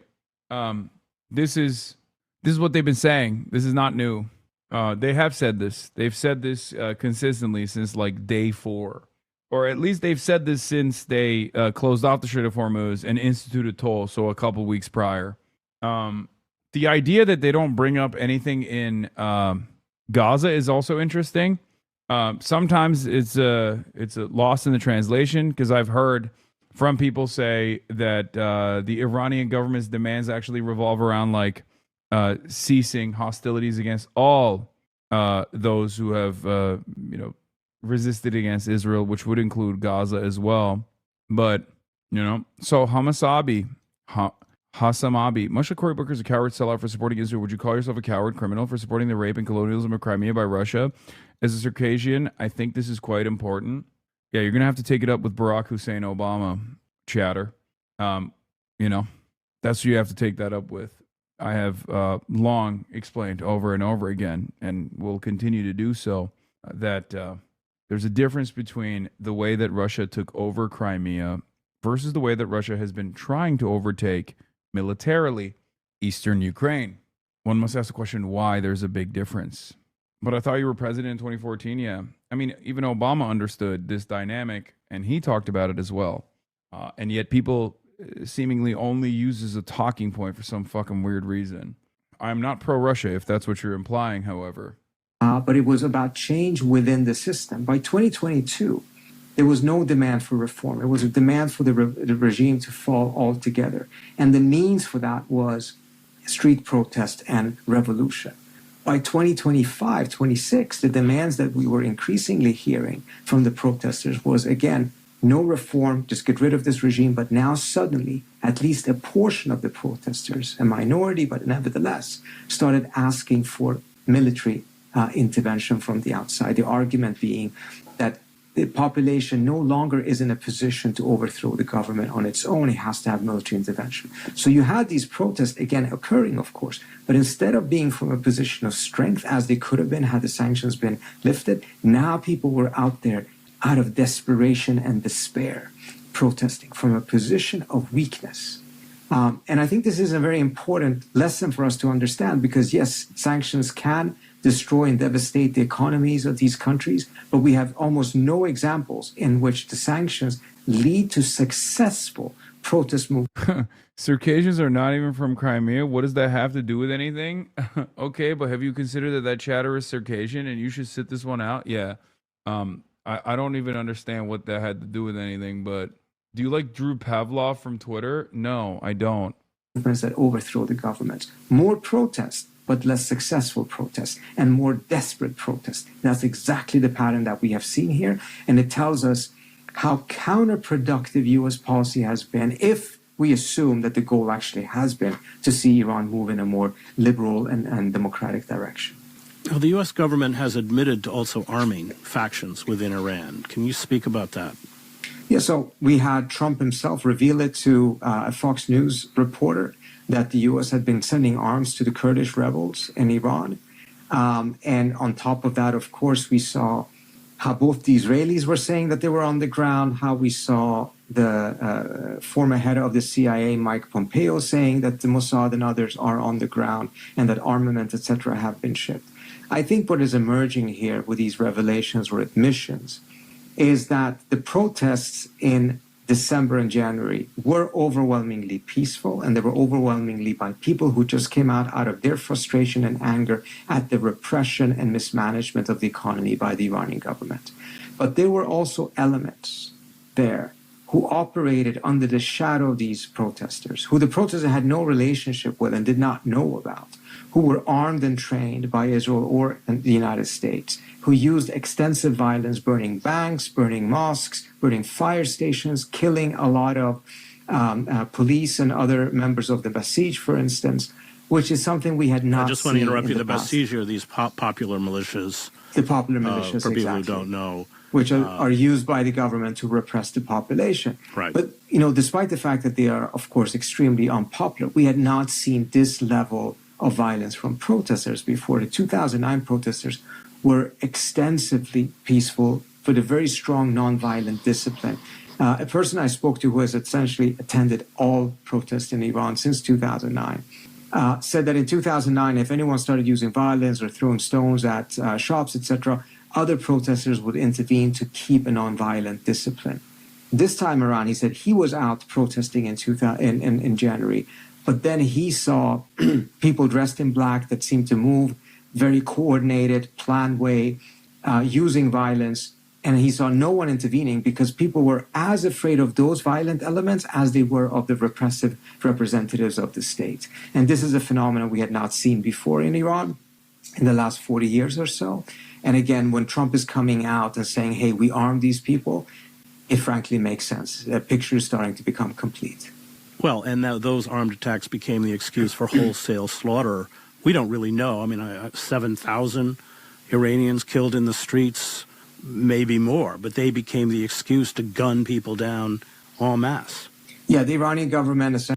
Hasan, is the government allowed to admit out loud that they're arming Kurds? Thanks, King. Brother, it's the American government. They could literally say whatever they want. As a matter of fact, Trump is saying whatever he wants all the time. He straight up said he's going to do terrorism to Iran. And he gave a timeline for when he's going to do terrorism. He's going to destroy every power plant. He's going to destroy every bridge in the country. That's a war crime. It's a violation of the Geneva Conventions. That's terrorism. That's it. He's Like we're currently waiting out the clock on when he decides to destroy the planet. Either destroy the global energy markets if Iran retaliates in kind, or just simply destroy Iran and Iranian existence, Iranian livelihood, Iranian lives in general. So yeah, Trump gets to say and do whatever the fuck he wants, unfortunately, in the absence of any sort of pushback, any sort of legislative pushback, any sort of pressure. He just does whatever he wants. We are at the mercy of a fucking psycho. Actually started gunning people down en masse, not making a distinction between peaceful, legitimate protesters and others who have been trained and armed by foreign services. And as a result, you had, frankly, a massacre. Some people are throwing out the number 30,000, 40,000, etc. A key reason that U.S. global leadership is in rapid decline is not just because Trump is a raving lunatic, but also because our system of checks and balances have completely failed to address that. Failure is so much deeper than Trump, who's merely a symptom of the decline. Yep. It turns out you can just do things. I hate that conversation, but I hate that statement, but it kind of is true. You can just do things, right? It turns out you don't really need anything. You could just be like, yeah, I'm slapping tariffs. Like, maybe at most you have one last remaining check on your power, which is the lower courts all the way up to the Supreme Court. And obviously, if you control the Supreme Court as Donald Trump does, you can kind of bend reality to your will. Israel and America have consistently destroyed international law, right? Every single day. European allies have recognized that they are vassals and they will not say anything. They won't even symbolically uphold these rules. And here we are. Etc. See no evidence for that, but reality is there is evidence for around 7,000, and 7,000 people killed is a ridiculous and horrific number of people killed by the Iranian government in just 2 days. And that tells you something. It tells you how bad the situation was, how perhaps desperate even the Iranian government was, thinking that it was losing control and then allowed its militias to just use violence in an indiscriminate manner. There's an internet blackout. It's hard to get information.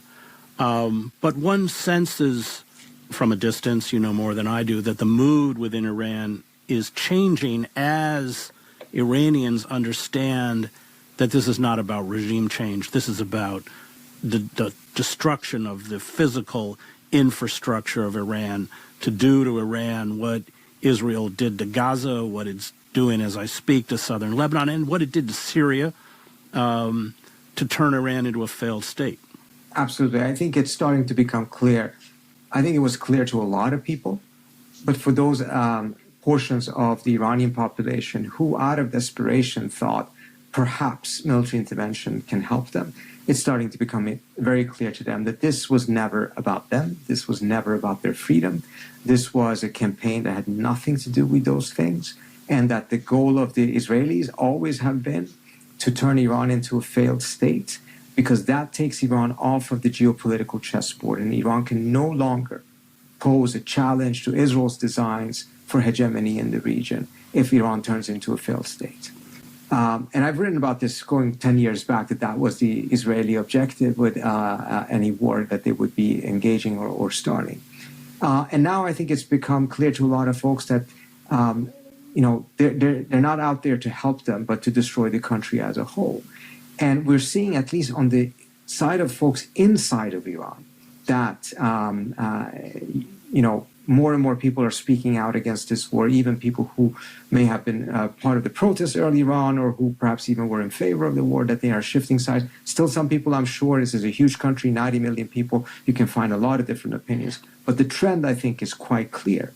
And I think what is not happening with the same clarity is within the diaspora. And I think part of the reason... A year ago, you said I didn't hate Israel enough. You were correct.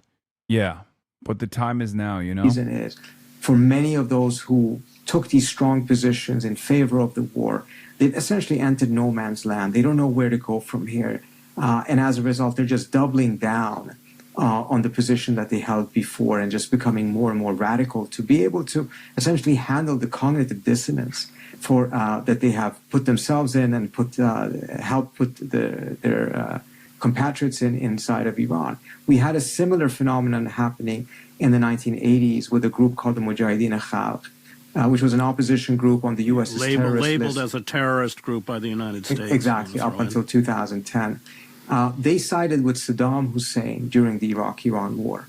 They actually were a pretty popular group prior to that as part of the opposition to the Shah.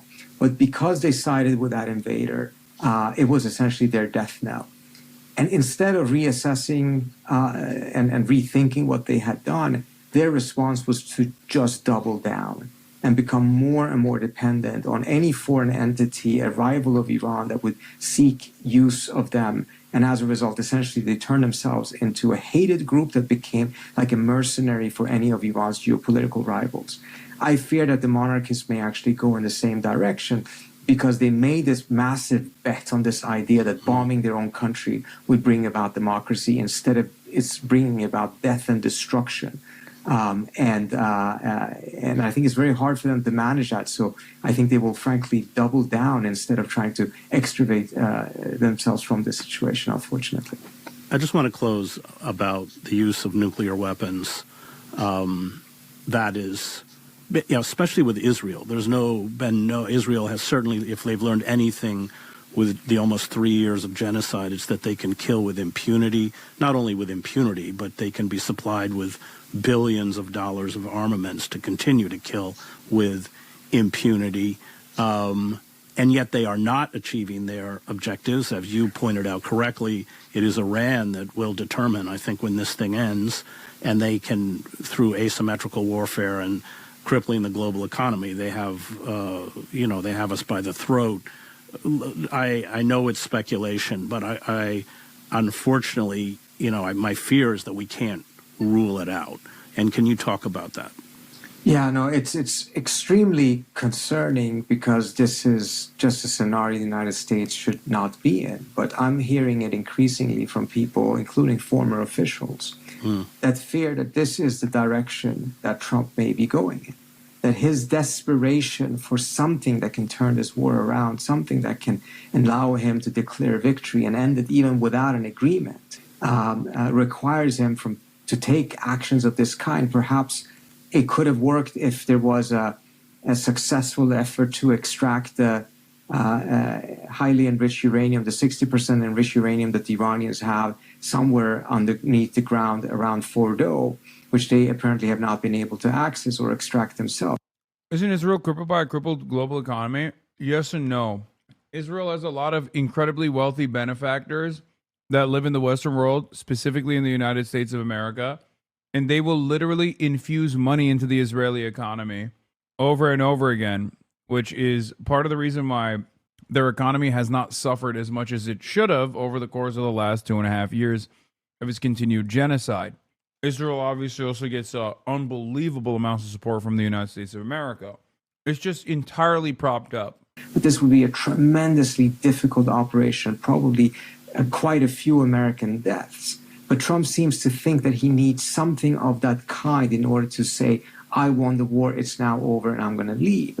And that this is then pushing him in the direction of more seriously considering nuclear options. And from what I hear, there is that pressure from Israel as well. I don't know this for certain. Again, there's a lot of a lot of information that is flowing around right now, a lot of speculation. We don't know any of this for certain, but folks are pointing to the fact that Trump is using the language of World War II, for instance, total surrender, the type of language that preceded the bombing of Hiroshima and Nagasaki. And they're very worried that because Trump doesn't have any other options, he doesn't seem to be willing to take the de-escalatory off-ramps that are available to him, because it will be an admission that this war was a failure. It will be an admission that he did not succeed, that as a result, he may actually go so desperate that he will take escalatory actions such as using nuclear weapons. And just to close, what would be the Iranian response? How fast can they, at that point? It's impossible to know, because we don't even know if this were to be used, and it feels frankly uncomfortable even talking about this publicly, given the fact that it is such an unthinkable option, or should be such an unthinkable option. No idea whatsoever what the Iranian response would be, and if they even could respond in any way, shape, or form, because it would be completely unclear, because it all depends on exactly where they would hit, etc. But again, I don't think we are there yet. I hope Yeah, we when don't Trump get to says that if it point. weren't for him, Israel wouldn't exist, he's not wrong. But that could be said about every American president. But the fact that this is increasingly being discussed in Washington as a potential possibility, it tells you about how badly this war is going. Great. Thank you, Trita. All right. That was Trita Parsi. I'd hope the world would respond. Well, earlier we spoke. I don't think the world would respond. Israel's ambassador to the UN had Danny Danon. Not sure what's going on in the comment section, but the GOP tried to come after you, but they're getting nuked. Yeah, GOP. Democrats Summer Lee and ABDUL Sayed are campaigning alongside Hassan Piker, who claims America deserved 9/11 and called Islamic terrorists brave. And it's really funny because Donald Trump literally said on the morning of 9/11, this is real, audio resurfaces of Trump falsely telling a TV station that he now owned the tallest building in Manhattan just hours after the Twin Towers fell on 9/11. So it's, you know, you wouldn't believe it was a movie. Bro was bragging about his building on one of the worst days of our country. Yeah. You think there's already a deal in this tough guy shit is to try and get last minute clout? No, I don't. Bro said it as the towers were falling. With our correspondent in Tehran, Reza Sayeh, I asked him about the latest US-Israeli strikes on Iran, including several explosions reported at Iran's largest gas complex this Monday. It's just been a brutal 24 hours. More Israeli U.S. airstrikes targeting Iran's energy infrastructure, its intellectual infrastructure, with another attack on universities, and civilians are suffering. Early this morning, state media reporting U.S. and Israeli airstrikes in a residential neighborhood in southern Tehran. 23 people killed, including 6 children under the age of 10. Also, reports of the attack on the Pars oil field and the Bushehr nuclear power plant in southern Iran. The foreign ministry condemning the attack. It's the 5th time that power plant has been attacked.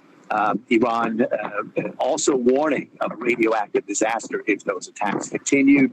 And Iran's position is this is more evidence that these U.S. and Israeli airstrikes are going after non-military targets, going after the economic and intellectual infrastructure of Iran. And in turn, Iran is doing the same. And that's why we've seen stepped up attacks on economic hubs in the region, a number of attacks on industrial. They bombed the uni I did my undergrad in. The photos are horrible. Yeah, it's so indefensible, dude. Hubs in Israel over the past 24 hours. And of course, US President Trump has issued. The only way that these guys also take issue with the things that are the only way that Israelis ever complain about the usage of cluster munitions, for example, is if they're being deployed over Tel Aviv airspace. The only way that Israelis will ever complain about schools being targeted is if Israeli schools are targeted, you know? That's it. They just don't, and even then, it's not going to stop them because they're insane. Wait, is Iran ramping up attacks or Israel? No, Israel is increasing the strike targets. A modified deadline for Tuesday now for Iran to open the Strait of Hormuz. It doesn't look like Iran's about to do that. What is morale like among the Iranians that you're speaking to, Reza? Well, there's 92 million Iranians. They don't have one voice. They don't have one single emotion. I can tell you based on the voices I have heard, some people are naturally worried when you have the president of the most powerful country in the world saying that this place is going to be a living hell. Obviously, people are going to worry. But you're also seeing remarkable resilience. I think people here have been through so much, 40 years of pressure, economic and political isolation, now 2 wars, that they're showing remarkable resilience. And they're sending the message that we're ready for anything. But obviously, a lot of concern about what's coming in the next couple of days with that deadline. And a lot of people looking at diplomatic efforts to see if they can stave off whatever's about to come. So we have the legitimacy to target those civilian targets. And I would advise the Iranians. This guy is the Israeli ambassador to the UN. Okay. Did you hear what the Israeli ambassador to the UN said? Danny Danon. Here, I'm going to run it again. So we have the legitimacy to target those civilian targets.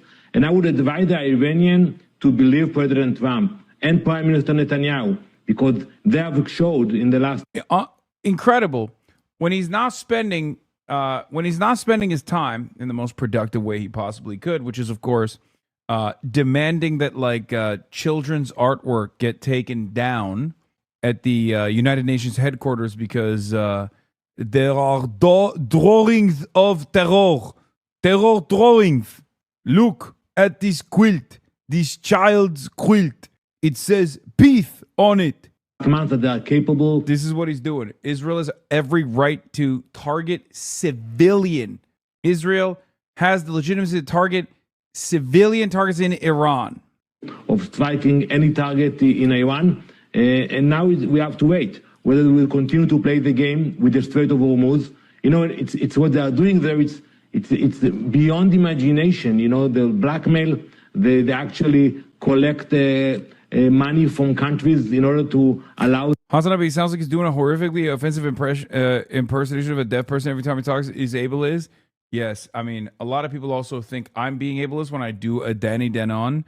But then they hear him and they go, oh, that's like 100% accuracy, actually. No one sounds like Danny. The Straits, we shouldn't allow this piracy 2026 to continue. Hours of searching through the rubble to recover bodies after an Iranian missile hit Haifa in northern Israel. But people here are also searching for answers about why Israel's advanced air defense systems failed to intercept this missile. This damage. Yeah, they're running out, man. They're running out. Not that it matters. It seems, at least for the time being, Benjamin Netanyahu is still going hard in the paint. Could have been even worse. A fragmentation warhead which expels shrapnel when they explode did not detonate. Had it done so, the casualties and destruction could have been far greater. This is a war of another kind in which fragmentation missiles are fired at us, causing destruction where they fall. And we see very harsh results. I fear that we will not see the end and that this war will be long. These wars will accomplish nothing. Many Israelis are also asking how long this war will go on. Iranian attacks continued into Monday, causing several injuries. Major damage to homes and buildings in Tel Aviv was reported. And to the east, in Beit Tikva, shrapnel from a cluster munition injured one person. This intensification of Iranian missile attacks comes ahead of Trump's ultimatum for Iran to reopen the Strait of Hormuz by Tuesday, a deadline he's extended twice. It's no secret that Israeli officials are lobbying against the deal to end the war. But among the people, a growing skepticism of the government's strategy, not only regarding Iran, but also in Lebanon. Battles with Hezbollah have already killed several Israeli soldiers there. The public must be informed accurately, not by claiming victory and destruction, but by providing precise information. Hezbollah still possesses approximately 25,000 rockets and missiles. Yeah, Hezbollah's got hands as well. And so does Iran. And what is this? Lebanon is anti-Semitic. Centrists love this shit. Show you something. No, there's no, that's bullshit. Parody Jeff does a lot of fake videos. There's no fucking shot that Herzog is still trying to pull the Hitler Mein Kampf copy in a fucking living room nonsense. Ain't no way, dude. Ma'ariv, Iran has found the holes in Israel's air defenses. The gap that they are exploiting through these cluster attacks goes beyond tactically bypassing defense systems. It places heavy and sustained pressure on the precious inventory of mid-course interceptors, the SM-3, Arrow 3, because it forces operators to intercept at higher altitudes. The reason they're forced to do it is that they can't tell the difference between a unitary explosive warhead and a cluster warhead. The cluster warheads need to be intercepted at high altitudes. Globes. A ministerial committee has approved increased production of Arrow missiles in a deal which will be worth billions to Israeli aerospace industries. Hezbollah publishes a video of them firing an ABDUL towards Safed. That video is from last year? Oh, this video is from last year, or the Herzog videos from last year? They just found a poster of Hassan Piker in a Hezbollah tank. Yeah, that's scarier. Dr. Jihad. That's actually scarier than Adolf Hitler, Hezbollah, Hamas, and HasanAbi, also known as Dr. Jihad. But yeah, that's... do you see Destiny trying to debate Tim Miller into disavowing you? No, I did not. And that's... I feel like there's more productive uses of everybody's time than for my number one stalker to do maximum oppo dumps wherever people will hear him out.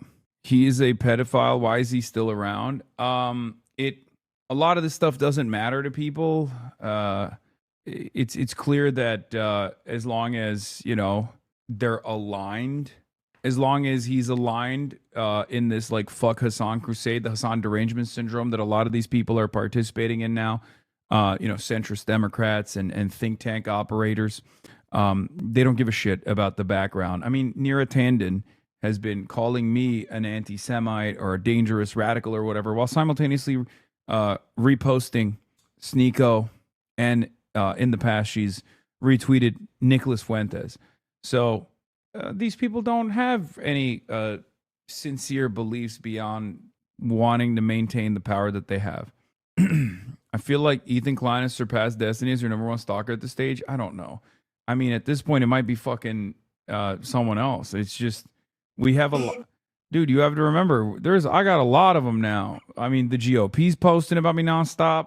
The Israeli collaborator massacre at the UNRWA school turned shelter east of El Maghazi camp in Gaza also included the kidnapping of children. There are now reportedly at least 11 martyrs. Shooting by Israel-backed group at shelter in Gaza is followed by an Israeli strike killing 8. Yeah, it's stupid and desperate, but also very revealing about certain Dem factions and their biggest patrons and how they see the window of opportunity opening up with Trump trending down. If you're an Israel Dem or a loyal functionary for a billionaire megadonor who is, instead of this war, accomplishing what you want, but rubbing the stink off on Trump, the war is going to be going so catastrophically that it's anchoring pro-Israel politics to Trump's decline. When Abdul took aim at AIPAC members for owning this, that's what got these antibodies so perked up, because it's landing, and they know it. And they know they're on a precipitous slope for all the money and institutional support. That's exactly what it is.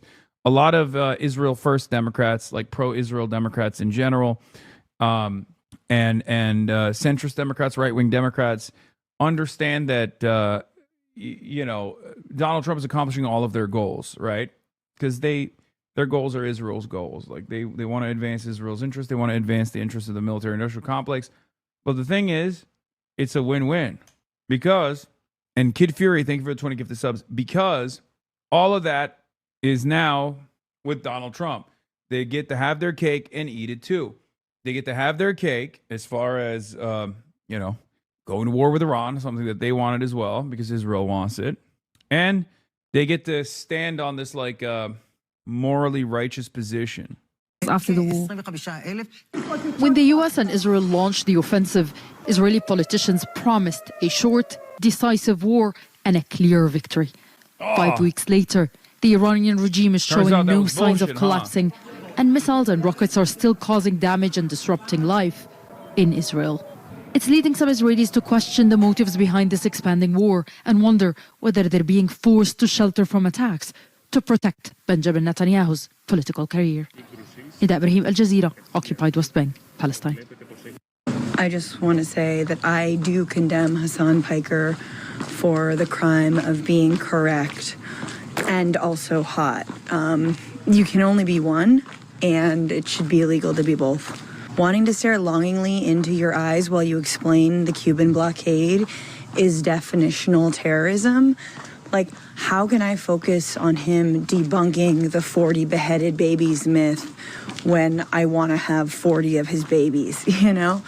Also, like, why does he have money when he speaks about socialism and economic justice other than he streams like 8 hours a day, 7 days a week? Real socialist victory is speaking to 2 people for 1 hour a week for no money, okay? And then splintering those people into 2 warring factions, okay? That's what will win. The point is, nobody should be platforming anyone who critiques Democrats and is also good looking. Unless that person is a right winger, in which case we can totally like swap makeup tips and deportation tactics.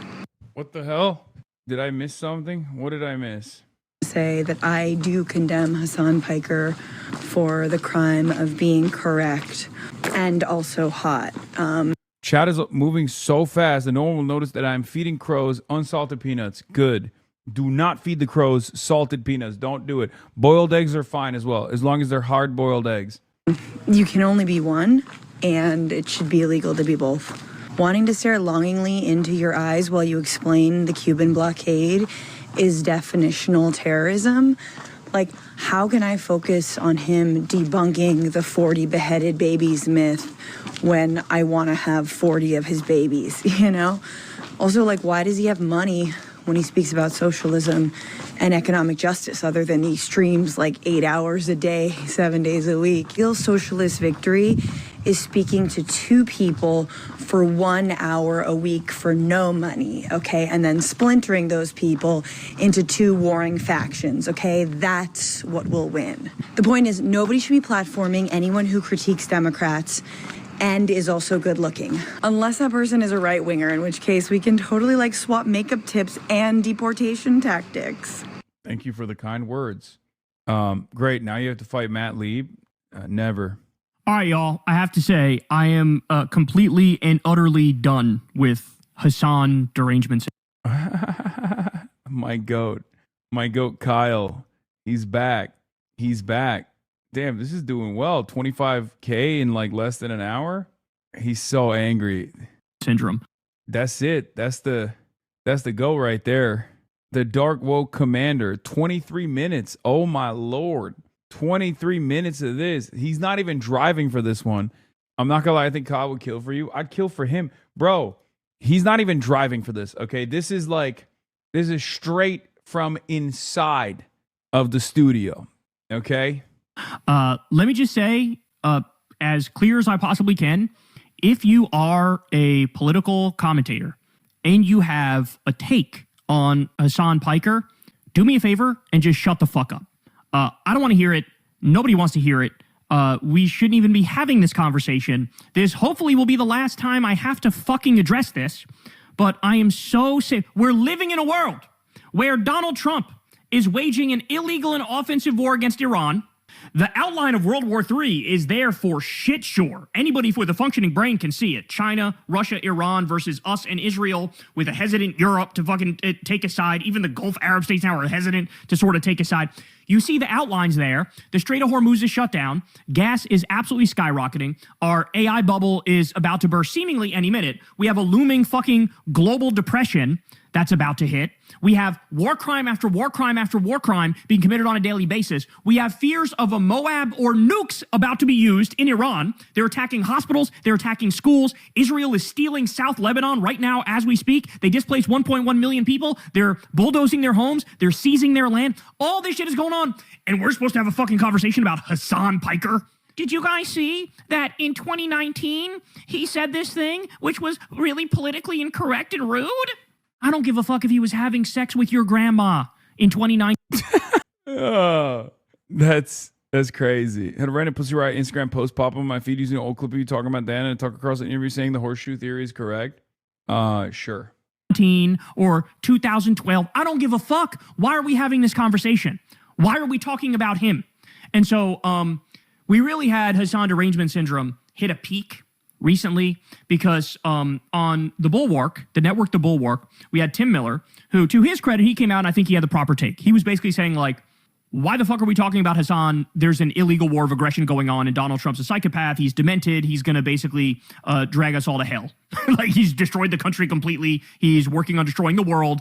Let's grow up here, move the fuck on. Let's not talk about Hasan. So Tim Miller comes out and says that. Well, you have a right-wing Democrat, a diet MAGA Democrat, as I called him, Sarah Longwell. She was one of the founders of The Bulwark, I believe. And she was mad at Tim Miller, and she goes, well, we got to have this conversation on air because I don't. No denial in the grandma sex, by the way? No. I can't deny something I've done. You know what I mean? Yeah. Yeah, I've done that to basically the entirety of the right-wing forces in this country, seemingly, the way they're chirping. The way they're chirping about me, you might as well assume that because they're so goddamn angry. Agree with you. What followed was just one of the most frustrating conversations I think I've ever seen. So let me show you a little snippet here. Here's what she said. It's like, what? We're picking this fight with him now? I'm just like, I could think of 1,000 other things I would rather Democrats pick fights about now. Like, why him right now? Because he's making their life harder. It is people like They're making Hasan their are life harder. hold on. People like Hasan are making Democrats who want to take a stand against this war, right, and who want to probably take a stand against the way that Trump is just sort of like, doing whatever Bibi tells him. They're trying to figure out how to do it in a way where they don't imperil the safety of Jewish people in this country. They're trying to do it in a way that is, they don't want to be anti-Semitic. And I'll tell you why Hasan is so dangerous is that what it does is it's exactly what Trump does. It's exactly what Nick Fuentes does and Tucker does. It takes maybe legitimate rage about something, and then it gives them an enemy to put it on. It gives them an out-group to blame for it. And I think you have to be so careful with that so that you're not doing that, which starts with condemning the people who hold the same position as you for reasons that are bad, for reasons that are hostile to Jews. Here's where I disagree. Totally disagree. It starts with condemning the fucking war and condemning Israel and condemning Bibi and condemning Trump and being... He cooked it, by the way. That was like, this was a cookening from Tim Miller. He's been kind of carrying the bulwark a little bit. She's making up a mythical Democrat now, not only a mythical moderate voter. I bet she couldn't name a single Democrat that wants to do that. I mean, it's her and like all of her friends, right? Like all the former, the lifelong Republicans that are no longer in MAGA anymore, like that hate MAGA. That's who she's talking about. And they are, unfortunately for her, not a real constituency. They're not a real constituency at all. As a matter of fact, if we were to lean into her worldview, if we were to identify her frustrations and try to solve them, which we did in 2024, and that's why Kamala Harris lost, right? We would lose again and again and again. Passionate and clear about it. Because then what happens? Then, if you have the credibility then with the voters who were anti-war voters, who were unhappy about the way that they see the bipartisan establishment, and they thought Trump was going to be their savior from this, that there was some blob in D.C., and no matter which party is in charge, we all get into stupid wars. They thought Trump was their way out of this. And now they're like, Trump's doing the same shit that all the other ones did that we said we didn't want it. He's doing it worse. And so now if the Democrats go to those people and go on those shows, they should be on those shows. Democrats should be begging Joe Rogan or Theo, whoever, to have them on right now. They should be on Manosphere shows being like, I told you, this was stupid. I didn't want to do this. This war is dumb. Our relationship with Israel is too tight. We should be reevaluating it. We should not be getting dog walked into this war. By the way, MBS also sucks, right? Like, you can do that in a way that's not anti-Semitic because it's what has happened. He's right that the same fucking people who basically were like, we messed up by not treating Joe Rogan like a special little baby bird and going on his show and explaining things to him like he's 3 years old. They're now in retrospect, they go, we should have been open to the podcasters and the brosphere. Why wouldn't we be open to them? We're so dumb. That's how you gain the voters. You go where they are. He's got a lot of people listening to him. We should have went over there. Those same people are now shunning the left-wing Joe Rogan. They're going, I'm going to cancel him. I don't like him. He needs to shut up and never say anything I don't like, ever. And let me quote the worst things he ever said, but out of context, and make him sound like an absolute fucking maniac. Even though anybody who watches his show for one fucking day or two can immediately tell you that the way they try to portray him is psychotically inaccurate. To the point where they're lying. They are lying the way that they portray this man. So, Sean says, my main takeaway from this was the revelation that Sarah has a book coming out on how to defeat MAGA when Kamala lost following her exact game plan down to campaigning with Liz Cheney. Tim Miller is the only never-Trumper who has actually truly thought about what happened in 2024. That's fucking incredible. So Sarah Longwell supported the idea of campaigning with Liz Cheney. Now she has the nerve to police the boundaries and the borders of the Democratic coalition. Yep. How about you go to shut the fuck upsville? How about that? How about you were dead wrong about everything? Kamala came out the gates hot as a motherfucker when her and Tim Walz were doing the rallies, and Tim Walz was making jokes about J.D. Vance, having sex with couches, and they were talking about how we're going to ban price gouging for groceries, and they came out hot and aggressive, and they went left. And at that moment, polls came out that had her up 6 points on Donald Trump. Then as soon as the Biden people infiltrated and the never-Trumpers infiltrated, and what happened? She softened the rhetoric. She stopped talking about the banning of price gouging on groceries. She started talking about having the most lethal military in the world. She had on, she was out there with Liz Cheney all the time, which, by the way, netted... Literally things that Sarah has celebrated, by the way. I need you to understand, that's what makes this so much worse. Sarah Longwell has, on the record, openly celebrated how much Kamala Harris was basically repeating her agenda, okay? And it's all on the record. She was on Bulwark being like, see, Kamala's doing our bidding. It's incredible. Like, we've basically infiltrated the party. Ha ha ha. Like, obviously that was a joke, but it's kind of not a joke, right? Her fucking 0 voters, probably lost more voters. Like, for fuck's sake, hello, this is the Democratic Party. Most of us lived through the fucking Bush years and we saw the horrors and we hated the fucking neocon warmongers. And your brilliant idea was to bring a neocon warmonger and say, I'm with these people who you fucking hate. And so the fact that she has the nerve to go out there and like she's policing it. Bitch, you got here yesterday. Like, you got to the coalition yesterday. Are you kidding me? Okay. We also have this. It's Politics says, and people wonder why some never-Trump Republicans are not the best allies. Listen to Sarah Longwell. She came yesterday to the Democratic Party, and maybe she doesn't agree with the majority of positions of the base, like Medicare for all, taxing the rich, and decoupling from Israel, but she gets to pick and choose what people are in the tent. Get the fuck out of here. So here's another clip that went viral. Here we go. Should he be in the tent or out of the tent is a question of like, okay, who is this guy? What does he believe? What does he talk about on what is a relatively popular streaming site? And I'll just give you a flavor of some of the things. Here come the smears. Here come the out of context quotes. Let's get it. Things that pop up from Hasan's critics that I have seen and that I think are quite terrible. So America deserved 9/11, dude. It's the CIA concept of fucking blowback is what he's talking about. No, he's not pro Al-Qaeda, pro Osama bin Laden, pro terrorist attack against civilians in the United States. And the only reason why you're implying that's the case is because you're an Islamophobic hag bitch.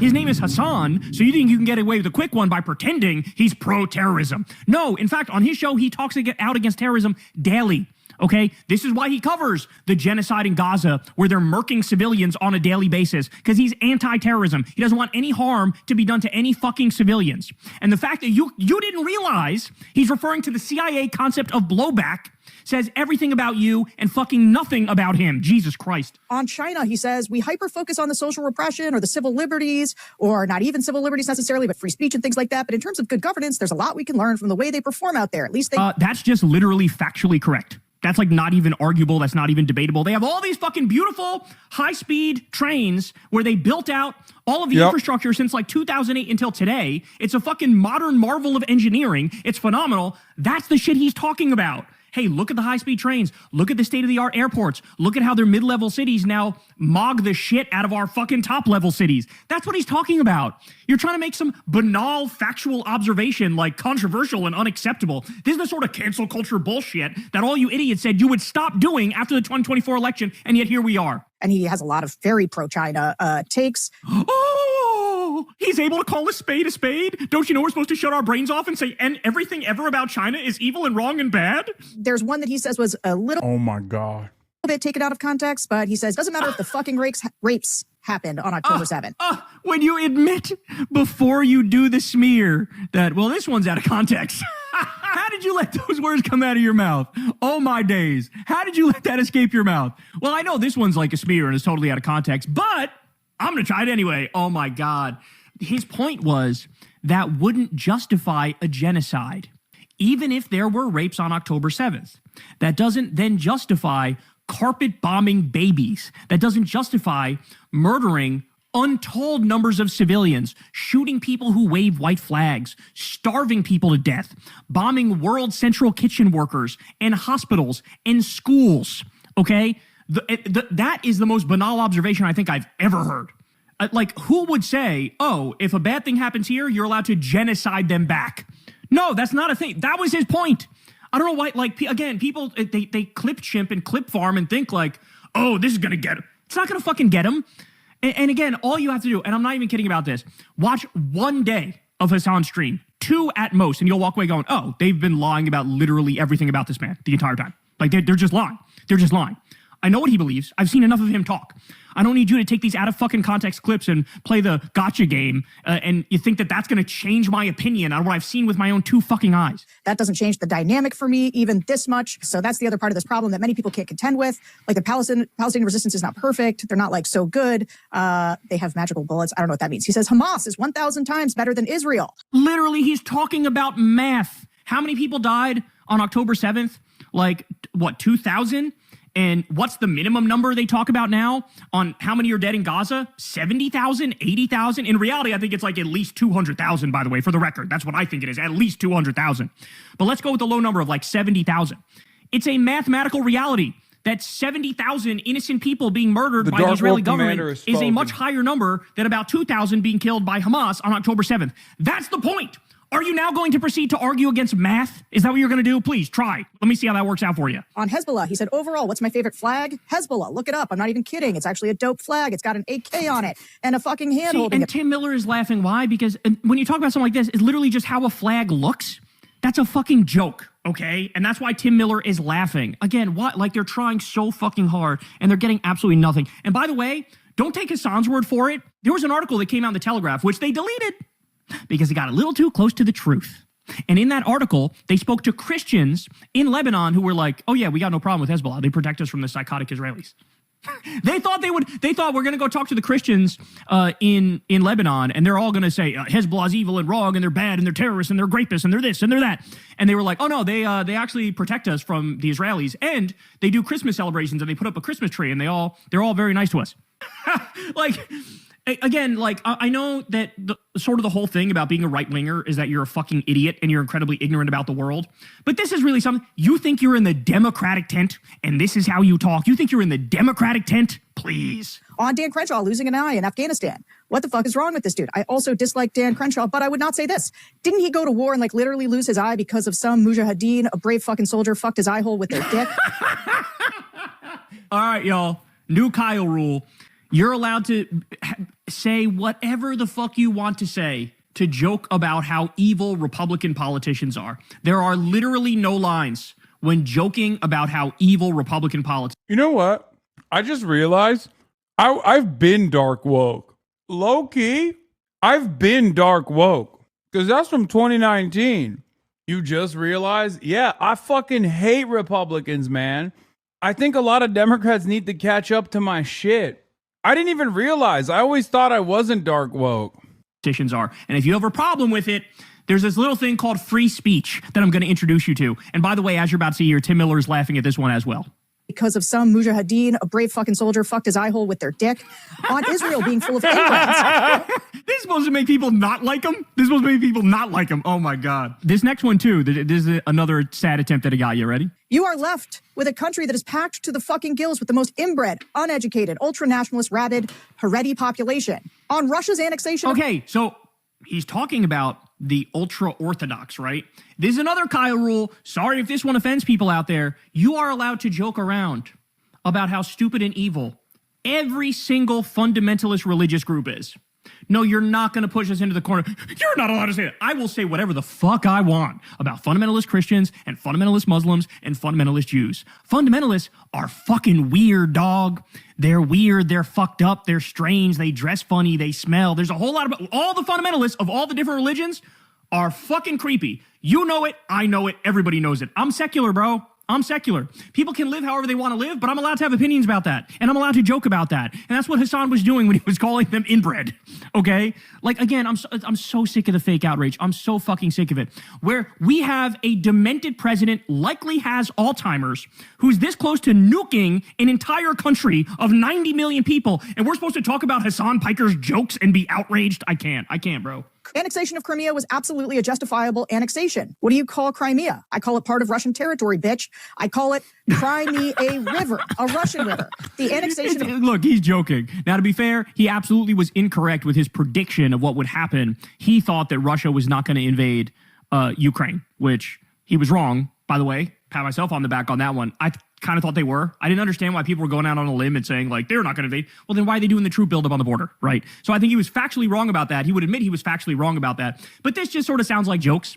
And I think at this point, Hasan, if you were to ask him, I think he would say, no, Ukraine has every right to defend themselves. And Ukraine, in this instance, are the victims. And I mean, yeah, I have been saying that. I've been saying that since day one.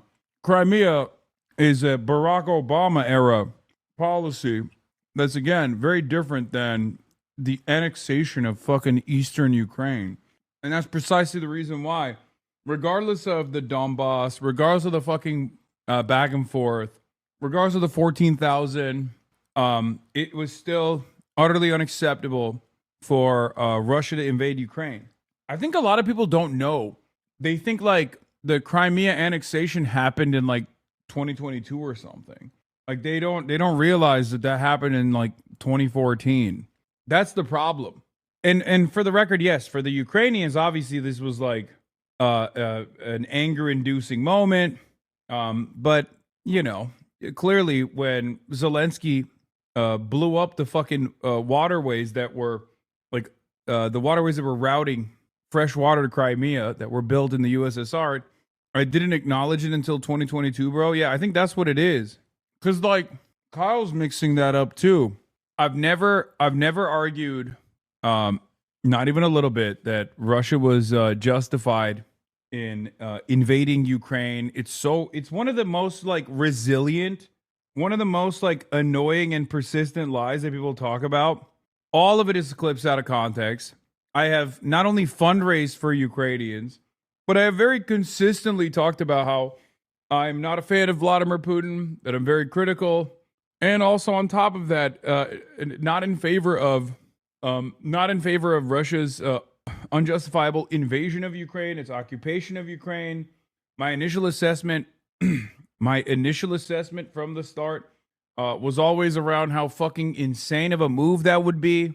Russia is the imperialist aggressor. I think he would admit this because it's true, right? It's true. In this scenario, like Russia is Israel. Yeah, also, the Russian government called me gay. I even talked about how if a larger irredentist power invades a smaller country whose entire national project has revolved around not being invaded or not being dominated by Russia, that they're going to turn to the most right-wing reactionary forces, neo-Nazis in particular, as emancipatory forces. That was in reference to the Azov Brigade and the Banderites and the like, which is literally what happened, by the way. So, you were gay baiting Putin, bro. Also, an important factor I really see mentioned in the agreement that NATO wouldn't expand. Putin warned multiple times that if Ukraine joined NATO, he would bring troops to the border and that he wouldn't accept it. Of course.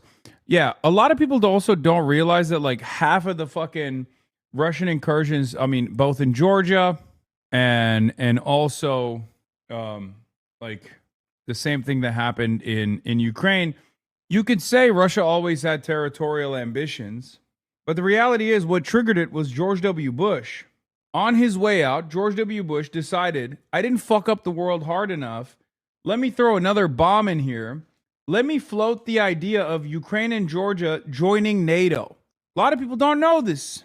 I understand why you go much harder against the Israel and the Israelis, but why do you not go as hard against Russia? Well, two reasons. Number one, obviously, is what Israel's doing is a genocide, and it's 80 years of apartheid.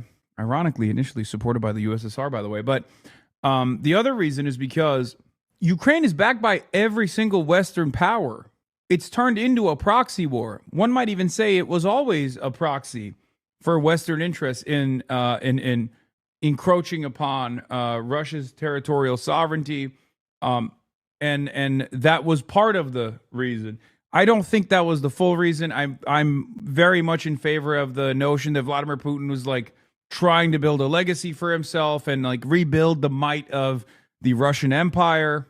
And I think that's a huge part of the reason why he engaged in this irredentist action, especially considering that if I knew that Ukraine was never going to be a part of fucking NATO, then Vladimir Putin probably knew as well. I mean, you had European partners that would never allow that to happen. So, and it's so funny because like half of the shit that I said year after year has offered vindication, like talking about the off-ramps that Ukraine could have taken when it had significantly better leverage. I said, this is the maximum leverage Ukraine has. It should take this ceasefire proposal, even if Russia's not interested. Didn't Russia genocide the Tatars? Sorry. The USSR Russified Crimea. They did population transfer on ethnic lines from Crimea. That was the USSR. Okay, what we're talking about is not like modern day, current, contemporary Crimea. It's very strange when people bring that up. It has nothing to do with the Russian Federation, just as it has nothing to do with Ukraine. In any case, like I said, I disagree with equating Russia and Israel. Israel is Ukraine. The Donbass is Palestine. Russia is Iran. Israel and Ukraine are Nazi states that love doing ethnic cleansing. Come on, man. Donbass and Palestine are victims without sovereignty. Russia and Iran are the regional powers that begrudgingly stepped away after years of being prodded. No, I don't think that's the case. I mean, that's crazy. To compare Russia and Iran in this way is so wild. And yeah, not just the USSR. Goes back to Tsarist Russia. Wrong on this. Putin wants to rebuild the USSR. No, Putin doesn't. Putin's not even a fucking communist. What are you talking about? No, he wants to rebuild the Russian Empire. Okay? The only thing people like Vladimir Putin care about with respect to the USSR is the power that the USSR had as a global superpower. That's it. Vladimir Putin is critical of Lenin, dude. What are you talking about? He's a fucking nationalist. He's an anti-communist.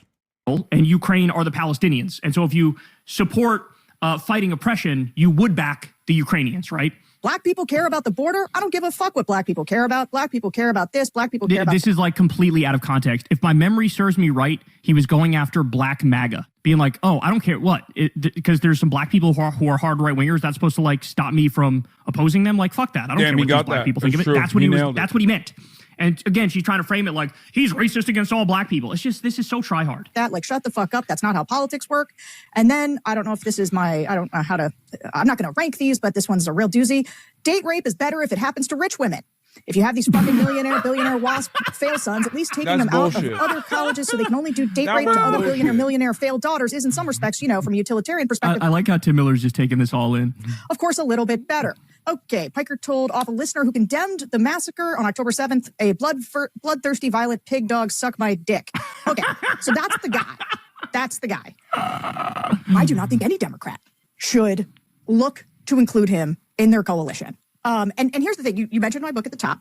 I just wrote a whole book that is going to come out in September. It is 300 pages. It's called How to Eat an Elephant One Voter at a Time. It is 300 pages about how you build a winning coalition. You gave Kamala bad advice. You are the last person we should listen to. That recommends cozying up to people like Hasan Piker. I talk a lot about big tents. I talk a lot about pro-democracy coalition. But here's the thing. Hasan Piker doesn't actually belong in the pro-democracy coalition. She's doing the takfir. You're not a real Democrat. When she came yesterday to this party. Illiberal guy. He's a China, Russia sympathizer who hates women, hates Israel. Like, he's all the toxic things. And I think... Yeah, and it's I was so listening to you last toxic to night. hate Israel. And I hate women.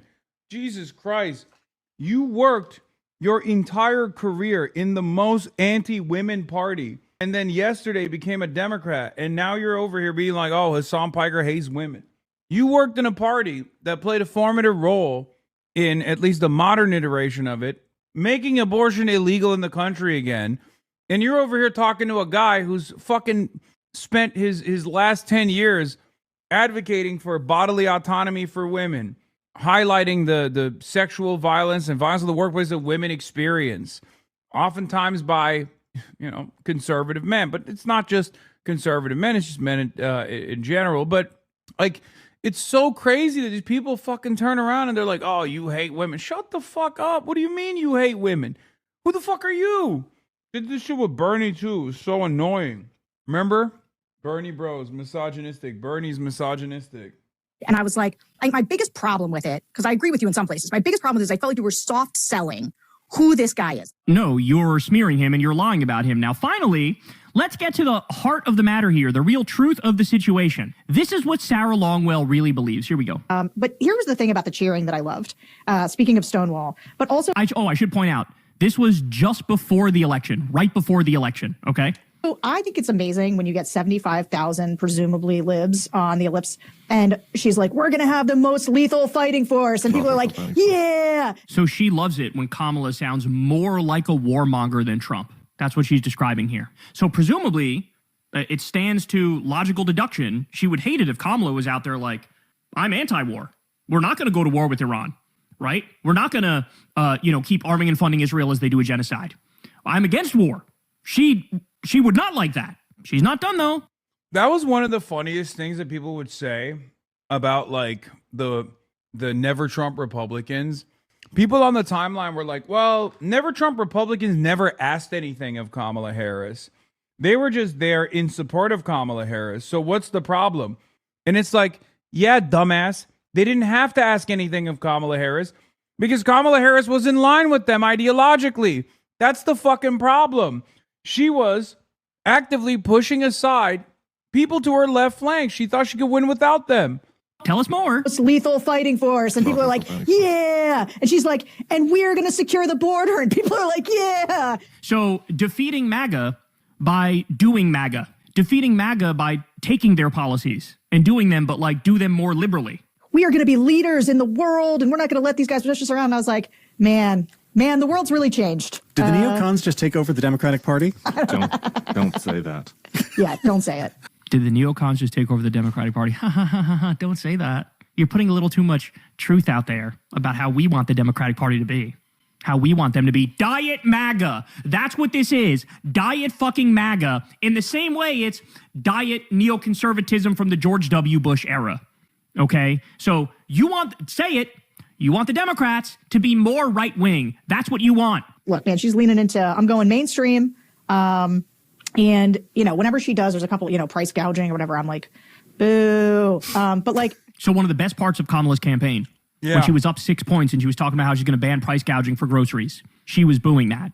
Pro-war and pro-price gouging. And she's the one who's going to police the borders of the Democratic coalition. Are you fucking kidding? Have you no fucking shame? So as Ryan Grimm points out, quote, whenever Kamala Harris does something like price gouging, I'm like, boo, but also whatever. Sarah Longwell, former Republican political operative, boasting that her faction has made Democrats more hawkish, and the cost of that is to once in a while have to hear something they don't like about corporate price gouging. It is one thing to be pro-price gouging because you are a corporate lobbyist. I understand that. But to try to pitch it as something that makes Democrats more electable is comical. Ladies and gentlemen, this woman is a fucking idiot.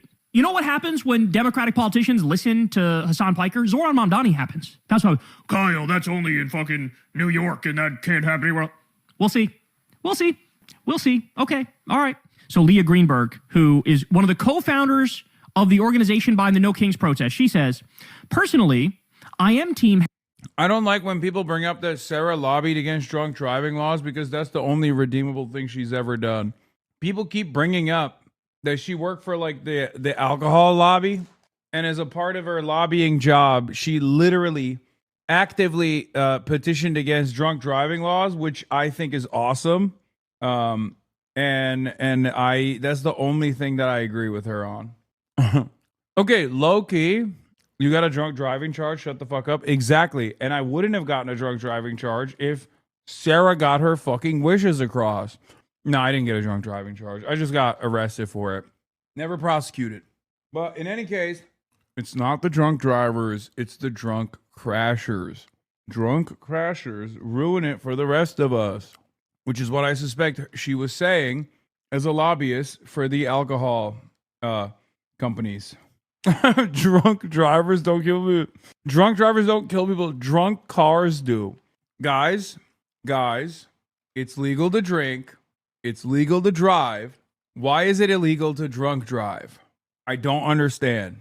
All right, let's continue. Hashtag big tent. But if we're going to start kicking people out of the party on brand/moral grounds, I would like to nominate, number one, the foreign policy team behind the Gaza genocide, and number two, every Dem former elected/staffer who takes a cushy job with an overtly evil company. That includes fucking Kalshi, that includes AI companies, that includes crypto companies, that includes Wall Street, that includes big oil.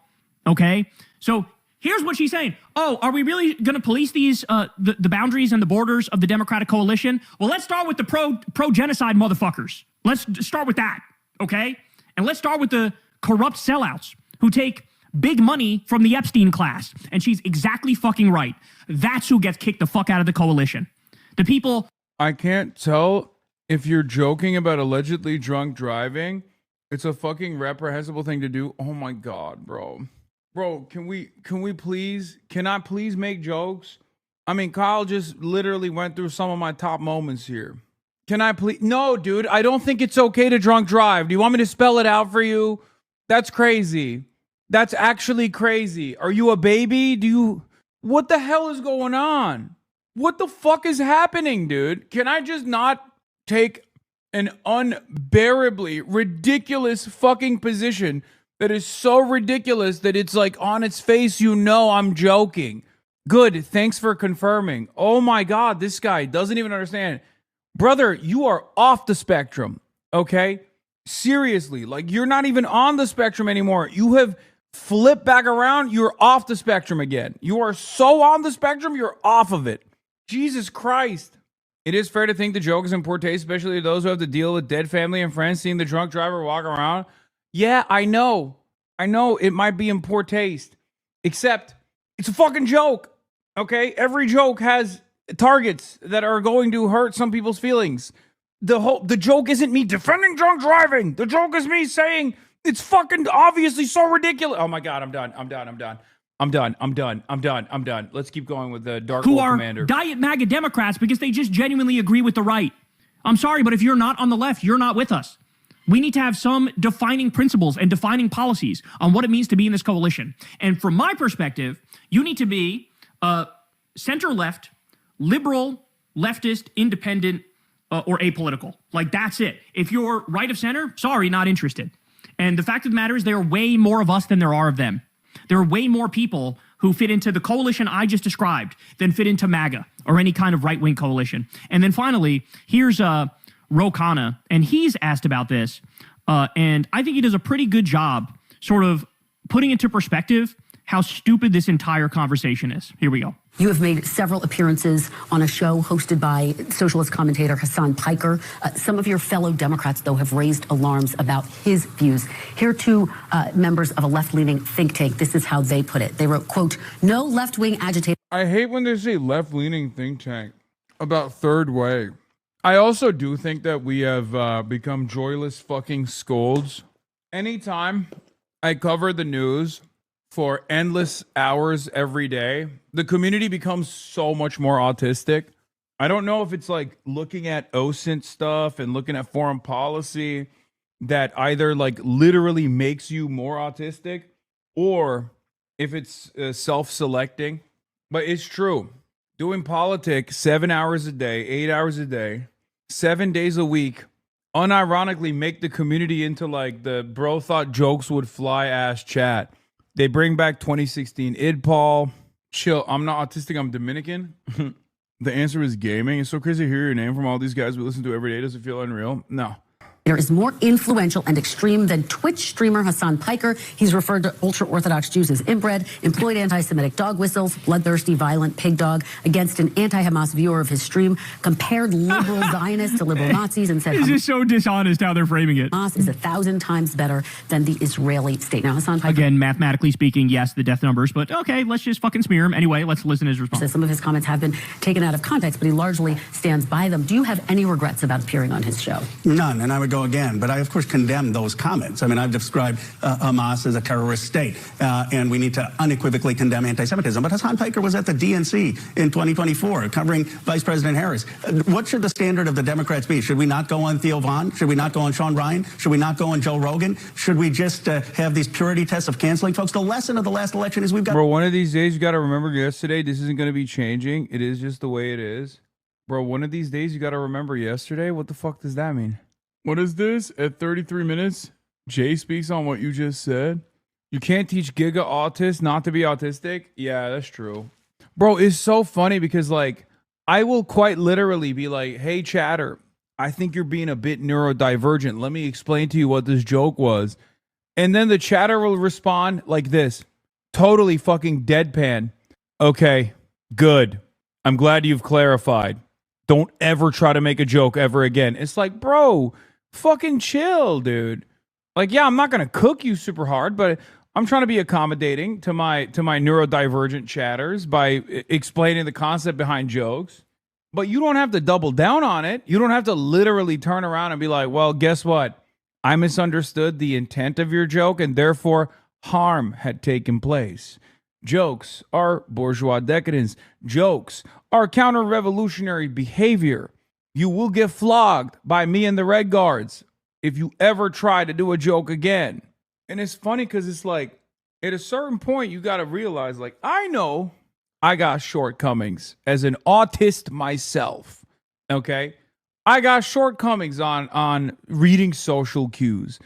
And I try to nail social interactions, and I fucking fail to do so sometimes, but I still try my best. Some of you motherfuckers know you are the most autistic person that has ever embraced God's green earth, and you're like, I don't give a fuck. Yeah, I'm autistic. It's your problem now. I don't give a shit. You try a joke around me, I'm gonna fucking shove that back down your throat real quick. You know? Like, I got the self-awareness. They ain't like this whenever you make shitty jokes. It's only the rare time you drop a good one. Anyway, neurodivergent people are responsible for their own feelings and lack of joke comprehension. We can be nice and give explanations, but fuck the hand-holding nonsense. Yeah, I think the soundboard helps with this. Honestly, I agree. Let's continue. Be out there. We've got to engage. It's a complex, messy, multiracial democracy. I will defend my views, but the people who are saying don't engage will cost us future elections. I think he handled that well. I mean, look, if I was sitting in the chair, I would have taken head on a lot of the lies and smears that were directed at Hasan about how they're just flat out lying about this guy and his beliefs. But I understand that as a politician, he's in a slightly different situation. But I think he handled that well to say, it was 7 minutes ago that all you idiots were saying we're going to go on all the podcasts, we're going to talk to all the people, we're going to try to win over everybody. Now all of a sudden... Bro, the craziest thing is NBC itself made a pro-Hasan, Joe Rogan of the left ass video, you know? Hold on. Sorry. You're shunning the left flank. So apparently the, outreach to expand the tent only cut to the right, which meant what? All you idiots are just trying to make the party more right wing, which has been the fucking problem all along. The further left you go, the more you'll win. And the more you'll actually stand for something from a moral perspective and an ethical perspective, right? The more you'll actually be good people. And by the way, the further left you go, the harder you oppose MAGA. So I'm tired of the diet MAGA bullshit. I'm tired of the Hasan derangement syndrome. And I need everybody to wake up and realize what's going on here. Hey, y'all, do me a favor and like and subscribe. It helps out big time in the algorithm. Whoa, what the fuck? What the fuck? Whoa, what is happening? What the fuck was that?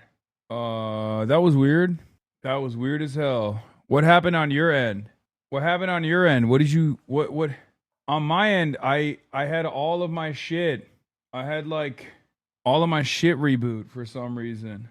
It got weird. Damn. Okay. The screen turned green. We saw your Discord. There's nothing on my Discord. Green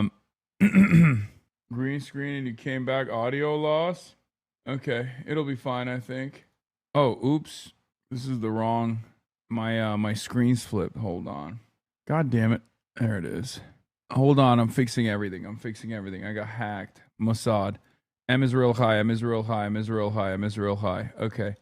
That was cool. That was the last. Why do members of the Cory Booker faceplants disaster interview again, loses it. Are you going to cover Sagoni today? Sagondi's nuts? It's a stupid pilot crash with Windows 11. Okay. Mini doc was so good. Hey, we're going to watch the mini doc after this. Viral. Oh, this is another thing I wanted to show you with the Justice Democrats. Here's our boy Waleed Shahid describing how Muslim and Arab voters have felt betrayed by Biden's apathy towards Palestinian suffering. And Sarah Longwell's response. Blunders, particularly in October, that are viral in the Muslim community on WhatsApp, like questioning the death toll, like refusing to call the family of the 6-year-old boy out in Illinois for a week who was stabbed multiple times in a hate crime. These things are like known as like core. When people feel these kinds of things on an identity level, it's hard to shake their distrust of the president that he cares about people like them. I don't agree with it. I'm just saying I'm being descriptive.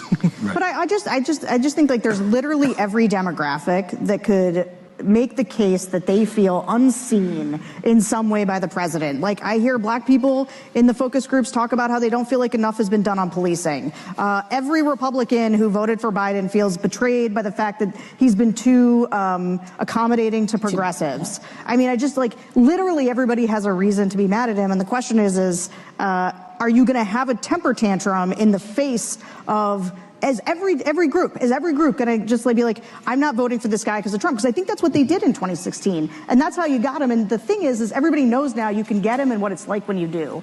And if anybody is going to let their anger over any given policy issue, no matter how frustrated they are by it, put Trump back in the White House, that's the...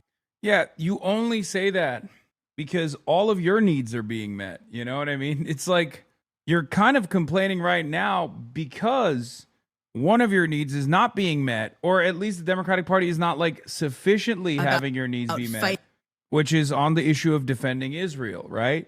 That's why you're chirping. It is both, I think, an action against self-interest as well as like a deeply selfish thing to do in the face of the threat of Trump. That's a crazy thing to say, too. Anyway, you covered the reports of North Korea distancing itself from Iran in hopes with the relationship with the U.S. I don't believe it. Not Mike Kim. He would never do that. Fighting democracy with a former Republican member of Congress was the right strategy. I stand by that. Go ahead. Okay, great. No. So I want to unpack this because I've heard you sort of make, and you went on and talked about this with Tim. She does look like Hillary Clinton a bit. Am I crazy? Or does she kind of look like Hillary Rodham? Her entire argument falls apart when you realize that Hillary literally won the popular vote in 2016. Also very funny that she's comparing Never Trump Republicans to minority Palestinians and Black Americans. Yeah. Well, I know it's disrespectful to Never Trump Republicans, who are obviously the most oppressed minority in America. They only get 99.9% of their wishes across the opposition party after spending years destroying it. So think about the 0.0001% of wishes that they don't get across to the Democratic Party's elite, who are super giddy at the prospect of finally having some cunning operators work at their behest that have spent years and years ripping them apart, only to then turn the party into the neocon party of their own desires, totally casting aside large swaths of their base, hoping that they'll still go and fucking vote for the Democrats, even if the Democrats don't present a decent reason to vote for them beyond harm reduction, which has obviously been a devastating failure as far as drawing out turnout in every single election cycle. So it's not like you've never been in the Bulwark universe speaking to this. But, you know, I moderated one of those conversations between Liz Cheney and Kamala Harris. And I think I probably came on your show and we talked about this as a strategy. Like, and I will say I did not pitch it like, hey, go on tour with Liz Cheney. But I was pleased to be there and did not think that Kamala Harris trying to appeal to sort of center-right voters who don't like Trump, but and in fact, this is most of my campaigns focused on these people. And so. Yeah, I mean, it was a resounding failure, right? Like, they didn't turn. They didn't fucking turn at all. So this feels sort of like squarely a strategic repudiation of a lot of sort of, I would say maybe my thinking going into the election, although my thinking is much bigger and broader than who I chose to narrowly focus on myself. But tell us why you thought of all the things that you could say was the reason that this failed, you've sort of chosen to settle on that as a highlight of why it went south. Well, anyway, this woman retweeted Sex Pestiny bashing you. She's crazy. I don't think she knows who the fuck Sex Pestiny is, but she probably knows now. And let's be real, she probably likes it. Okay. Because these guys are, I mean, they're Republican operators. Okay. I will give them at least some credit. For years and years, they took the anti-worker, morally repugnant agenda of the Republican Party, and they were able to successfully sell it to the American masses. That's part of the reason why the Republicans were so excited about the Lincoln Project, right? That's it. So these guys are not shy about working with fucking neo-Nazis. Their entire careers as Republican operators were either being neo-Nazis themselves or working alongside neo-Nazis. They watered down the neo-Nazi message and try to make it a little bit more palatable to the average American. So for them, working with Sex Pestiny is like not really all that different from all the other people that they work with. That's it. Must be nice to be in a 5-star hotel where the penguins of Herd and McDonald's Island are being strangled by your leader's tariffs. Yeah, I'm going to go out and strangle some penguins myself in a little bit. We can't have cancel culture anymore, et cetera, et cetera. And I don't know what your online feed has looked like, but mine for the last 2 weeks is like, we need to cancel Hasan Piker. And it's all of these moderates and centrists that want to cancel Hasan Piker. Pumps, what's your take on all that? Here's my take. I have long been someone that only develops new ideas and evolves in my thought when I am challenged and when I listen to the perspective of others. And so then I take my perspective and that person's perspective, and then I find what I think is the best. And I do not believe that people get better and or policy gets better if criticism is not shared and integrated and perspectives evolve. And I do not think you can have that if you want to silence anyone that disagrees with you. And you know who else who agrees with me on that is MAGA, because they allow for no dissent within their party. So I think what's going on with Hasan Piker is an embarrassment to the Democratic establishment and all the people that are perpetuating it. Okay, so John Levitt, in this interview with Cory Booker, asked him about whether he would appear on Hasan Piker's stream. Play the clip. As you said, and it's just one person, but it's part of a large group of, I think, people that have this point of view, that you wouldn't say go on like Hasan Piker's stream because he's said some heinous and stupid shit in the past. But to me, I would expect you'd be like chomping at the bit to say, you know what, of course I'm going to go there because I want to represent this point of view in a place that doesn't normally hear it. And I want to talk about the ways in which I think some of the things he said are offensive. The same way you might want to go confront somebody on Fox News, or you've met with, talked to Newt Gingrich and he said crazy shit in the past too. So maybe part of the way out of this is for someone like you to go to those spaces, even if there have been things that are offensive to people. Yeah. So first of all, somehow we're having a much more deeper and personal conversation than I thought. So I'm going to be very candid with you. Gotcha. Got me, but in a very good way. I always want to talk to you about deep things. No, I appreciate that. Okay, stop it right there. So when I saw this clip, this struck me. Number one, the first thing that strikes me is that Cory Booker will take a photograph with Benjamin Netanyahu in the middle of a genocide, but draws the line with going on Hasan Piker's Twitch. But the second thing that struck me there was when Cory Booker said, oh, this conversation is much deeper than I had thought. And I'm going to let you all in on a little secret. When we filmed with Cory Booker, after Kamala lost, all of the Democrats came to us. We want to be on your pod. We want to be on your pod. And we're like, great. Yeah, you can be on our pod. I don't have a corporate news background, so I ask questions that I think are relevant.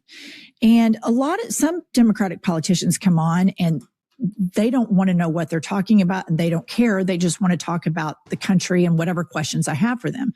Others are a lot more scripted and controlled. And Cory Booker's office, it's in our producers. Cory wants to talk about XYZ. And I saw those talking points, but right out of the gates, I asked him, what have you had it with? And he said, I've had it with corporate money. And I was just like, bitch, please, you take like millions of dollars in AIPAC money. So it led down that rabbit hole, right? Because I was like, wait, this seems hypocritical. And instead of staying on the script that his office sent me, they're so good. I went with his answer as a normal conversation should. Well, the whole time I'm asking about Benjamin Netanyahu, his office is stage 5 melting down, texting our producers, trying to get her to like, hey, we didn't agree to talk about this, blah, blah. My point in this is not to pick on Cory Booker or his staff. They are operating the way they've always operated in corporate media. That's the way it's been. They were doing what they've always done. The problem that's happening now is we have these spaces where people have realized their politicians are bought and paid for and their news anchors are bought and paid for. And everybody's, whether it's Republican or Democrat, wants independent voices and independent spaces. And so obviously that clip went viral. His staff was melting down for reasons that they should have because it didn't make him look that great. But another person I've had come on who flew to New York to sit down with me for an hour in person is Ro Khanna. And it was just what time and where was the only question beforehand. There was no, what are we going to talk about? He didn't care. When he came in, I said, hey, let's do some Epstein stuff. He goes, Jennifer, whatever you want to talk about, I am pleased to talk to your audience. That's what Representative Ro Khanna had. So I think what I'm getting at here is when you have moral clarity, it doesn't matter what John Levitt asks you, what Jennifer Welch asks you, you don't have to have your people in the back, wait, what's going on here? Or would Cory Booker have to say, oh, I didn't realize we were going to get this deep. You would just come in and sit down and say, ask me anything on the planet you want. I don't know if I'm going to have all the answers for you, but I'm going to try. And that's what a lot of like progressive Democrats do. Needless to say, we don't hear from Senator Booker's office that much anymore, but I'd welcome him back on. I don't dislike Cory Booker. I don't think he and his staff did anything particularly wrong. That's how it's handled in corporate news.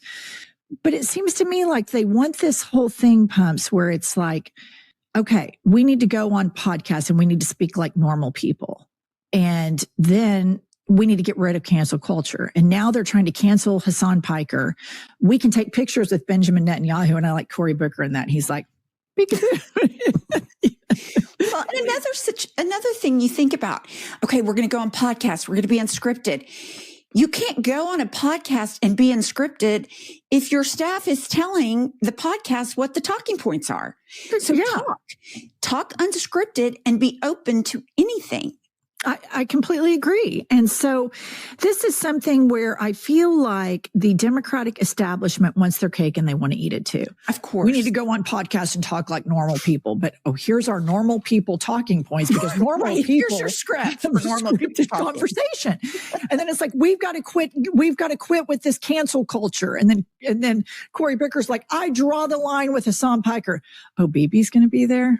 Here I am. And so it's just like, I think the thing that pisses me off about the Democratic establishment is the condescending nature they treat us. Like, nobody gives a shit if you go on Hasan's stream, if you go on I've Had It, if you go on Theo Vaughn, if you go on, I'm even saying right-wingers, if you go on, what's his name, the little Joe Rogan.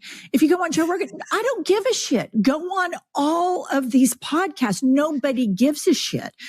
But do not treat us with the abject stupidity that you are going to draw the line at Hasan Piker, who has killed 0 people, and then go play peekaboo patty cake with Benjamin Netanyahu, who is an objective 100% killer, the world's biggest killer of children right now. Also, the other side of this is, and I've heard this from some of the liberals who are like, enough with this conversation. It's bullshit. Just go on Hasan's show and fucking dunk on him. To that, I say, welcome. Okay? I say, come closer. Okay? That's what I say. I like that. If you're coming in with the expectation it's a glaze fest, it's not going to happen. But if you come in with the expectation that there's going to be a spirited debate on the issues that you have defended and on the issues that you continue to defend, I'd love that. That would be great. So to Cory Booker, to Lisa Slotkin, Lisa Slotkin already got a little taste of that with Breaking Points, obviously. But yeah, that's fine. Is the IDF at the instruction of Benjamin Netanyahu. So that's where Cory is with all of this. And then let me show you where Ro Khanna is on this. Play this clip from Meet the Press this weekend. Do you have any regrets about appearing on his show?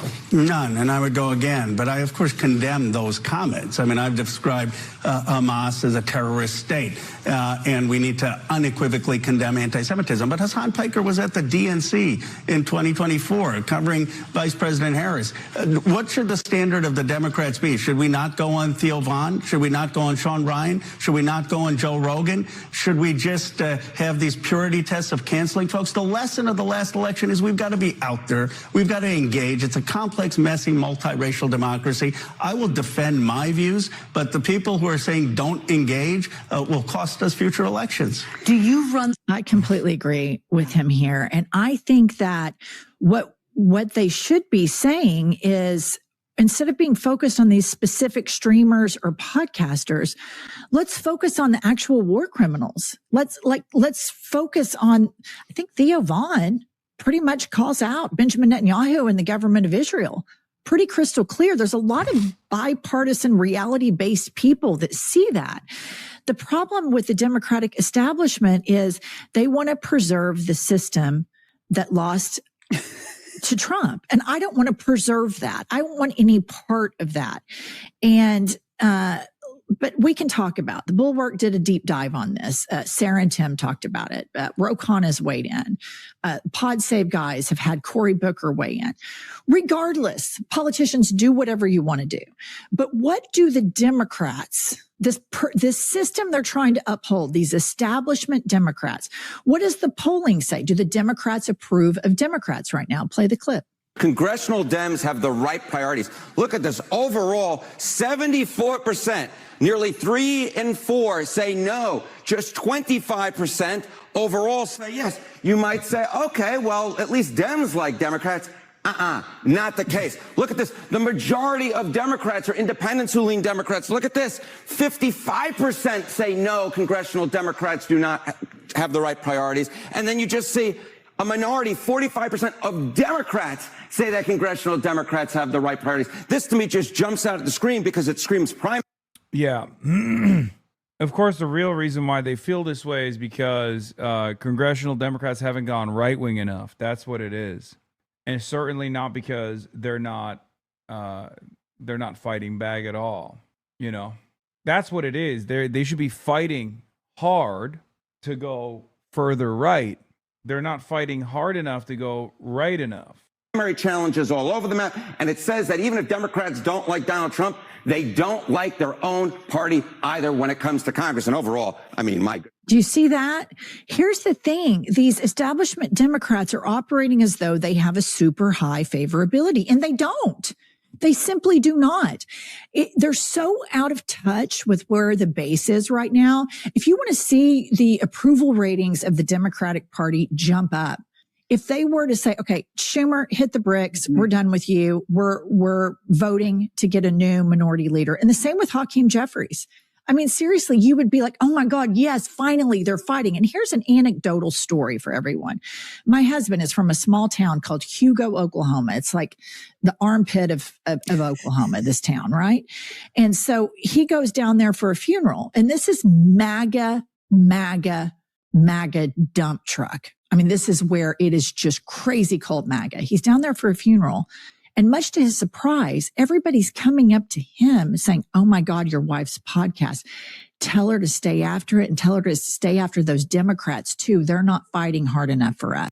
I literally had this convo earlier in Easter. My wife's cousin thinks Rat Jam Pete is playing it smart and she's glad she isn't taking attention by shutting the fuck up. Why would you want your politician to shut up? The real question is, why is your cousin's wife operating like they're a Democratic Party consultant? I just don't get it. A lot of Democrats, Republicans don't work this way. Republicans are like, give me what I want, right? Democrats, on the other hand, behave as though they are consultants for the party. And it's such a fascinating phenomenon that I will never understand. I will never understand why Democrat voters will always vote on not the basis of what they want, but instead they vote as though they're pundits or they're consultants for the DNC, and they are, making the maximum best electoral decision. I think it's time to vote for people that you like. Just vote for who represents your values the best. Because the reality is, if those candidates get out of the primaries, they're going to have an easier time in the general. But it's so strange. It's so fucking strange that Democrats do this way. Democrats vote this way. Like I was at Stanford, and one of the kids from SJP came up to me and was like, "Hey, my parents think that they like Abdul, but they might not vote for Abdul now because they think, Abdul is tied to you, so he's gonna have a hard time."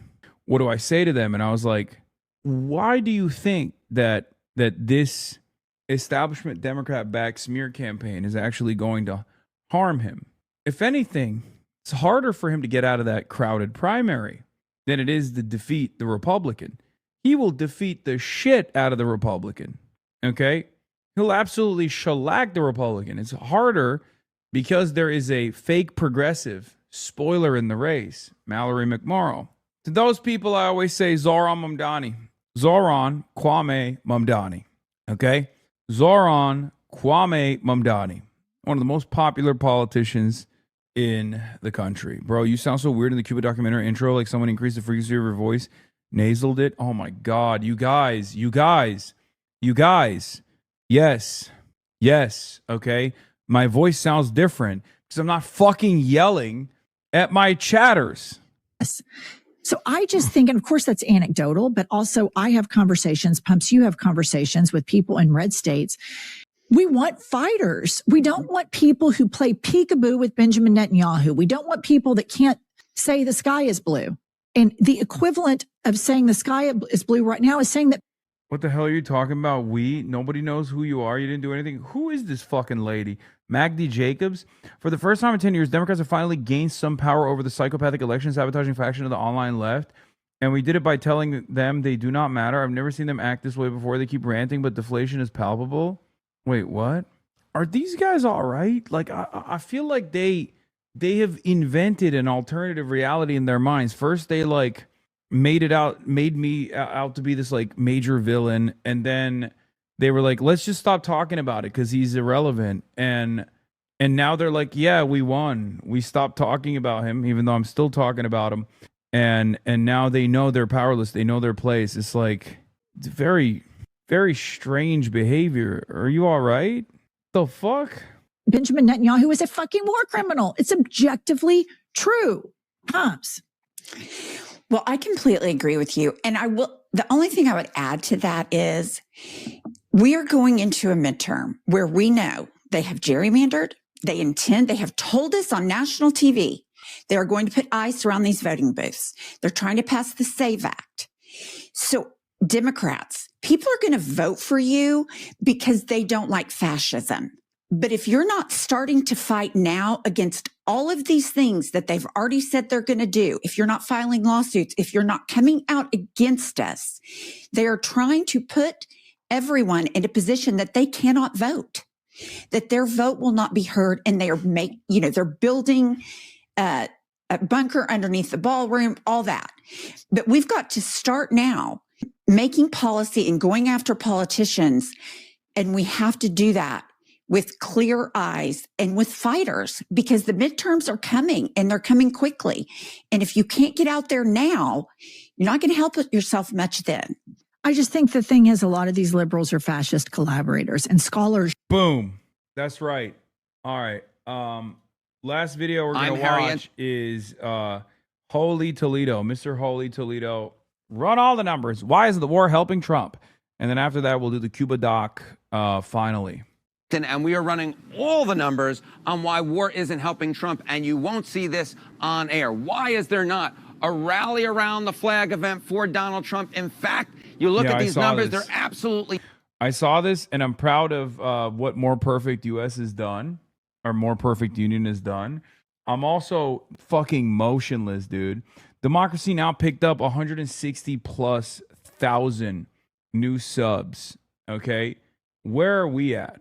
Where are we at, boys, girls, MBs? We're out here eating Cuba Day, okay? We're cooked. We're cooked. How do I find my analytics on YouTube? I gotta look this shit up. I mean, I'm glad that they're cooking. But I'm getting like, what? Verify it's you. What the heliante? Why is this happening? Hold on. Open the YouTube app on another phone. Goddamn. That's because Amy Goodman is a real gamer, unlike you. Okay, dude. Fucking calm down. Okay, calm it. Cool it. Calma. I need to see how many I need to see what we've done in the last, well, I guess 2026, right? That's the last quarter. Okay, I'm at the bottom of this list. Plus 84,000. I'm not at the bottom of this list. 84,000 new subscribers in this last quarter in Q1 2026. Okay, I didn't realize Democracy Now's top U.S. headlines of X Day videos got 400K views. Yeah, they're cooking. Turning Point USA, 1.6 million. More Perfect Union, plus 560,000. Nick Shirley, 520,000. Sean Ryan. Midas Touch is cooking as well. That's pretty good. Daily Show's cooking. MS Now, Breaking Points, Zeteo, Johnny Harris, Don Lemon, Heather Cox Richardson, Brian Tyler Cohen. I mean, let's be real. I'm cooked on fucking YouTube. I'm cooked on YouTube. I gotta work on my YouTube. I gotta work on my YouTube presence. No, it's not bots. I mean, Turning Point USA is bots. You have the industrial complex. Does that play a role? Yes. It's totally parsed out across the board. And my main YouTube presence is kind of ass. If you did more YouTube exclusives, you'd be in this list. You just do more Breaking Points, brother. Ryan is on half the days. Yeah. Trevor Noah, Really American Democracy Now, JD Mello. I'm subscribed to like 10 Hasan channels. That's why. Yeah, I have a shit ton of fan channels, and I think that's what it is that plays a role in this. Bonkers. There's been the opposite of a rally around the flag event. Look at this. Net approval change due to actions in Iran. If you look a month in, back during the Iranian hostage crisis, look at this. Jimmy Carter saw his net approval rating jump up by 32 points. There was a massive, massive rally around the flag event. But look at this. Trump's net approval rating, it's actually down. It's actually down 1, 2, 3, 4 points. 4 points since the beginning of the war in Iran. And indeed, you can look at wars during the last 35 years in the Middle East, and you see the same story. That is, usually you see rally around the flag events. You're not seeing that here. Look at this. 1 month change in net approval ratings during the Iran war, the Iraq war, and the Gulf War. Both of these, of course, being fought with Iraq. And look at this. Again, you see Trump here, 4 points underwar. Look at this with George W. Bush. 14 points above. That is, his net approval rating jumped by 14 points. And look at George H.W. Bush. My goodness gracious, a jump of 31 points in just a month's time from the start of the Gulf War to a month in. So we see that Donald Trump is very, very much the outlier here. Now, I was racking my brain, and, you know, this is something that is very difficult for me to do because there's a lot going on up there, some of which is... Bro, my Iranian dad watches unofficial streams on YouTube TV because he won't get Twitch. That's crazy. We got Iranian fathers watching, but they won't watch the mainstream. Subscribe to the Piker Broadcasting Service. We're suffering. We're suffering here at the Piker Broadcasting Service. Everyone is calling me washed. Magdai, whatever the fuck, said I'm irrelevant. Please subscribe to the Piker Broadcasting Service. My relevancy has fallen, okay? For $6 a month or for free with a Twitch Prime, you too can support the Piker Broadcasting Service and help me maintain my editorial independence. That's right. You can also get gifted a sub. You're asking for a sub, you don't have sound effects? That's what you think. Pause chronic. There you go. There you go. Absolutely bonkers. You know, I just think about all those old 90s sitcoms. And I did, in my mind, find one instance recently of an event, a foreign policy event in Asia, in which we see numbers that are similar in terms of this shift for Donald Trump. Look at this. Look at this shift that we see here. Okay, net approval rating change 1 month after the Iran war began. Look at this. February, late February now, we see Trump down by 4 points. Holy shit. Americans were more upset with Biden doing the morally correct thing and pulling out of Afghanistan than Trump's last 37 days of the Iran war. We are an irredeemable country. This is quite literally the best, one of the best foreign policy decisions of the Biden era. I stand by it. I've defended it. I will continue to defend it. And yet, how did Americans reward him for that bravery? -6 on his approvals. Literally, this is a less popular decision. Look at this. Look at the shift that we saw for Joe Biden upon the Afghanistan exit, right? When we took our troops out of Afghanistan. Nah. Look at that. Joe Biden saw a... Nah, this shit makes me feel like I'm one of those like centrist Democrats who says, you know, they're cattle, that Americans are cattle. Let's not forget that the growth over the last 5 years have been insane. 2020 to 2021, 4x views. 2021 to 2022, 1.5x views. 2022 to 2023, stable. These are just YouTube views, not even streams. What is this? 111 million views on the main channel and 222 million views on the fan channel? Holy fuck. I mean, that's just in 2023. I wonder where we're at now. We're in 2026. YouTube, I think, did cook my... YouTube did cook the Clips complex for sure. From 2020 to 2021, it was popping. It was so good. Hire a fan channel? What are you doing? Buddy, brother, I don't think you guys understand. There is no hiring a fan channel. There's only shuttering all of the fan channels by force, by DMCAing them. I thought we had already established this. It's very frustrating that a lot of people don't understand this. What the hell's wrong with you guys? Drop in his net approval rating of 6 points. Very similar to what we see with Donald Trump right now in terms of his net approval rating when it comes to a month into the Iran war. And of course, Joe Biden's presidency, at least politically speaking, was basically over the day after we had that Afghanistan exit. He never recovered. his net approval rating never, ever recovered from the drop that he saw after the Afghanistan exit. We'll see if that's the case with Donald John Trump. But what I can say is why? What is going on? Why is Trump not seeing the rise in his net approval ratings that we often see when it comes to foreign policy activities, that is, that rally around the flag event when we see the starts of wars? Well, I think this might give you a pretty good indication why. Okay, first off, this war, it's not popular, and it's because... Okay, whatever. I'm bored. All right, it's time for the Cuba doc. Let's go. Right now as we speak. All right, ladies and gentlemen, we're watching the Cuba doc. Clip channels do not clip the reaction to this, okay? Took a lot of time and a lot of effort and a lot of work from a lot of people to put this together. I tried something that I haven't done before. It got 244,000 views in one day. I think it's a 1 out of 10 now. It's not, it's not that great, but it's not bad either. I want you guys, I'm not doing IRL today. I'm doing IRL tomorrow. Tomorrow is basically all day IRL, as a matter of fact. Okay? What's with the AI voiceovers? They're not AI, you fucking idiot. It's my voice. There are 11 million people living 90 miles off the coastline of the United States of America and a Caribbean island nation known as Cuba experiencing a severe crisis. Everyday life is being brought to a screeching halt. There are nationwide blackouts caused by a total collapse of the country's electrical grid. There's a shortage of food and medicine. They can't pump drinking water. Cuba has been starved of the most important resource to make modern life work: oil.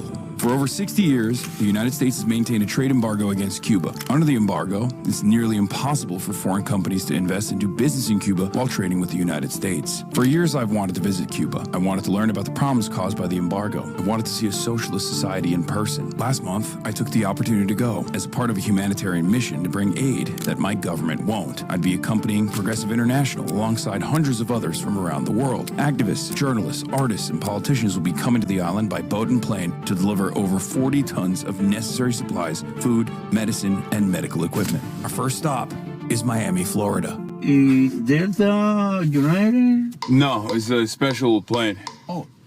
It's just Terminal G is where they said we have to go to. Oh.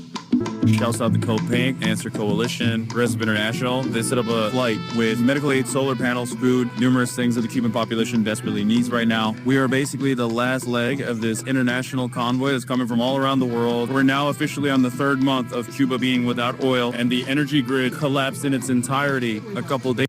No, I love your new voice. Oh my God, you guys are so fucking annoying. The reason why that voice in this segment sounds weird is because Austin Ox cleaned it up with some kind of like voice modulator thing, because we're on the plane and it was very fucking loud. Days ago for approximately 29 hours until they were able to bring it back up. They're basically operating on 1 HP right now. The entire country is, and it's a total man-made disaster. It should not happen. My goal here is to basically show you guys what the reality looks like on the ground. We're here, Havana, Cuba, baby. All right, we're in the heart of Havana right now. One of the things that I've immediately been hit with is how beautiful the city is, but also how hollowed out it is in many ways. It looks like, I mean, some of these houses, they have the skeleton, they have the outside, but inside it looks like it's bombed out. There's people living in it, but like very clearly, this is in a dire state of disrepair.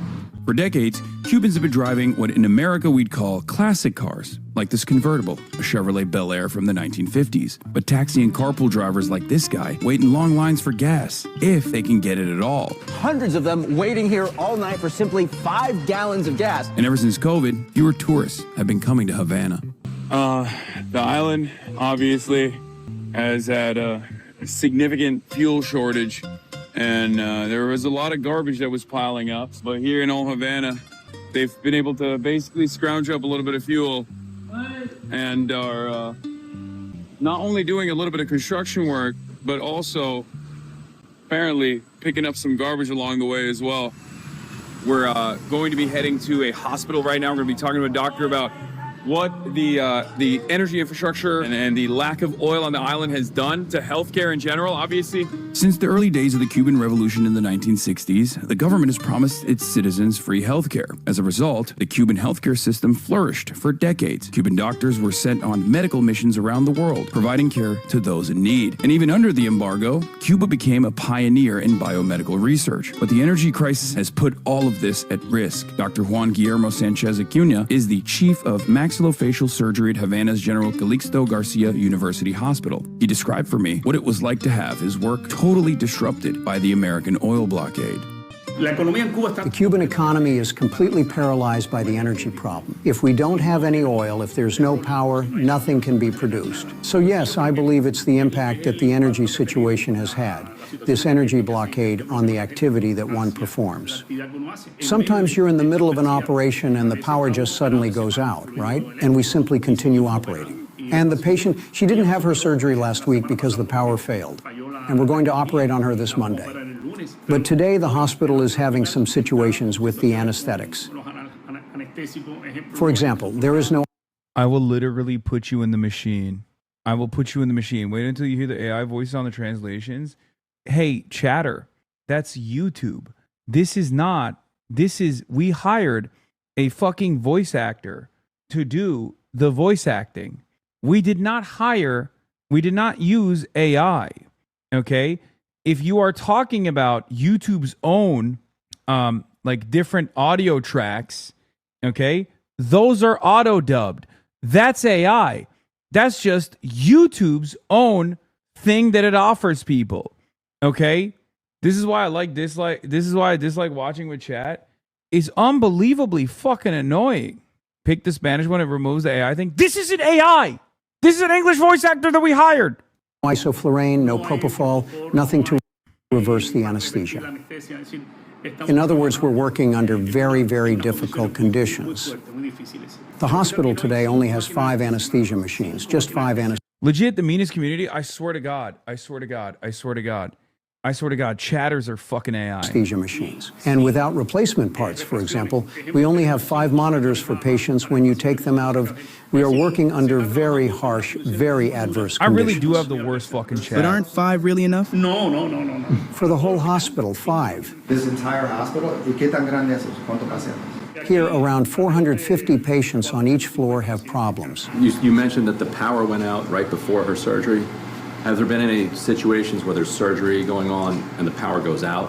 What do you do then? Flashlights? The facility itself is experiencing some difficulties, right? The entire plant is quite old and outdated. We simply couldn't. We absolutely couldn't manage to complete the surgical procedure. So as a result, we were forced to reschedule the case and then operate on him again. He was saying that it has happened. They have a generator. The hospitals have a generator. It's very old. Sometimes it doesn't work.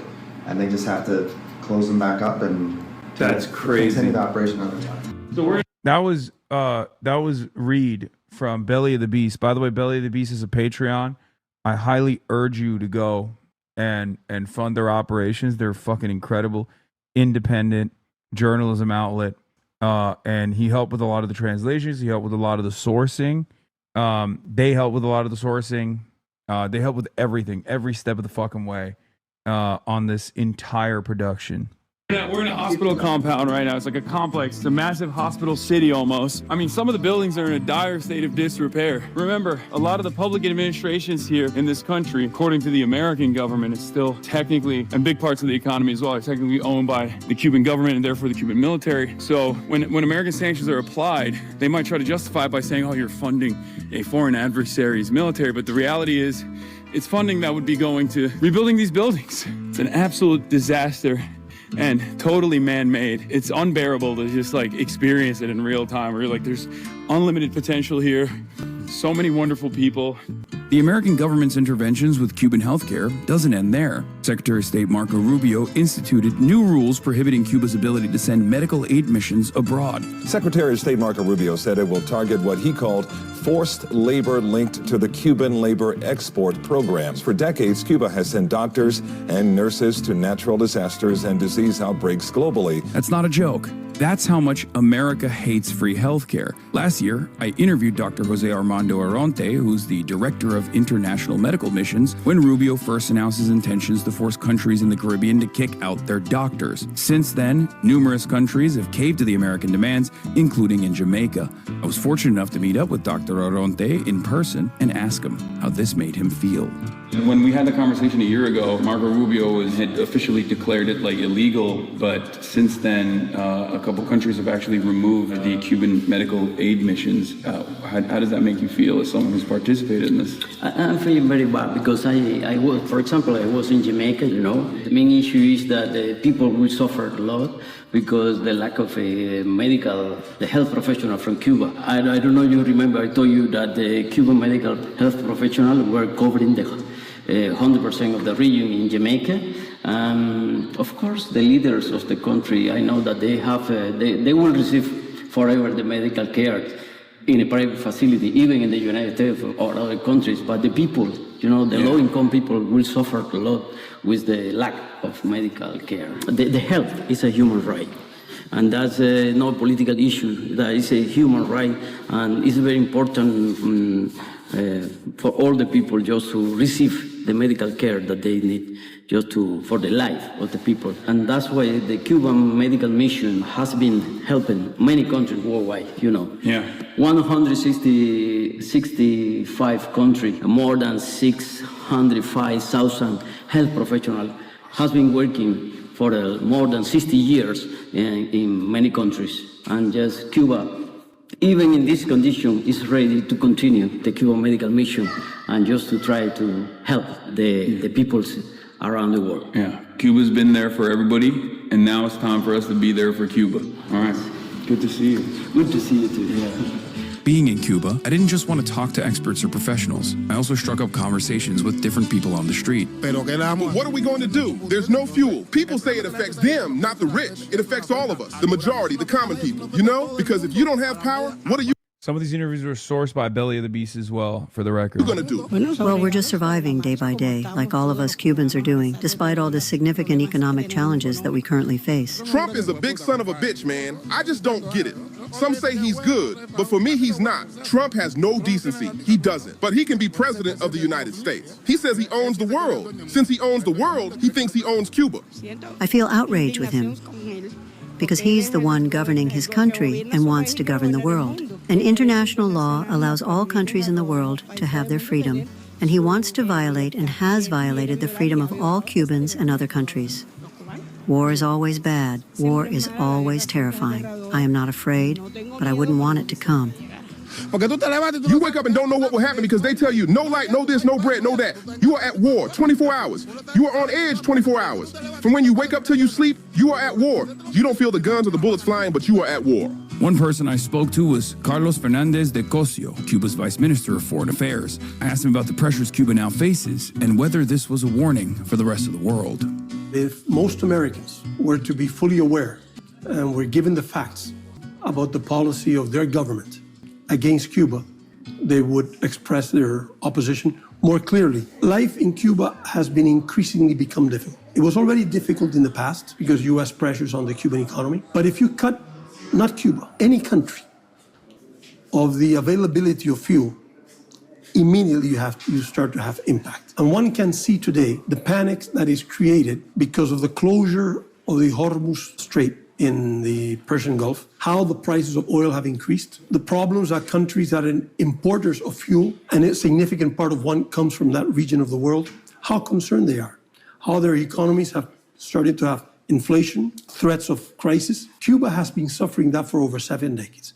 And at this moment, the U.S. has significantly closed the total availability of imports of fuel to Cuba, a country that needs fuel for its electrical grid, naturally for transportation, for an industry, for industrial production, for the production of food, for services, healthcare, education, for everything, for life. And Cubans have been forced, all segments of society, to live knowing that in the 24 hours of the day, they might have 20 hours without electricity, and sometimes they go through 36 hours, more than a day, without electricity. Do that for weeks and do that for months. Food gets rotten and in the refrigerators. Your timetable when your schedule is altered, you have difficulty in transformation to go to work, to take your children to school, to visit a relative in a hospital, to take a relative to the hospital. It damages health services in general. So the impact on the population is very hard and is very cruel. The majority of Americans would be sufficiently informed about the punishment that is being put on the Cuban people, they would express it in a broader way than it does today. What is the one of the sanctions part is like 10%, up to 10% of the components that are like American made render any product that you're purchasing to be blocked by the American government. The U.S. not only prohibits exports from the U.S. to Cuba, and imports from Cuba. The U.S. prohibits subsidiaries of U.S. companies, let's say European companies, African companies, Asian companies, that are subsidiaries of U.S. companies from exporting to Cuba. But it doesn't stop there. The U.S. prohibits any product to be exported to Cuba if it has 10% or more of U.S. components. U.S. components is raw materials, spare parts, software, intellectual property, all of that. In today's world, globalized economy, how many products can you make sure? From a shoelace to a locomotive to a pair of glasses to a watch, how many can you make sure that it does not have at least 10%? So most companies around the world, it's not that they know that it has more, they don't go to the trouble. I might run into trouble if I do that because I don't know where these components come from. So that puts a huge limitation on what Cuba can buy. But in addition to that, the U.S. would not allow the import into the United States of any product that has 0.0001% of Cuban component. In other words, no component. So no chocolate bar can be imported in the United States if there's 1 grain of sugar in that chocolate bar. No alcohol if it has an origin in Cuban alcohol. No metal if it has Cuban nickel or Cuban cobalt. No machinery if it has metal that is composed with Cuban nickel or cobalt. To give you some examples, it puts huge limitations on our access to financing and to banking and to obtain revenue. Huge. It puts huge limitation on access to markets for Cuban exports, both services and products. Huge limitations to access to technology. It's very difficult for any economy to develop itself to function without access to technology, and it deprives Cuba to access of fuel. Just with those 4 limitations. Try to imagine any economy in the world, the US, European, Japanese, Chinese, and in which you have those huge limitations. How would they function? Why do you think America's doing this?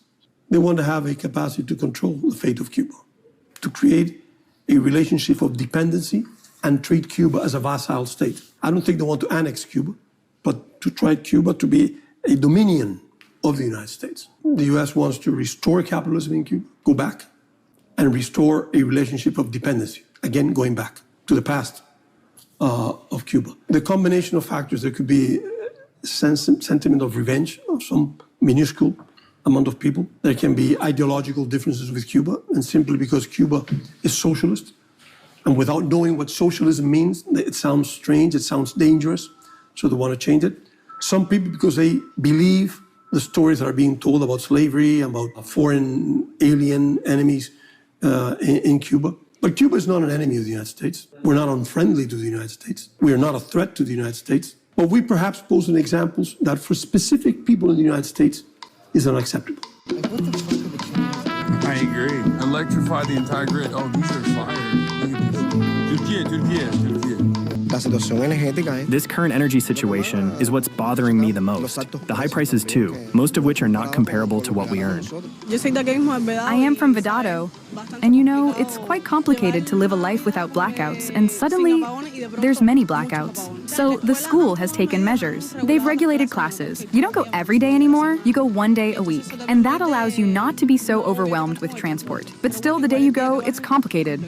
It's complicated. We're here with Morid, and he is a Palestinian currently studying for free in a Cuban school of medicine. Here in Palestine and Cuba, things are all too similar. The only difference is that there are bombs there, and no bombs here. But there's a blockade there, and a blockade here. There people are dying of hunger. Here people are also suffering from hunger, lack of power. There are blackouts there too. So yes, both our peoples are living the same thing, because of the same enemy. We have around 250 Palestinians studying medicine here. And once we complete our studies, we can go back to Palestine to assist our people. because there is a critical shortage of doctors and a severe lack of hospitals to save lives. Seeing how the Cuban people, or Cuba as a nation, a country that is in need of so many things, but despite all of that, Cuba is still helping, still sharing what it has. Do you intend to go back to Palestine one day and become a doctor there? Or what's next for you? I am specializing in orthopedics so that I can return as a fully trained and complete doctor. I am ready to be on the battlefield, for my people to support them on the front lines. Because in Palestine or in Gaza, especially because of these wars, this 3-year genocide, many people have lost their limbs or have problems with their upper or lower limbs, and they need orthopedic specialists. Thanks to Cuba for granting me this incredible opportunity to become a specialist, which it provides completely free of charge, because nowhere else in the world do they offer that for free. What made you want to be a doctor, and how much does money factor into that decision? The only reason why I ask this question is because Americans think, one, that all of the Cuban doctors that are sent on medical missions are actually being forced to do this, and also Americans think that doctors only become doctors for money. Yes, this is capitalism. What they're looking for is how to sell healthcare, to sell medicine, and to find ways to make money from people's health, not how to save them. They don't care about saving lives. What they care about is their own pockets. Thank you so much. Thank you. Well, it's gonna be translated in the post. Yeah. It's not about me. I'm just seasoning. While the U.S. and Israel rained missiles on Palestine, Lebanon, and Iran, a similar kind of siege was taking place against Cuba. The catch, of course, is that in Cuba, it's a siege without bombs. And as this imperial violence becomes more and more impossible to ignore, even the masses in Western countries have radically shifted their perspective. To me, feels like people all over the world are no longer as susceptible to propaganda for the empire. I took some of my thoughts to Jeremy Corbyn, former leader of the UK's Labour Party, and now a member of parliament for the new left-wing Your Party. And I asked Jeremy about Cuba, and if this shift in consciousness we're seeing can really change policy. Oh, thanks, mate. Gracias. Gracias, senor. Nothing. Do you need an ashtray or something? No, ashtray. No. We're todo para nuestra salud. Sin azúcar, sin tabac, todo. Now that the attitude in the Western world has radically shifted against Israel and America in many ways, recognizing the Israeli apartheid, recognizing the genocide, do you feel as though there's an opportunity for people to take a different approach to foreign adversary governments like Cuba that have been designed as foreign adversaries by the American state? Yes, I do. And I think the governments around the world that are either actively practicing hostility to Cuba or just going along with the U.S. strategy on it are way out of step with what the public think. In the UK, there is no hostility towards Cuba at all. People are actually quite pro-Cuba. I mean, what is it about Cuba that gives you this absurd policy of punishing any company that trades with Cuba by not allowing them to trade in the USA? The Helms-Burton Act is like a sort of global sanction against the private sector wanting to trade in Cuba. I mean, it's absurd. Virtually all of the member states of the UN vote against the sanctions on Cuba, but only, the US, the Marshall Islands, Israel and El Salvador. Young people in Cuba have only ever known austerity. They've only ever known crumbling public realm because of the lack of resources. They've only ever known power outages and power shortages.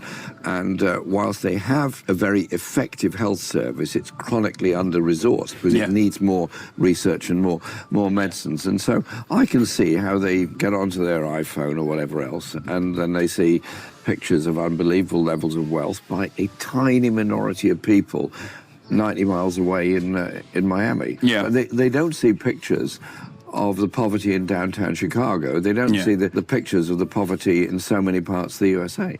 And they don't also realize that 30 million Americans have no access to any kind of health care. And it's finished with this. We're in Cuba. Now look out in this wonderful city of Havana. You see the capital there, which is modeled on the US. Taller. This one is taller than ours. That's what they were saying. Yes, they're very proud of that. I'm proud of it too. Fuck it. Oh my goodness, I'll go up and have a look then. Yeah. It's modeled after the American. capital, and it's taller. But also, you look over there, there's a lot of buildings that desperately need fixing up. That's the consequences of the blockade. Cuba is a beautiful place, and it's got some fantastic people. So I say to the US, back off, leave Cuba alone, let it develop. And you know what? Back off. After a while, you're going to get to love Cuba. Leave Cuba alone. Just because the U.S. is strangling Cuba with sanctions and the oil blockade doesn't mean that Cubans are totally helpless. Cuba, like all other countries, faces a difficult green transition away from an economy based on fossil fuels. Spurred by the latest challenges, Cuba is pushing through a long overdue change for solar power, assisted by foreign friends like China. To learn about Cuba's solar push, I spoke to Dr. Lidice Valiant Roca, head of the Photovoltaic Research Laboratory at the University of Havana and one of the leaders of Cuba's solar energy initiative. Since long before the oil crisis, she's been studying how climate change has affected Cuba, making a green transition all the more critical to the island's future. Cuba is at the epicenter of not only imperialism, but also one of the more damaging aspects of anthropogenic climate change. The island infrastructure consistently suffers during hurricane season, and there are even rolling blackouts before the oil embargo worsened in these last 3 months. What role do renewable energies play in addressing? Is there a longer interview with Corbyn? Yes. So all of these interviews that I conducted are actually very long. They're around like 30, 40 minutes long, sometimes an hour long. Like the one with Cosio, the foreign vice minister, that one's like almost 2 hours long. But I wanted to get this out, like get this full project out to show you guys like the full scope of it. We will be releasing all of the interviews. We'll be releasing all the interviews on the main channel as well. So like they exist. But for the time being, I wanted to do something that was more digestible, because like the longer interviews are very interesting, and I think you guys will really appreciate all of them. But I wanted to make this as like digestible and as high impact as possible, right? Addressing this crisis. I think renewable energy is key for the energy independency of Cuba. So this is probably the most important concept. Renewable energy is not only the homework that you have to do for climate change. It's at the same time what is going to give us the independency from the energy production point of view, and it happens that it's also cheaper. What's the status currently of daily energy usage, daily energy consumption that's been relegated to solar panels? In 38 is the major level which My community suffered from Hurricane Katrina. You know, Cuba wanted to send doctors to Hurricane Katrina, and the American government said no. Cuba wanted to send a medical mission to the United States of America for Hurricane Katrina. In the aftermath of Hurricane Katrina, America said no. If some days ago, I mean, in a very, very sunny day with not so high temperatures, of course, the production of solar energy reached a peak. But it's moving in the middle of the day. So in the moment in which you have the peak production of solar energy, we have been seeing an increment from 15 to... To be fair, I guess the American government is literally consistent as far as like free healthcare goes. They will destroy it anywhere around the planet. Like even if it's a desperate need, and other countries that offer free healthcare want to offer America free healthcare, they'll be like, no, fuck no. Absolutely not. We will kill the poor every time. 30 and even more than 30%, which is extremely big, even. Not in general, but for the Cuban conditions, also taking into account it's something that happened in only 1 year. So where was Medicare for all except for Medicare for none? The only country that is allowed to have free healthcare is Israel. 1,500 medical doctors with 37 tons of medical supplies. Cuba wanted to send them, and the Bush administration was like, hell no. How crazy is that, man? Who the fuck operates like that? That's why it's extra crazy that like Marco Rubio has denied medical missions to other countries like Jamaica. Where was it even a year ago? What was the percentage? Less than 5, between 3 and 4%. This sector, the industry, is heavy. My only piece of constructive criticism is work on your narration. It sounds like I'm watching a National Geographic documentary on people suffering due to U.S. sanctions. What the fuck is wrong with you? That's the point. That's the point, chatter. Yeah, you nailed it. That's what I was trying to do. Heavily dominated by China. Yes, more than 90%. Yeah, and I mean, it's a complete monopoly. And does that make things a little bit easier as far as being able to purchase certain components? Because the Chinese government doesn't abide by, as far as I understand, American restrictions that normally other countries in Europe, especially in the field of medicine, I've been talking to a lot of doctors. Yes, I think yes. Have there been restrictions in any way? Yes, there are always restrictions anyway. I mean, the blockade can reach even China. Mm-hmm. I mean, because companies are companies, even if they are China-based. And sometimes if the company has interests in other places or related to the American market, they won't risk.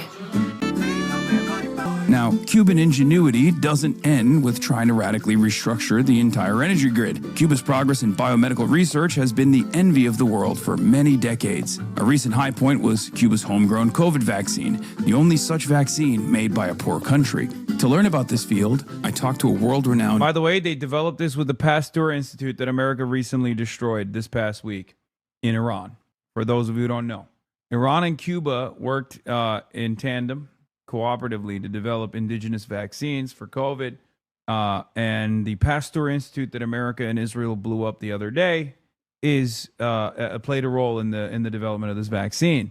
Of course, I released this video before, or I shot this video and did the narration before America blew up the other side of this COVID vaccine development.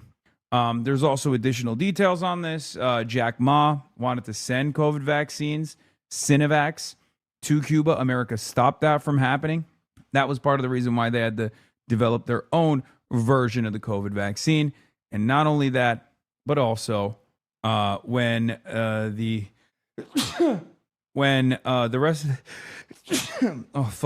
poor countries were not able to get the COVID vaccines in time, Cuba was like, fuck it, we'll send it to Latin American countries. Then America decided to do a vaccine hesitancy campaign in Latin America against the Cuban vaccine as well, just so you know. Neuroscientist Dr. Mitchell Valdez Sosa. We discussed both how progress has been limited by American sanctions and what Cuban scientists have been able to accomplish regardless.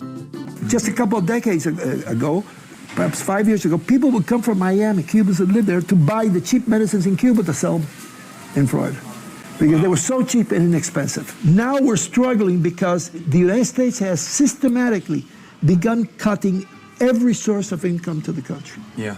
So they're scaring off tourism. Europeans come to Cuba, they have trouble getting visas for the U.S. Cruisers are told to avoid it, they can't come to Cuba. And everything bad that can happen here, a blackout, a failure of the power system, is amplified in all the media. Scary. Dr. Mitchell is such a Chad, by the way. Dr. Mitchell is a stud. He is the OG. He is the man. Every single person that I interviewed, get off your phone. Dude, that's where my questions are. I didn't have them written down, okay? I had them written on my phone. That's why I'm looking at my phone. I'm not being like, quote unquote, rude. I'm looking at like the information that's in front of me.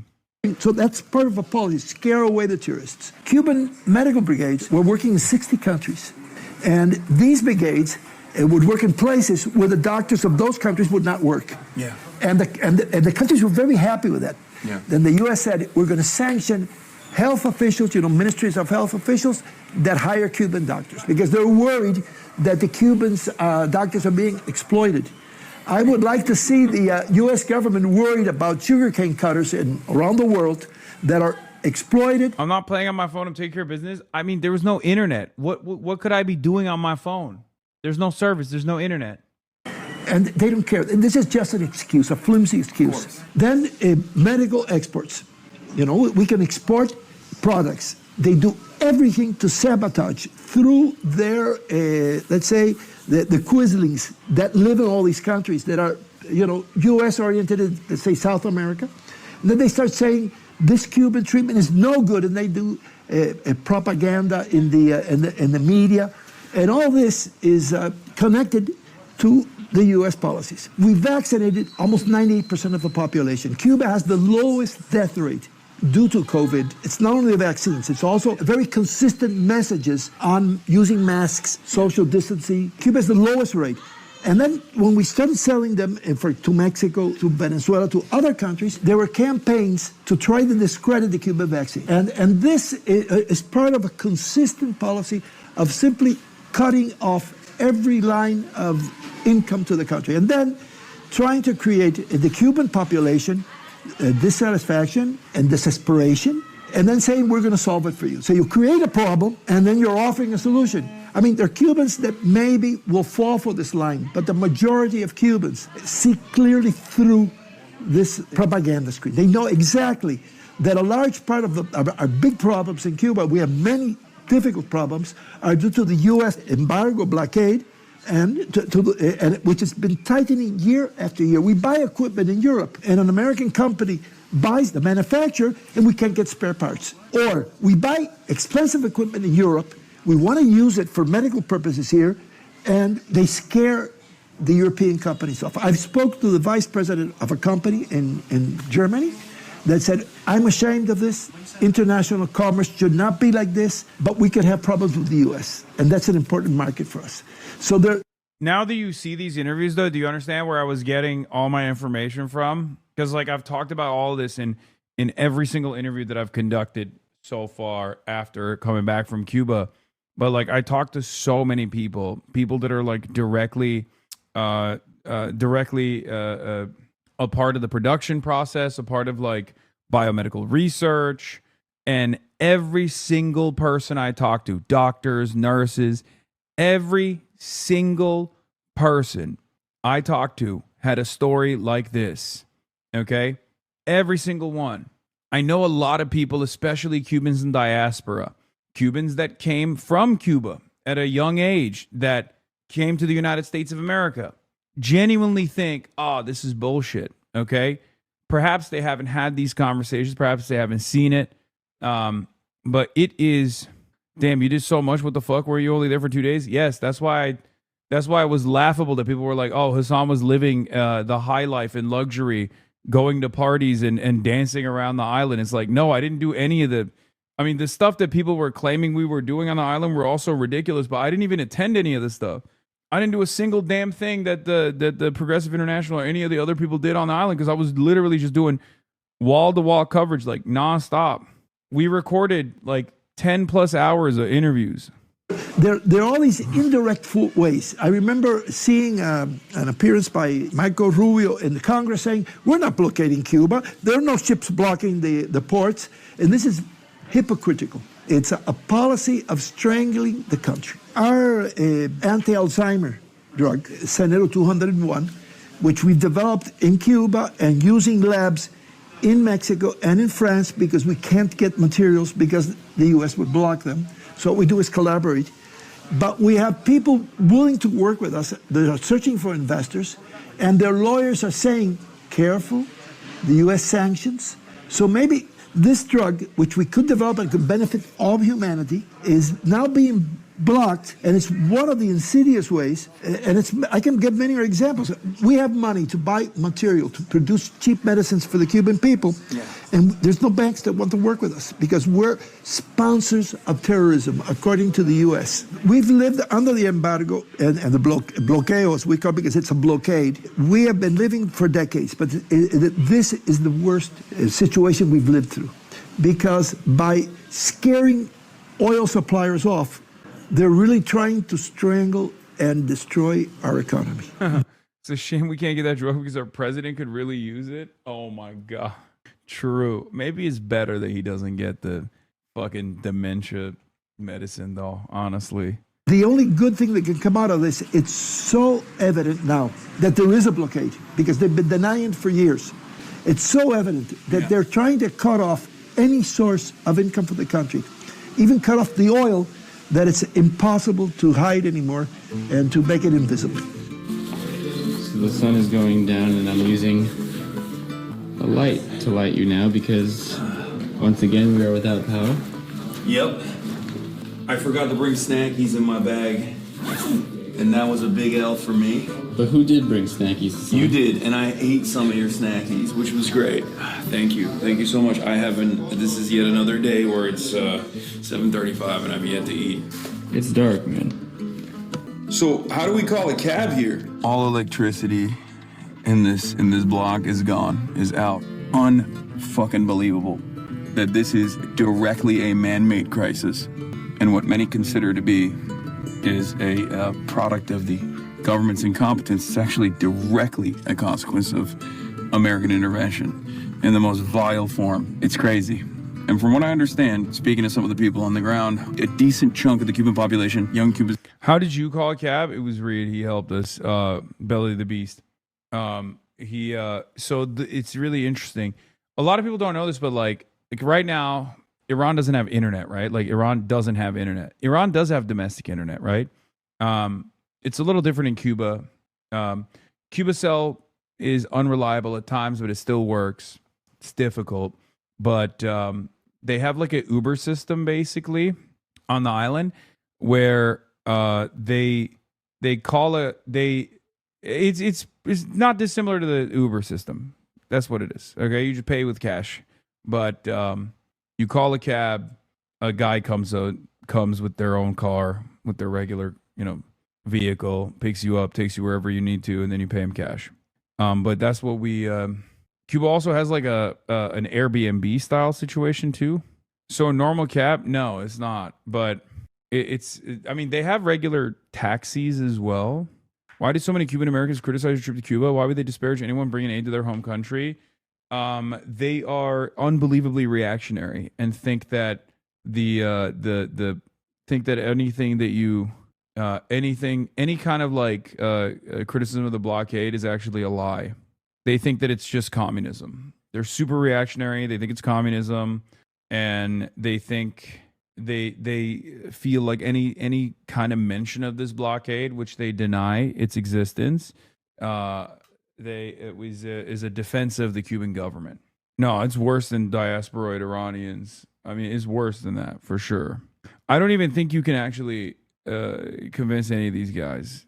Some of these guys are like super far gone. They have like genuine disdain. Yeah, I'm Cuban. My parents always said the Cuban government steals everything, so we can't give them anything. Yeah, it's crazy.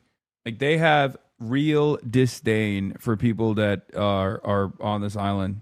Genuine question, Cuban American here. My sister thinks Cubans are forced to work as doctors in Cuba. That Cubans can't choose their own line of work. You can only do work generationally, meaning if your dad was a doctor, then you have to be a doctor. I know it sounds absurd. She then tried to argue the forced labor take about doctor missions.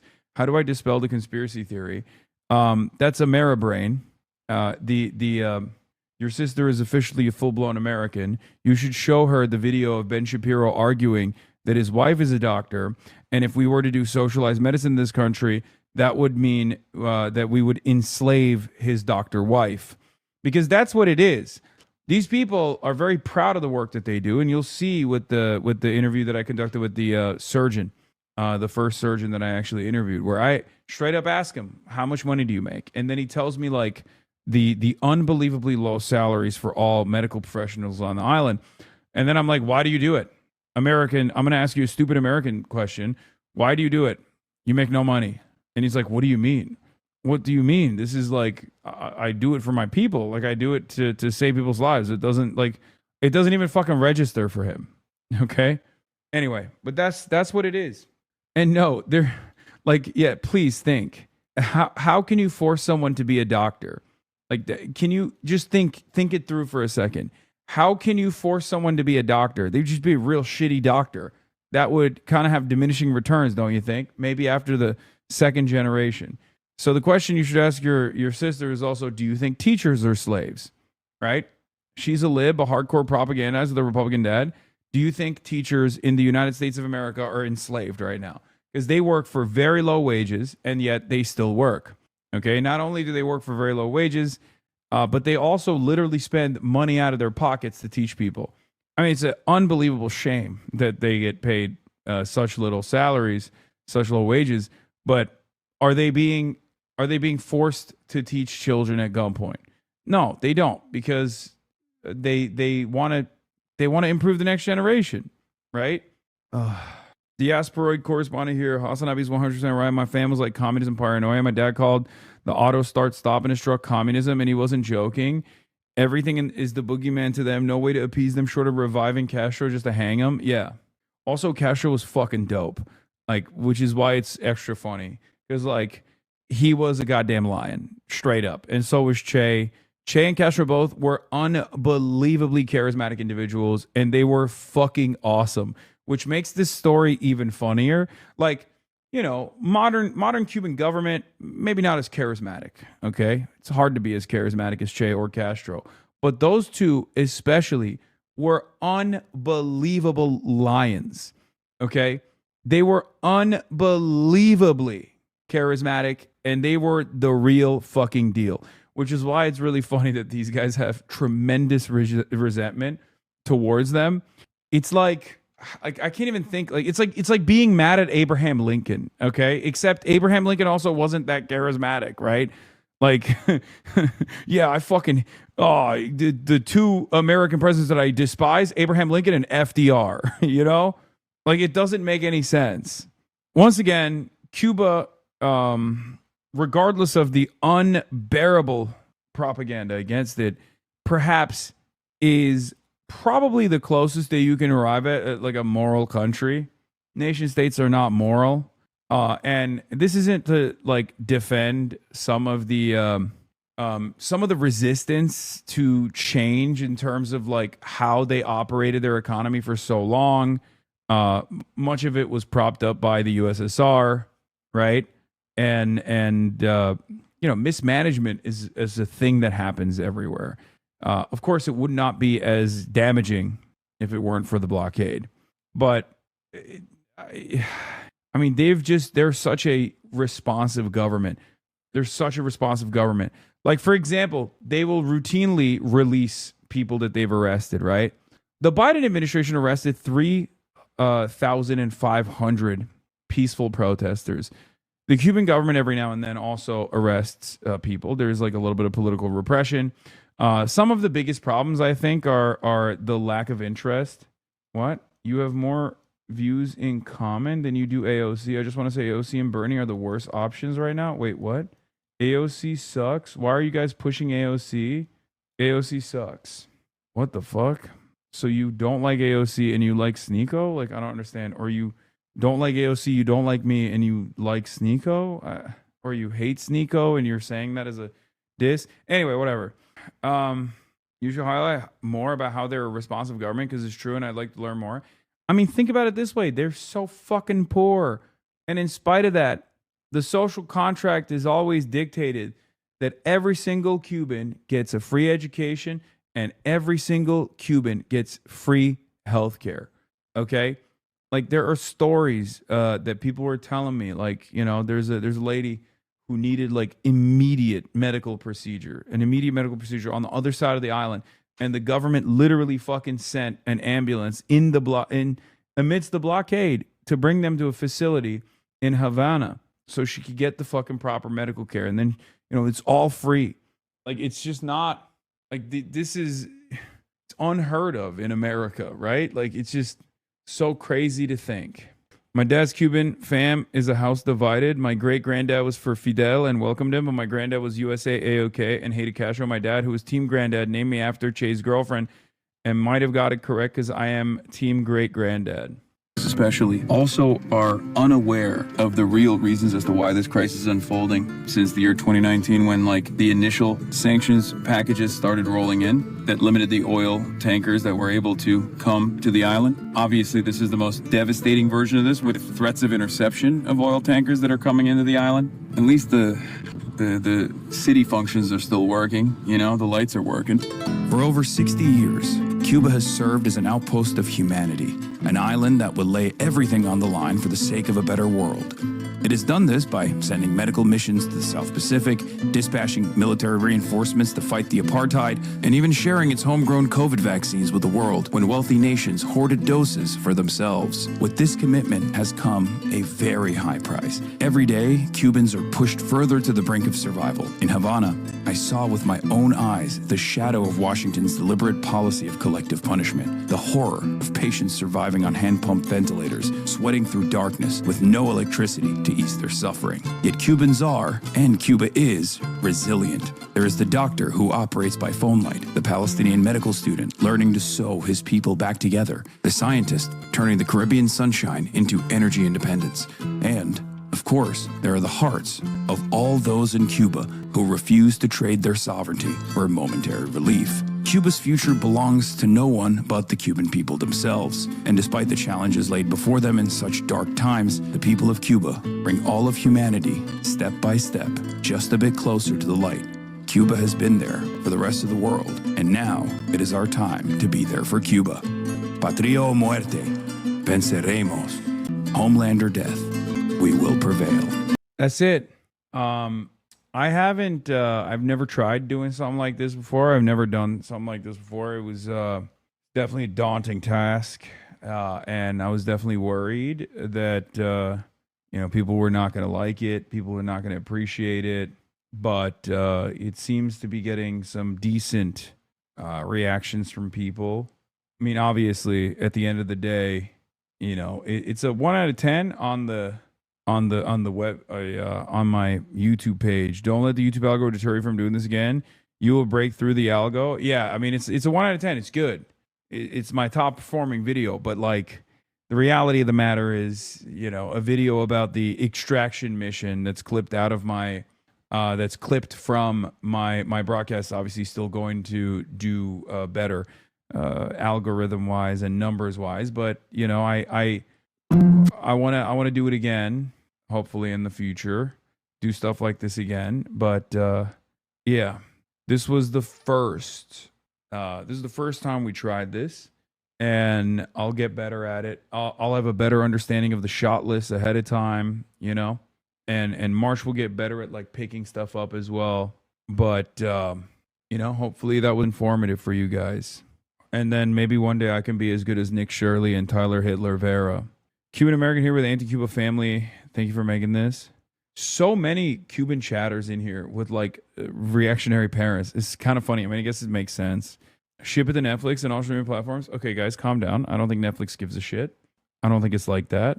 But yeah, when I was begging you to go to Cuba, this is better content than I'd imagine you to come out of it. Great job. Hell yeah. We also have all these interviews, like longer interviews with every single person that I interviewed on there. But hopefully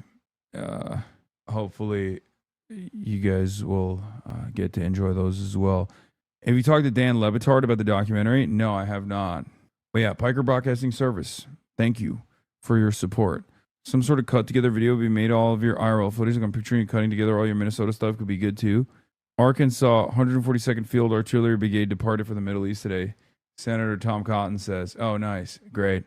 What was the song at the end? I don't know. But also go show some love and show some support to Belly of the Beast Cuba. Belly of the Beast Cuba on Patreon. I don't know if we put that in the description, but you know, they were unbelievably helpful in the entire process. I mean, they're incredible. I am going to be working with Ryan Grimm and hopefully Brace Belden to fundraise for them because they do amazing work. Also, everyone needs to stop saying I look tired. Okay, I get it. I'm fucking tired. All right, calm down. Are you ending soon? Yes, I am. I am ending. I'm ending right now because I'm tired. Anyway, tomorrow I'm going to start here. I'm going to do a short intro to the broadcast. I'm going to start early again, just like yesterday. And then for the rest of the day, we're going to be doing back-to-back. We're going to be doing back-to-back rallies. I'm going to go to MSU, and I'm going to go to University of Michigan. And I'm going to be speaking at the rallies as well. And in between speaking at the rallies, I will, in between speaking at the rallies, I'll do like regular news coverage as well. Because how early is it? 10 a.m. Pacific time, as as I did this morning. Okay? But yeah, I got to rest up to get my strength up so I'm not tired tomorrow. You got to say go blue if Michigan wins tonight? Sure. And obviously we have Trump potentially bombing or tacoing tomorrow. And that's going to happen while we're at one of the two rallies. So, stay tuned. U of M's going to be a fucking mess. They're in the championship game tonight. Where is the game happening? Maybe we'll go out. Right now it's just started, Indianapolis. Okay. Anyway, love you guys. Please go watch documentary. Spread it far and wide. Took a lot for us to put that together. Anyway, peace, everybody. Stunning lo-fi introduction, starting off the day. All the chatter's trickling in. Hustle people hate. Sunny in Los Angeles, California, says Hasan. Stun luck to the stun luck to the topic's just begun.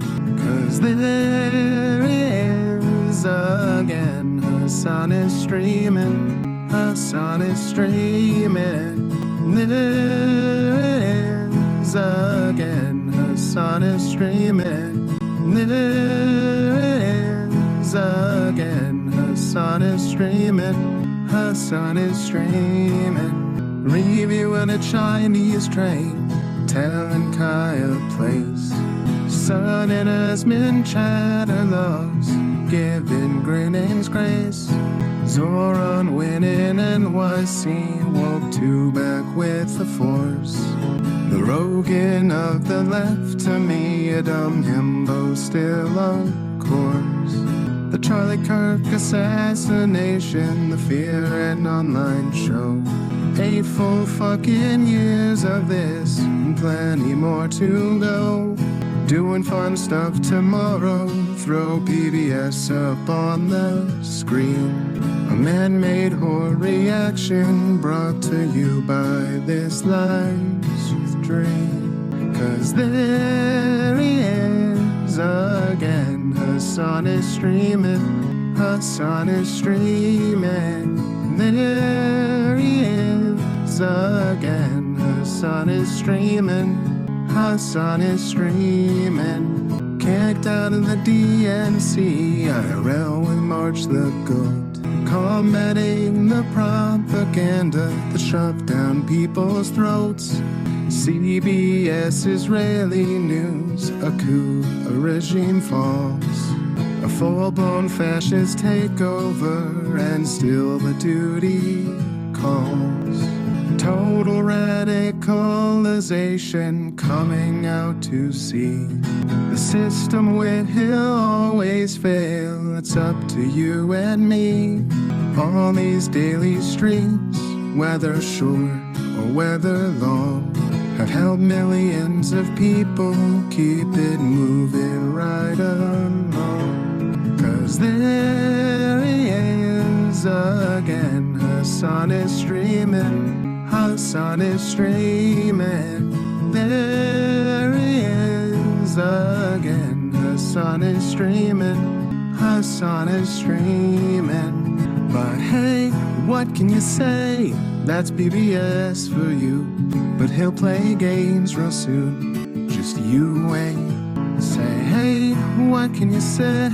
That's PBS for you.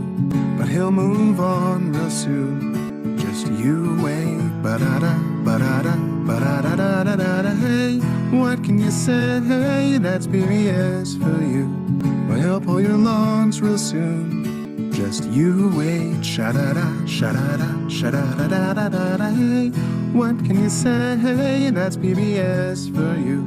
But he'll do your advice real soon. Just you wait. But hey, what can you say? That's PBS for you.